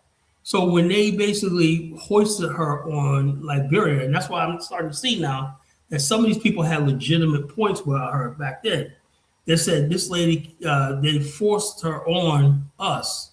Like everybody was saying, oh, the Iron Lady. They kept saying the Iron Lady and stuff like that. And I'm saying, okay. And they said, oh, we got to get rid of Charles Taylor. And we put her in the power of the Iron Lady and stuff like that. And they said, everybody kept saying, well, what's her qualification? Oh, she's Harvard area. They kept hyping up her Harvard education as she has an MBA or something like that. No, she went to the Harvard Business School, the Kennedy Business School of Business, which a lot of people out there. It's not accredited, you know? But they kept saying Harvard educated, you know? And so therefore, that was that, you know? So, and then, she basically, they disbanded the Liberian military and they formed a new military, like 2,000 people, you know? Now what you have in Liberia, bro, is disheartening right now. It's like you got a lot of Liberians talking about war. You know, I hear it on the streets. They're talking about going to war with Guinea. You know, you got a lot of ex-rebels and stuff like that. And they're talking about, coming back. They want their former soldiers. They said they want back pay. They were legally disbanded, discharged from the army and stuff like that. Which they did. Let me just correct you real quick. She went to the Harvard Kennedy School, all right, and she got a master's in public administration. That's accredited. That's a graduate school. It's not the college. It's a graduate school. It's higher than the college, so it is accredited. Hold on. What was her undergrad? Say that again. What was her undergrad? In finance. She has an undergraduate in finance at the University of Liberia. So how did she get? How did she get from into Harvard University? Don't you understand that they put people there like Vicente Fox, right? He was. Yeah, that's not the Kennedy School of Governance. That's the Kennedy School where you have like business, you have public administration, the different things. It's a certificate program and a graduate program. College. She went to the graduate program. These are people that basically they put in there, right? Because there's a lot of weight that comes with the name Harvard, right? Harvard. And then they basically... No, it's different. I'm trying to explain it to you. There's a certificate program which a lot of politicians do, like Dino Melaye from Nigeria and some other politicians. And then there's a graduate school, which is the one that she went to. She went for 3 years, from 69, I think, to 72. So she got a graduate degree from the Kennedy School, at Harvard. Actually, she got that. She was there recently. That was like in the late 90s. No, not true. She went there from 69 to 71. And then she went back to Liberia and became Deputy Minister of Finance. The Kennedy School of Business? The Harvard Kennedy School, there's different sectors in that school. That's a graduate school. It's public administration that she got a master's in. So she got her first degree in finance. Okay, she said she was a Harvard. But if she got finance, what makes her an economist? Because her first degree is in economics. She went to school in Liberia and got a degree in economics. And she worked at the finance ministry as a as a planner, economic planner Boyce before the Watkins coup. is a degree in finance. That don't mean he's an economist. You know what economist is, bro? Economists, when you talk, they're like accurate to 99%. No, Yeah. but also, Paula, she worked at the World Bank at a high level. She was making policy at the World Bank before she became president. That's what she was No, doing. I just think he didn't know the difference between getting a degree in economy and an economist. I don't think he knew that it's definitely a difference. You get what I'm saying? Because you can have a degree, and it's just like having a degree in business administration, but you don't understand, like, what they call it, forensic business. You get what I'm saying? Like those people that do the forensic accounting and business. You can get It says, business and accounting, but it's a difference. I get what you're saying, Colin. He just didn't know the difference. it says, okay, a secondary education, College of West Africa, Monrovia, accounting in Madison Business College, Wisconsin. It doesn't say where she graduated or not, but um, economics, University of Colorado, public administration. Now they said she was a Harvard-trained economist. That's what they sold her at. She studied economics in University of Colorado, public administration in Harvard University, 1971, right? But that's not the Kennedy School. She went back to the Kennedy School of Business. Let's see, like this: the Kennedy School of Business, Sirleaf Kennedy School. Harvard Kennedy School, Tyler. That's where she got a public administration from. We're doing A master's in public administration. We're thorough here, Kennedy School of Business. Well, I mean, even by the way you talking, Kyle, I can see how they pumped it up and they just led with the Harvard. You get what I'm saying? Right. But the Harvard is not where she got the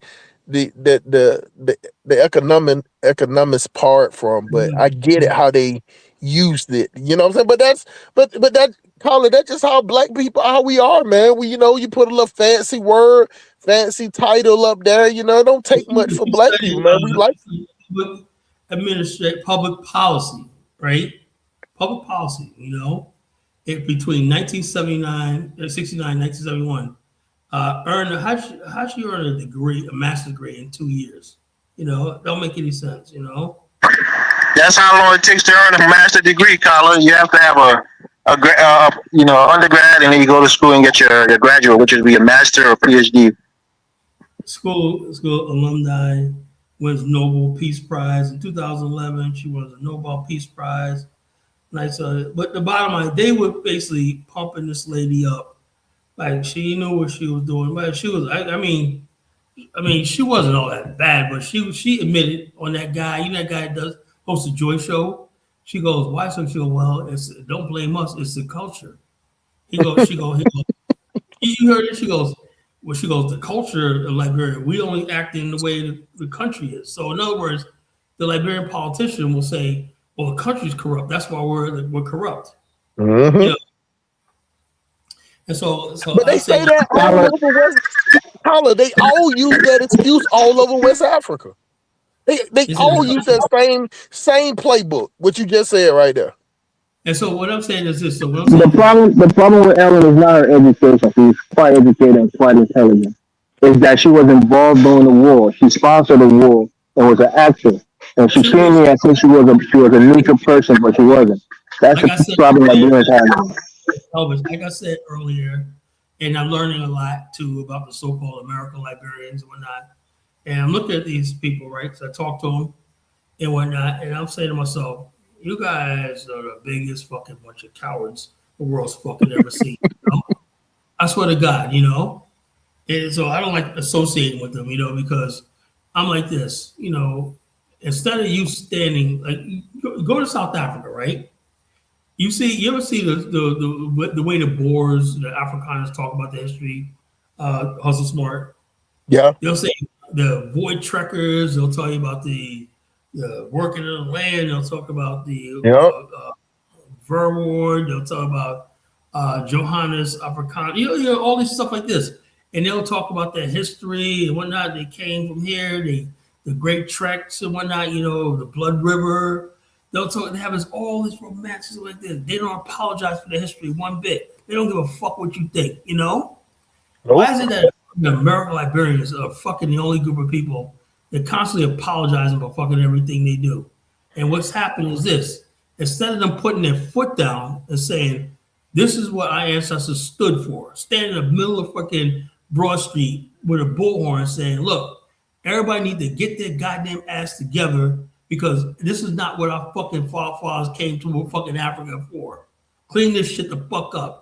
That's the end of the day they should have. They just let this country go to shit. And I'm fucking angry when I look at this shit every day. You know? Man, I'm shocked to hear you talk like this, man. Because you know what I'm saying, No, like you don't look. I'm gonna tell you right now. You could tell when I go to Duport Road. You could tell in Congo Town. You could tell at one time these places were nice. The way these houses are built and stuff like that. It's like, God damn, can you imagine this place brand new? When they first built these streets and everything like that, the compounds, everything like that. I'm like, God damn, man, this fucking place. You can imagine without the trash, everything like that. This was a beautiful fucking country at one time. How the hell they let it go down like this, you know? And so the bottom line is this. If nothing, you should, the American Liberian people should be like, God damn it, we're not going to live in this goddamn filth. right. You know? Until that happens. They're the ones that Holla, why do you think like they pressure that they push that this is how I see it. I think that the brain plateaus at a certain level, and when you got people that brains plateaued at a certain level, and then you give them a whole bunch of religion on that level where it plateaus at, and you put religion on top of that to make it complete. That means they never gonna sit up there and force something or make something happen because they believe that in order for something to happen, it's gonna take Jesus, some type of miracle. You get what I'm saying? As long as they keeping up the good fight and praising God. I would like this. What I do is this. I look at the white man. He can be praising Jesus one day, and he'll arrest your ass and give you a ticket the next day. You know, and that's what the white man does. You know. They don't pray that problem away. You know, they don't play, Carla, they don't play that shit. They'll sit up there like you said it the other maybe like 2 or 3 weeks ago that them white people's over there bombing and killing people, and they was in there having ballroom dancing.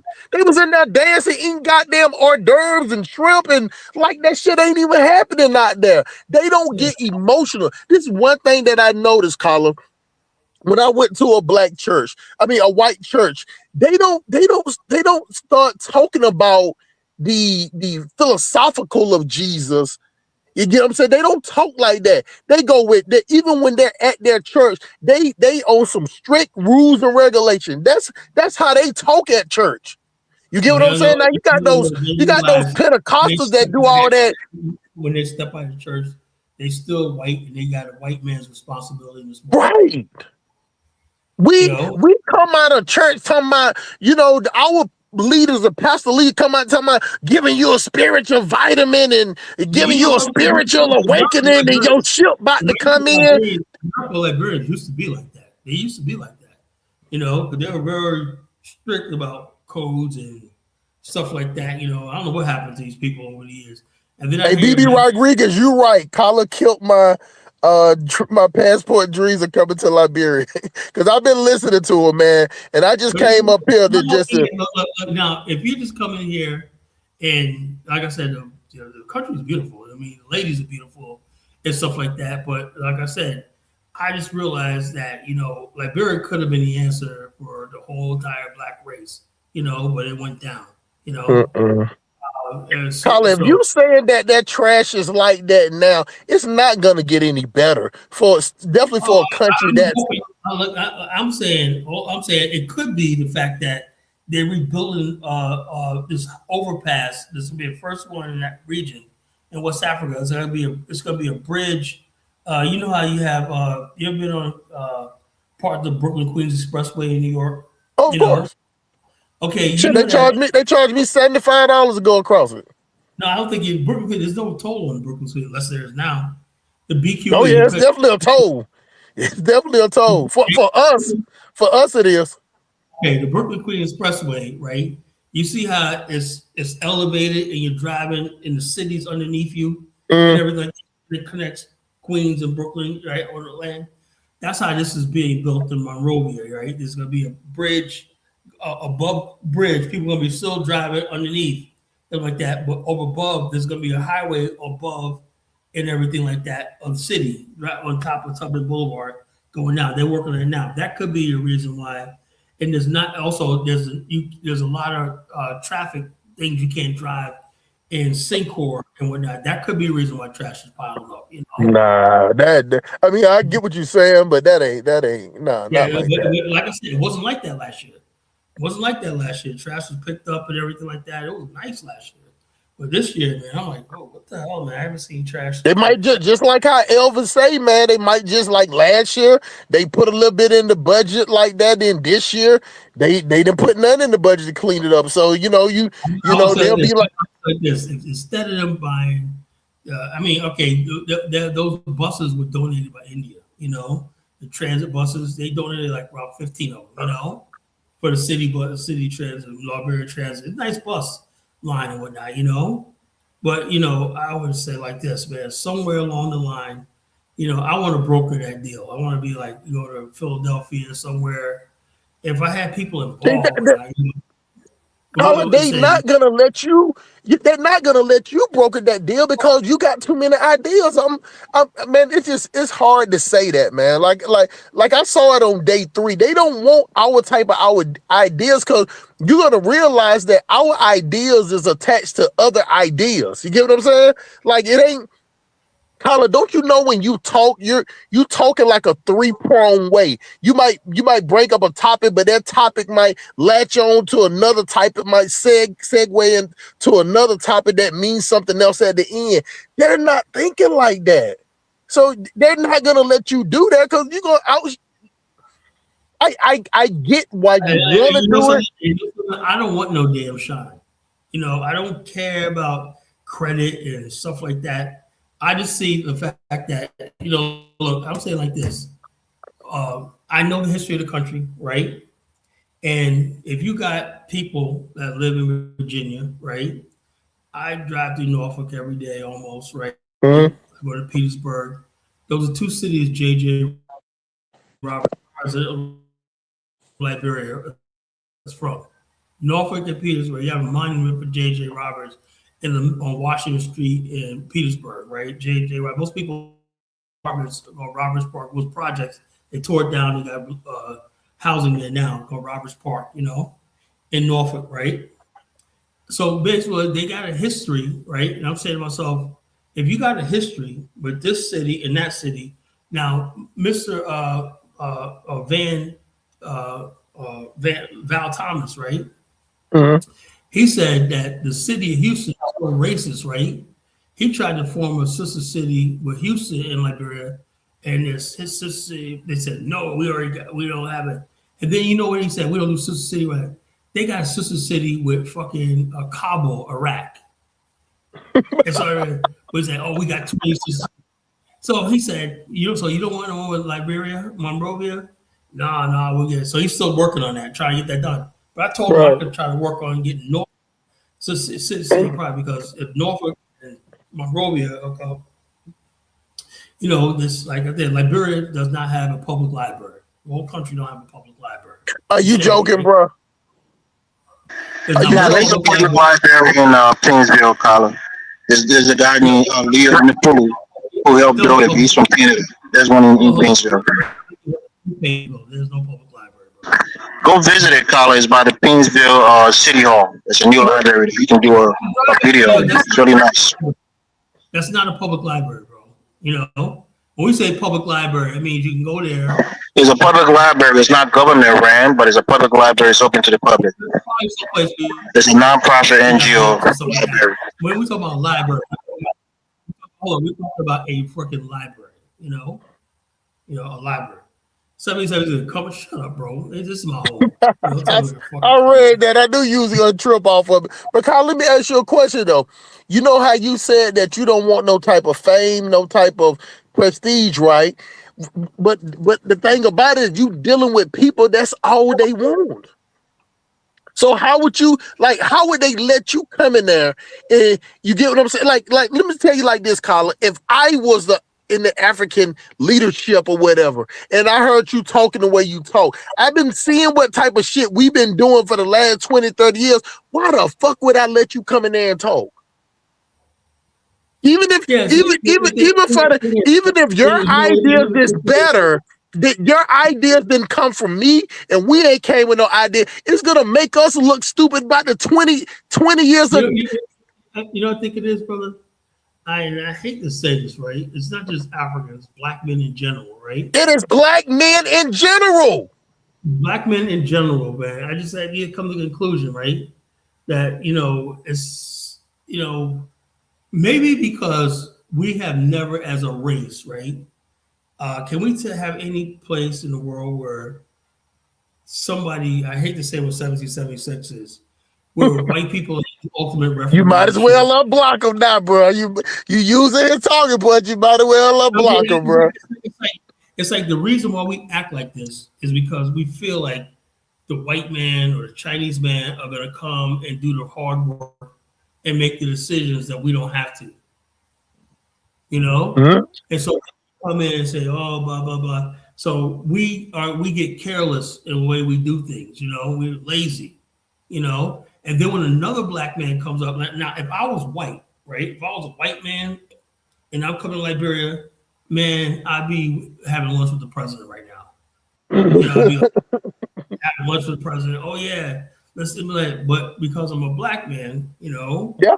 And stuff like that, they don't want to hear what I got. They don't have. You a threat, Colin. You're a threat, and I told you that. You would be a threat in most arenas because of the way that you think. You get what I'm saying? Like people think that you're brash or whatever, but the way that you think, like you're way more knowledgeable than me. You remember stuff that I can't even remember. Like you can call it out. You know what I'm saying? You can call out books. You can call out like different stuff from 8, 12, 15 years. I can't do that. I don't have that in me that is stuck like that. You get what I'm saying? Like I think I get brushed up on it, but you can call you are a threat to something with the brain. Why would they let you up there so you can embarrass them? They don't give a fuck if you coming up there and embarrass them. Now the difference between them and me is that I would let you embarrass me if the people that's under me is gonna be better. But that ain't how the black man, I tell y'all all the time, I've been saying this for the last 3 to 5 years. The African man is the original fuck nigga. And we're the descendants of that. We have that same type of false bravado that they have in Nigeria that fucks them up. We have that same type of way in America. And because nobody else pays attention to us, we just turn around and we put that venom on each other. That's what we do. It's like cliche as you want to have one aside. We crabs in a bucket for us black men. And the women, the women got help. So that's why a lot of black men hate and they jealous of black women because they help. And that's why when you saw those black women lost on 300,000 jobs, you ain't heard black men complaining. You get what I'm saying? Because there's black men out there like to see them goddamn falling high off the horse. You get what I'm saying? Because instead of black men becoming entrepreneurs and building the community, they rather be goddamn workers, bro. Yeah, I would say like this. Like I said, I want to see Africa, Liberia up and running. But I'm like this. I be like saying to my friends, right, that got a lot of property in Liberia. I said, how do you measure the value of your property? Oh, well, we just said, I said, do you understand property is all about location, right? Now, if your country is a hotspot of business, right? Any property that's near New York City, the tri-state area, New York, New Jersey, and everything like that, just being in that area, the property is going to be worth something, right? Because you're connected to business. Closer you are to New York City, the higher the property is, because that's where business is and everything like that. So you could justify the prices and the appraising and stuff like that, the speculation on real estate and stuff like that. I say, you got people out there that got land and they just got these ridiculous prices. I'm like, okay, you're in the middle of fucking Marshall in the marsh. How are you basically telling me you want this amount of money for this fucking property? These people are insane. A couple of years ago, you know what? You know what you can get like 5 years ago. You know you can get a lot of land in Liberia for like $200 for one lot. You know, for $200. Now these motherfuckers have gotten bold, thinking they have this idea that there's going to be all these Black Americans coming here and whatnot. You know, And whose fault is that, Carla? Whose fault is that? I have no idea. So they're gonna tell you, "Oh man, I want." I said, "Dude, you are not gonna get no $200,000 for that fucking piece of raggedy property. You know what the hell are you thinking about? You know, just it's like." I went and looked on that thing that y'all was talking about because Jonathan was asking about it. I was like, what type of but see, Carla, when I say who fault it is, I say it's Black American fault because we the one that was like, I got to get home. I got to go here. That same way you always talk about the amount of spending power they got. You think the goddamn Africans don't know that shit too? And your silly ass ain't talking about you, but I'm talking about our silly ass. Yeah, And they're like, I got to so get they're like, home. "Oh man, these people are coming in," and they don't understand when they do that. Making the price go up. You there? Yeah. Yeah, that's what it is. And so therefore it's like that in Ghana, all these countries like that where you got Black people moving. But South Africa has a modern real estate price market. You know, they have modern real estate. That's what I said. Unfortunately, who controls the real estate? Who's Mark Blanton's partners? White people. You know, I never forget where Dynas said to me, he sent me a video. He said, "Carl, what do you think about this?" It was Mark Blanton sitting down with this white lady as a business partner. So I said, "Look, man," he go, "What do you think about this? What this white guy? What's your opinion?" He sent me a video. He called me, Carl. I said, "You know something?" Even back then, I said, "Man, man. What the hell?" Then I said, "But to be honest with you, he's doing what the fuck he got to do because he got people that's trying to buy property and everything like that." And that lady probably knows the real estate market and all stuff like that. So it's business.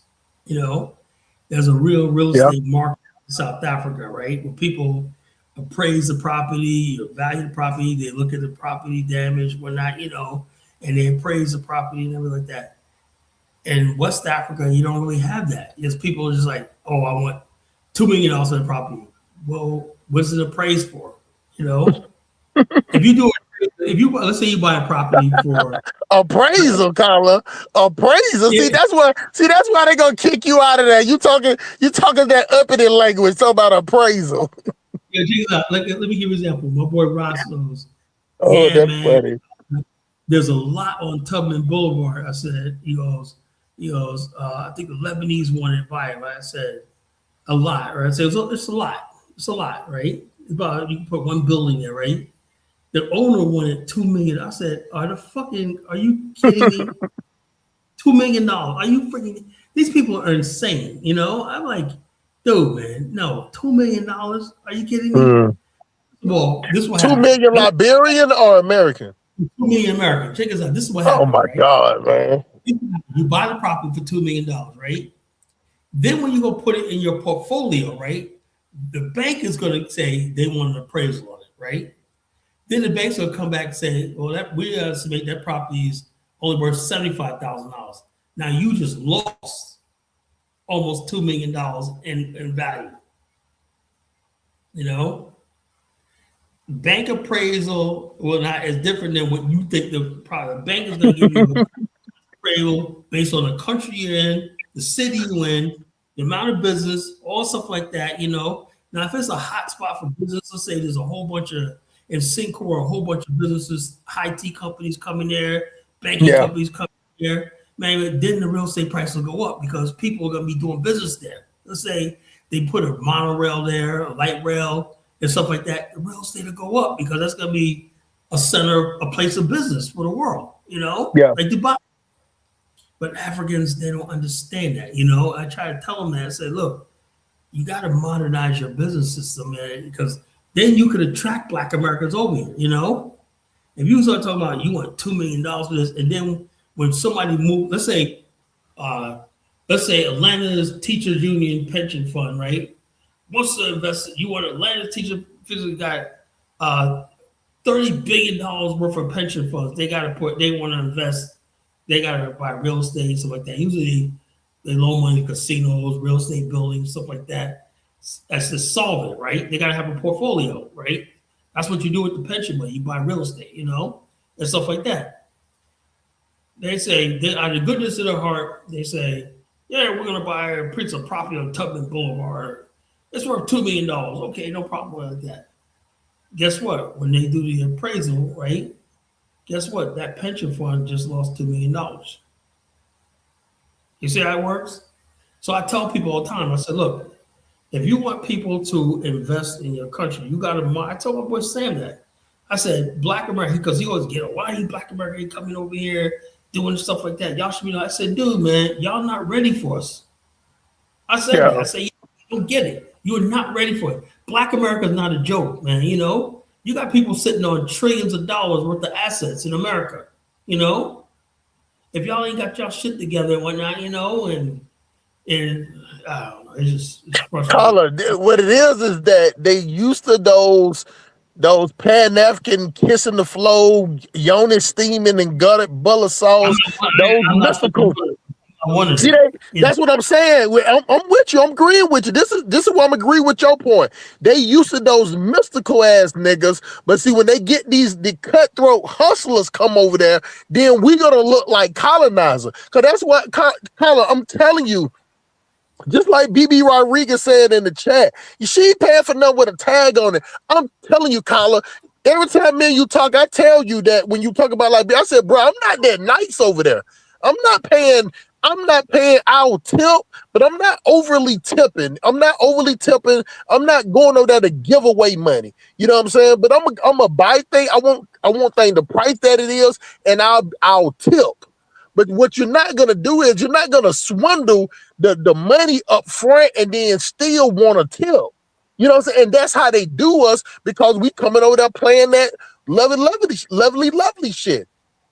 I don't play that. So they can call me a colonizer all they want to. I'm not coming over there thinking that me giving somebody, if a mango costs 25 cents, I'm not gonna pay 50 cents for it. I'm just not gonna do it. You get what I'm saying? Not because I don't want to, it's just because nobody else is paying it. You get what I'm saying? And on top of that, I'm looking out for the next American person that come through here and open their mouth. Because soon as that might not happen to you, like Kyla, but in West Africa, as soon as you open your mouth, the price triples. They try to. I really. The wife goes to the market when I don't go to the market. I don't do that stuff. I don't go to the market. She goes to the market. I get my stuff from the supermarket. That's why I shop at. So, Color, you kind of like, because it sounds like you, like out there where you at now, you kind of stuck. Well, I gotta take one thing. One thing I liked was when I was here before, I was in either a villa or I was in a hotel. That was and they got restaurants at them hotels. Yeah, that's what I said. I was having fun. The restaurants, going down to eat, breakfast, stuff like that. Now, every day I'm eating Liberian food. Geez, it's getting. I'm like, I like it, man, but look, Man, your goddamn, your delicate American stomach ain't ready for that shit. Do they cook with palm oil? Yeah, all that stuff like that. It's good food. Yeah, man, that stuff it's too rich, man. Like they used to it, but and on top of that, Colin, they don't eat as much as we do. You know what I'm saying? The food, let it permeate through your blood vessels. That makes you real like them. Well, yeah.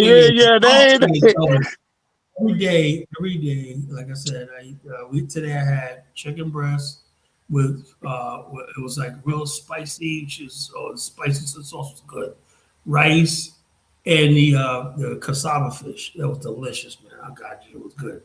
But the thing is, man, when you eat that the same thing every day, You know, Yeah, man. It's no like Colin, the thing about it. Let me ask you this about Liberia, because this how it is in Nigeria.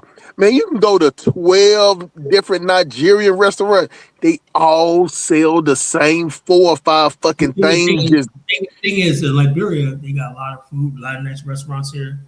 And they got this one place called Chihuahuas in rehab area. It's a Lebanese spot, but it says Philly Stubbs. They got Philly Stubbs, quesadillas, pizza, wings, cool. So what's everything. the problem? Why you ain't go get that? It ain't close to you. I might have that tomorrow. Tyler, you could actually work for some like spaghettis and shrimp. You can make a lot of different stuff. She will cook it for you if you ask her for it. Spaghetti. I have spaghetti here. She made me some spaghetti. But which I usually shrimp. We got crab, shrimp. So we gotta eat a lot of stuff here. Yeah, but Elvis, I get what he's saying though. They do if you don't. They do kind of cook the same things, man. You know what I'm saying? And they kind of eat it's just like how some people, Americans will make a pot of spaghetti, then they'll eat off that pot of spaghetti for 3 days. If they make like a big meal, they're gonna eat off that same till it finish. You get what I'm saying? So it's good because right now, really, I have no control over what I eat. Wife cooks me when I'm in America. I eat what I want to eat. But now, but I eat what she cooks when so it is what it is. But it's good and everything like that. But I just can't wait to get back to the States. You listen. In America, you can eat things repetition and it's good, like flavorful. But the African food got a different type of flavor where you don't want to eat it every day. It's like you eat it and it's good, but you don't want to keep having that same flavor. And maybe like you were saying earlier, I heard you saying something about because it's high in cholesterol. It's bad for your heart. Really, after a couple weeks, you start to feel a difference in your heart. Yeah, you eat stuff like that. You can't eat like this every day. Yeah, you can't eat like that every day. Yeah, you get what I'm saying? So the thing about it is, man, you know what I'm saying? Like with my handler, I actually had to make her watch some goddamn YouTube videos, man. You know what I'm saying? Like, no, let's eat, cook this, make this. You know what I'm saying? Because I don't like spicy food. I don't know if you like spicy food, Carla. So I can't do the spicy food. Here it's spicy. You like it spicy? Everything here is hot and spicy. Everything. See, that's what I'm saying. That's the good thing about Nigeria. You can go to a place. Now hold on. This is the messed up place. The 2 places you're gonna have to go to and don't get is gonna be Chicken Republic, Crunchies, and then the Chinese place. You know what I'm saying? And what is the other place called? I think Crunchies, Chicken Republic, not Kilimanjaro. All that shit in there spicy. The turkey, get what I'm saying? Like they don't give you a try. Oh, I forgot the Chinese place. The Chinese place where you can get is just like in America, where they'll have like spicy, non-spicy, and that's the sad part that they all gonna make it spicy. So you go there try to get some fish soup is gonna be pepper as fuck. You go get some turkey, it's gonna be fried, and it's gonna be red with spices. You get what I'm saying? They don't even give you the option, bro. And you know what I'm saying? So that's what I'm saying. They're not back what I'm talking about. Go ahead. Yeah, back when I was talking about the topic, I was saying, what I was talking about earlier was, I said, when benefit of the doubt is privilege.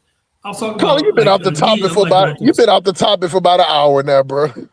Yeah, I'm gonna get back to that. But I was talking about, I'm gonna tie it in what we're talking about right now. And I was basically saying that, when it comes to our people, right?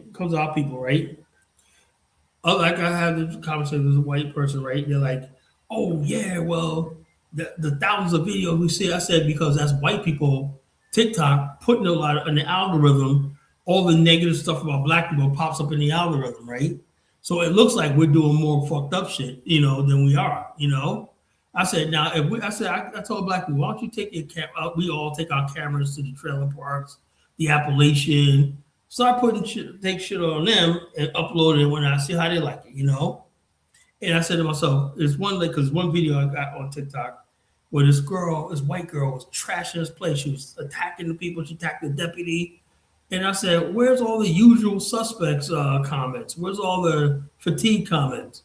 And the white people like, "Oh," like one guy said, "You know what they'll say? They'll try to say she's a liberal, or they'll try to say she must be a mud shark, or they'll say like this. They all try to way distance themselves. Anybody that's white doing bad, they try to other them, you know. But when somebody black do something bad, that's all of us, you know." I'd be like, "Yo, what the hell does some one dude that do some stupid shit? The hell's that got to do with me?" And the worst type of black people will always think they gotta apologize every time somebody black fucks up, you know. Like white people come to me and be like, "Well, you hear about that? Yeah, that dude that robbed that old lady, man, sucks to be her, wasn't it? You know." That's what like, is it wrong place at the wrong time? Yeah, but what are you gonna do about it? Not a fucking thing, you know. Yeah. And I agree with what you're saying, because even much shit as I talk about us being doom and gloom, I don't never be like, man, you know what I'm saying, that they making it bad for all of it. It is what it is. But let me tell you something that we do what they don't do. Colin, when we make jokes, we're making to make people laugh. And you know what I'm saying? We'll make fun of you too, but we really just try to make you laugh.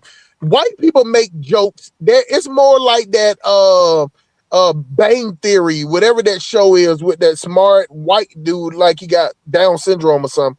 But like the Big Bang Theory, their jokes is more literal jokes. You get what I'm saying? Like it's more digs. like so therefore like they come up. So what I'm saying is we can come up with those same things, but think about it like this, Colin. As much joking that we do, as much joning that we crack on white people, black people ain't never came up with a book and said 101.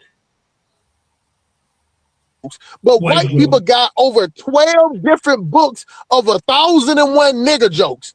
I was shocked. I went through maybe 3 or 4 pages of it. Like that's how they sit up there and think. Because when they come in, they coming to kill. They do, and all that. What you call Jake Paul says he's going to respond to Drewski. That dude's a clown, man. You know about the Erica Kurt. What's it got to do with him? He's going to do a blackface. You know what I'm saying? We don't give a shit. Yeah, his jaw got to heal first from a black man breaking in like 13 different places. So let his jaw heal and then maybe he can come in blackface. Say it again. You're breaking up. Evan, do you work at a warehouse at nighttime or something? Jaw is broken in like 13 different places. So once it's healed, maybe he can come and be, in blackface. No, the bottom line. You work at a warehouse at night, bro. He basically is doing like this. He's basically saying, "Look, you understand something? Drewski's his video got 170 million views. He basically, when you got that many views, right? That video is Erica Kurt. Whereas basically, you know, it's so bad. She goes, "My daughter thought it was me." But hold on though, but now let's go back to the difference between black people and white people. If black people did that, we would be trying to call it racism. Elon Musk said he ain't taking it down. So you get what I'm saying? He said he's not taking it down. But Colin, what I'm saying is, if that was black people, we would want to say black people. We're like that, bro. We're authoritarian to each other. We would have had that shit taken down. You get what I'm saying? White people don't. White people feel like it makes us money, it gonna give us more publicity. Put it out there. You get what I'm saying? They're not emotional. The MAGA people want it down. They want to. But it doesn't matter if they want it down. Elon Musk is not gonna cave. That's what I'm trying to tell you. That's the difference between the colonizer spirit and black people spirit. Black people, we're emotional. So you got the MAGA people being emotional, but they head colonizer is not gonna take it down. And the black community will be somebody counseling. We'll be trying to run you out of business. Yeah, Shoot, call your kids school. I'm telling you, bro.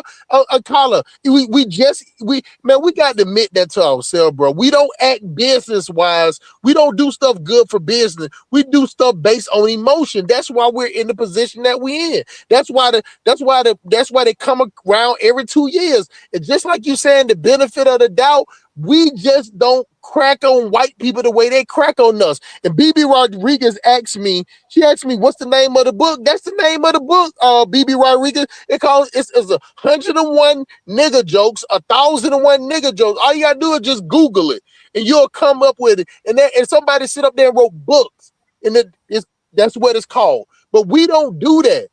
Yeah, they got one for the Polak jokes. They got Jew jokes. They got Irish jokes, Italian right. jokes. That they got one for everybody.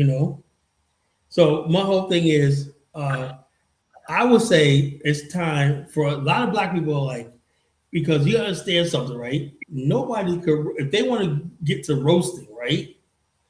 See, the whole thing before, and this is what is a good time, is that we were on this impression, and the test case was, remember when they tried to come up with that thing, they were an all-white town, our House of Smart in Arkansas. Remember that? Right. Now, why did it fail? Because they figured out that black people were not upset. See, white people do things to rage bait us. Oh, but they have this idea that we're all fucking Whoopi Goldberg and fucking Shaquille O'Neal, that we want to be up their ass or something like that. The average black person's like, if you want to go ahead and build your fucking all-white town, go right ahead. Yeah. They're like, they think we all like LeBron James or 7-foot sissy.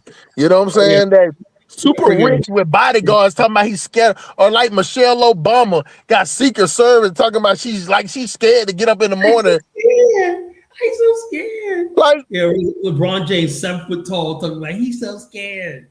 Colin, let me tell you something, man. I was just listening to 3 news stations, and I heard on the Democratic side, they was always talking about, man, this something that you need to be scared of. This something that you need to be fear of. This something that you need to be concerned of. You get what I'm saying? They all talk like this.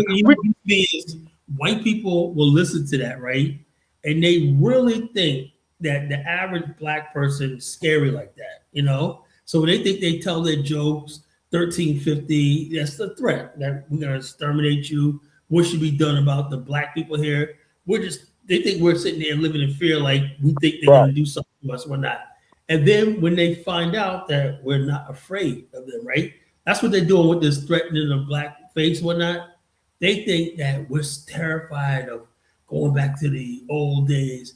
If they did that shit, if they even brought back Jim Crow, I wouldn't be upset, because me either. I'd be like, okay. It'll force us to lean. It'll force us. Colin, and it'll force the white man's neck off our throat. We'll actually fill it off our throat. We won't have them to go talking about vote for them. All the women would come back in line and everything, because nobody would have we would only have one platform that we would deal with. Right now, they do that intentionally to give black people all these different type of platforms. So we got all these splinter cells. Jim Crow would make it be one platform. I agree with you 100%. There's this thing called Black Shares, but they don't have an app for it. I signed up for it, right? We gotta get our shit together. This guy has a good vision, right? He wanted to create our own black version of TikTok, but I don't know. We don't have an app, yet. And it's a good platform and everything like that. So he said, trying to make it like TikTok. We got business people, you have social media, all stuff like that, streaming. It's like, instead you scroll on TikTok all day, scroll on that, and we control who's in there and stuff like that. These white people got too much access to us. It's like, imagine if we had, there's enough of us black people in the world. Remember we used to have Black Planet back in the days? You remember that? We used to have Black Planet back in the days. We had our own shit. And then along comes Twitter and fucking Facebook and all these other things like that. And then the community split up all over the place. Hey, Colin, another thing that Jim Crow would do? It'll make that thing you said about us buying those 2 million bonds, make it real more prevalent because black yeah. people won't be able to, they won't be able to goddamn do what black people good and serve. So therefore your message would balloon. You get what I'm saying? Of course, yeah, I would have easily be able to get 2 million black people. All I need is 2 million people. Yep. You know, and then say, okay, we know you don't have $1,000, but in 1 year you could put $50 a month or $60 a month away, and at the year you got your thing, your bond, your piece paid off. You get your certificate, your bond certificate, and whatnot, and you're part of this thing we call an Africa. But let me ask you a serious question though, caller. I want you to answer it honestly. Only the OG caller Thanos can answer it. If they was talking about Jim Crow, who you think that would fight against it the hardest? Black men or black women? Black women. Black women, because black women means that you got a lot of black women that Elvis probably don't leave with this.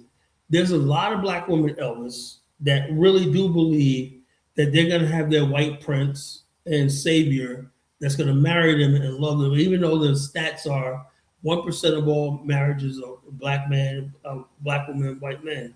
You got a lot of black women who are wasting their time. They're 40 years old, they're unmarried and whatnot, and they really holding out because they got laid by some white boy in college and whatnot, and they still waiting for that white boy to come back around and marry her. Our community is so fucking fucked up in America. It's unreal, you know? So we did go back to segregation. That black woman would find herself a black man. Our marriage rates will go up. That means our household incomes will go up. Because the only reason why household incomes are fucked up is because we got so many single mother-headed households. You know? And immigrants tend to have. And the birth rate will go up too, Carla. The birth rate will go up. Birth rate will go up. Everything will go up. So let them bring the Jim Crow on. You know, we'll hack it. We'll like this. 1776 says so. 776 wouldn't like it. He wouldn't like it. You know, where the white women at? Where the white women at? You know, like I said, bottom line is, look, like I said, when I'm here in Liberia, look, Hustle Smart. I seen a video. I don't know if I sent it to you, right? That's that hippopotamus. She was causing a ruckus somewhere. I always send you stuff like this. Did I send you a video? Yeah, you sent it to me. Oh man, I was saying to myself, this is what I'm looking forward to going back to in America. I want to stay over here. all women here are skinny. They got long natural hair, but there's real feminine, sweet, and everything like that. I mean, seeing a black girl fucking sweet. I saw a girl today in the supermarket. I go, hi, what's your name? She go, Faith. I go, yo, sweet girl. She go, oh, thank you. Or not, not no sucking her teeth and who you talking to and whatnot. Oh, how old are you? 22? I said, you're real sweet. You're a sweet little girl. I said, she goes, oh, thank you, sir. Or not, but the bottom line is, it is what it is. It's around nice women, but I'm coming, and it'll be another week, man. I'm just like, I'm not looking forward. You're gonna come right back to the bonnets and the wigs and the husky hyenas and the nasty looks and all that shit. And then you still got to be the one that called them your women. You know what I'm saying? Our women. When they don't call us their men, they say you men. They say you black men. I want y'all to start recognizing that. And I'm gonna keep pointing that out when you hear them talk online or whatever. They talk and they say you men, y'all black men. But when you hear men talk, they like our women. See, that's the disconnect right there, Carla. And just like you said, listen, we can talk all that shit about men all we want to, but if the women ain't on our side, the black race ain't going nowhere. And Carla, we talk about how the white people they're gonna be like their baby rate. Ours is at 1.8. We're when I figured that out, right? Years ago, what year was this? About 2000, right? I remember I was in Hooters in Hampton, right? And a whole bunch of black bikers came in, right? All these black motorcycle clubs came in. I like the fact that they had their matching jackets on and stuff like that. And these guys look like they're professionals. They weren't like, you know what I'm saying? I said, oh man, these are black motorcycle clubs. When I was like, yeah, we got a club here. We had an annual Black Bikers convention when and then I saw the freaking females, that all females had their female, the guys had their female. Then it dawned on me, right? I said, if you're gonna, I said, I want to form a motorcycle club, right? And I want to form like a one that has a red, black, and green, blah, blah, blah. Then it dawned on me. I said, I can't do that because I said, all our dudes, right, all the females we hang out with are not black, at the time, right? I said, black girls are doing that thing. We're doing our thing. We're not. We can't form a biker. The whole idea of a biker club, when you look at a biker club, it's supposed to look like a family, White boys got their white girl, blonde, whatever like that. These brothers all have fucking badass girls, badass sisters, And it dawned on me, I said, damn, man, that's if you're gonna start any movement, right? If you ain't got females on board, right? They're not buying shit. It ain't going nowhere. Was I right? Yeah, because I was like, man, I wanted to form like a club, a motorcycle club. I wanted to learn how to bike ride, motorcycle club, but I was trying to look for females, right? Say, down females were not interested in that shit. I don't know what they were into back then, They were not interested in, like that. Everybody was into the ghetto hood, stuff like that. I said, you know what I saw, Hustle Smart? I said, man, these guys are cool. These are black bikers. Someone said, yeah, I'm a banking executive. Someone said they were this, they were that. One was a music producer, blah, blah, blah. But they had their bikes and shit on. I said, they ain't out here doing all crimes or something like that, right? I said, I can deal with this shit, man. These brothers are cool. They out here, it look like they're positive. They were the Hooters, whatnot, and everything like that. The Hooters was packed with nothing but black bikers, whatnot. All had their leather jackets on, the different patches and everything like that. And I said to myself, man, you can't build, and all of them had like a female crew with them, females with them, And I said to myself, that's the key. But then they were an anomaly. It dawned on me back then that these guys must have been organized on something like Black Panther and something like that. Because at the time, no black people really were hanging out with each other like that. Right around 2000 and something like that. Nobody was really hanging out with each other like that. It was like the only black people hung out with each other were the hood people, doing all kinds of negative shit, stupid shit. I'm like, damn, I want that clean life, whatnot, with a little bit of edge to it, bikers, stuff like that, and doing their thing. But, I said, you can't do this without no females, Whatever you do, you got to have females involved, or it's not going to work. And so I said, That's true. If you're gonna have, like I said, if I'm gonna build an Afghanistan, eventually there's got to be females involved. It's got to be females involved. It's like, but the females, let's be honest with ourselves. If the females are 400 pounds, man, Hustle Smart, man, what are we gonna do, man? We get to, you can't build an organization like that, man. You can't, like that. With the females, out there chasing white boys, they're overweight or they're stupid, whatever. We got females we need females that are down with the cause, So, but then again, the Black Panthers did it. They was able to get women, Nation of Islam did it, That's another thing they did back in the days. They took the females out of the black organization. You know that, right? They gave them feminism and stuff like that. And all these organizations failed. Because a lot of times brothers went to these rallies to meet females, And then when these rallies start turning to sausage fests, motherfuckers stop coming there, man. Like, ain't no females there. Bunch of radical motherfuckers. Then they start saying, yeah, look at these dudes out there with no women, no nothing, out there complaining about the white man and whatnot, this and thing. And this, who became the hero with the females? The player, like Superfly. They knew what the white man knew what he was doing. Now, if you want to be the females, you gotta be Black Caesar. You gotta be Superfly. The Mac. Right. You can join the Nation of Islam. You can join the Black Panthers. They took all that shit away. The females, they brought the black woman. Okay, they brought her to corporate America, gave her opportunity and everything to take her out of the community. People have no idea. One thing I do like about Africa, the females and the males are still together. You know, it ain't like that in Black America. You know, so what did I do like about over here? You know, so Liberia got a lot of good stuff going for itself. You know, a lot of good stuff going for itself. I just wish to God, man, would come and bless this country and give it a break, man, because these people are so good people. They deserve a break. But just breaks my heart that there's absolutely nothing hustle smart for them. I mean, you tell me, you got these out here. You got guys out there in their 60s still doing KK and pen pen. Yeah. You know? I mean, come on.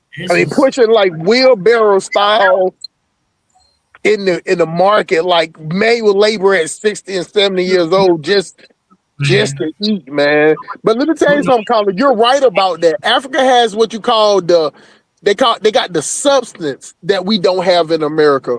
But what they don't have, and they don't have that tenacity that we have in America. That's the thing that's missing. They don't have that tenacity that we don't, like, we have a kill or be killed type of way. Even the way we drive sometimes, Kala. You know what I'm saying? Like Africa, they just drive. It's just chaos. It's not a kill or be killed. You get what I'm saying? Like I watch people drive every day. Like Americans take like life or death chances just to get off at the exit. You know what I'm saying? It's a competitive nature. Like Africans don't have a competitive nature. They just have a hustle. But it's just like you say, it's hands to mouth though. You get what I'm saying? It's not like a hustle for bigger and better things than just for survival. But I'll tell you this one thing though.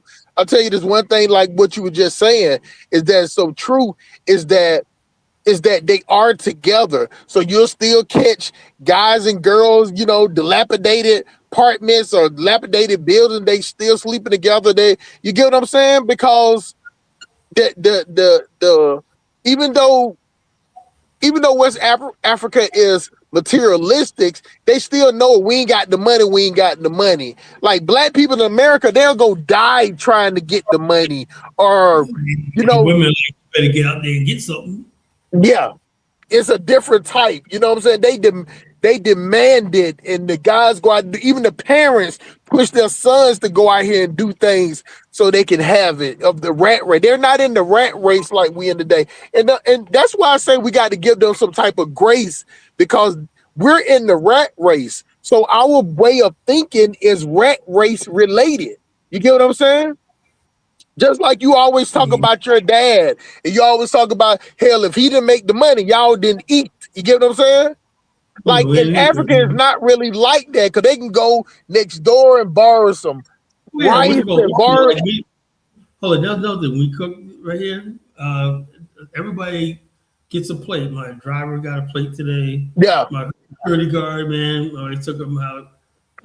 He's a good guy, though, Ruben. You know, we don't mind feeding him. So here, everybody, if you're hungry, you're gonna get fed. You know, right. Everybody eats. You know, you got food. Somebody say, "Look, I don't got no food today." Yeah, you know, come on. African goddess, I 100% agree with you. African culture, this is a different culture, but this is the conversation me and Colin have all the time, and I tell him that, you know, it's like we say that Africa is right for the pickings, and I always tell him, no, it's not. It's meant to be like it until the people change. You get what I'm saying? Like we can't want more of this. It gets to the point that they look at us like we're downgrading them. Like, okay, the way we live it ain't good enough. We try to tell them that no, you can live a better way. You can, and they like, but y'all so stressed out. Y'all so, you know, killing yourself and, you know, going to jail. You know, risking about rob a store for $50 and go to prison for killing people for weaves, and you killing people for tennis shoes, and like we don't do that here. So it's the thing that it's the nuance how you talked about on yesterday's show, Carla. You know what I'm saying? The nuances that comes with our rat race of thinking. You get what I'm saying? It's the same way with me, with how I was raised up in the streets. Tyler, that comes with nuances. You get what I'm saying? There's things that to this day, and things that I don't do is, even when I go park in a parking lot, I still have that hood mentality. I just don't take any parking spots. When it's about, I have to ride around the parking lot, caller, see if anybody's sitting in the car. You get what I'm saying? Like, You know what I'm saying? Like it comes with that because we live like that. Like that killer be killed way of thinking. Like when I talk to my chick and she be like, God, she like it just like you just like if you kill somebody tomorrow, it's just like it's okay. And I'd be like, well, if I have to, like she doesn't understand that. She doesn't understand that as nice as I am, I can just kill somebody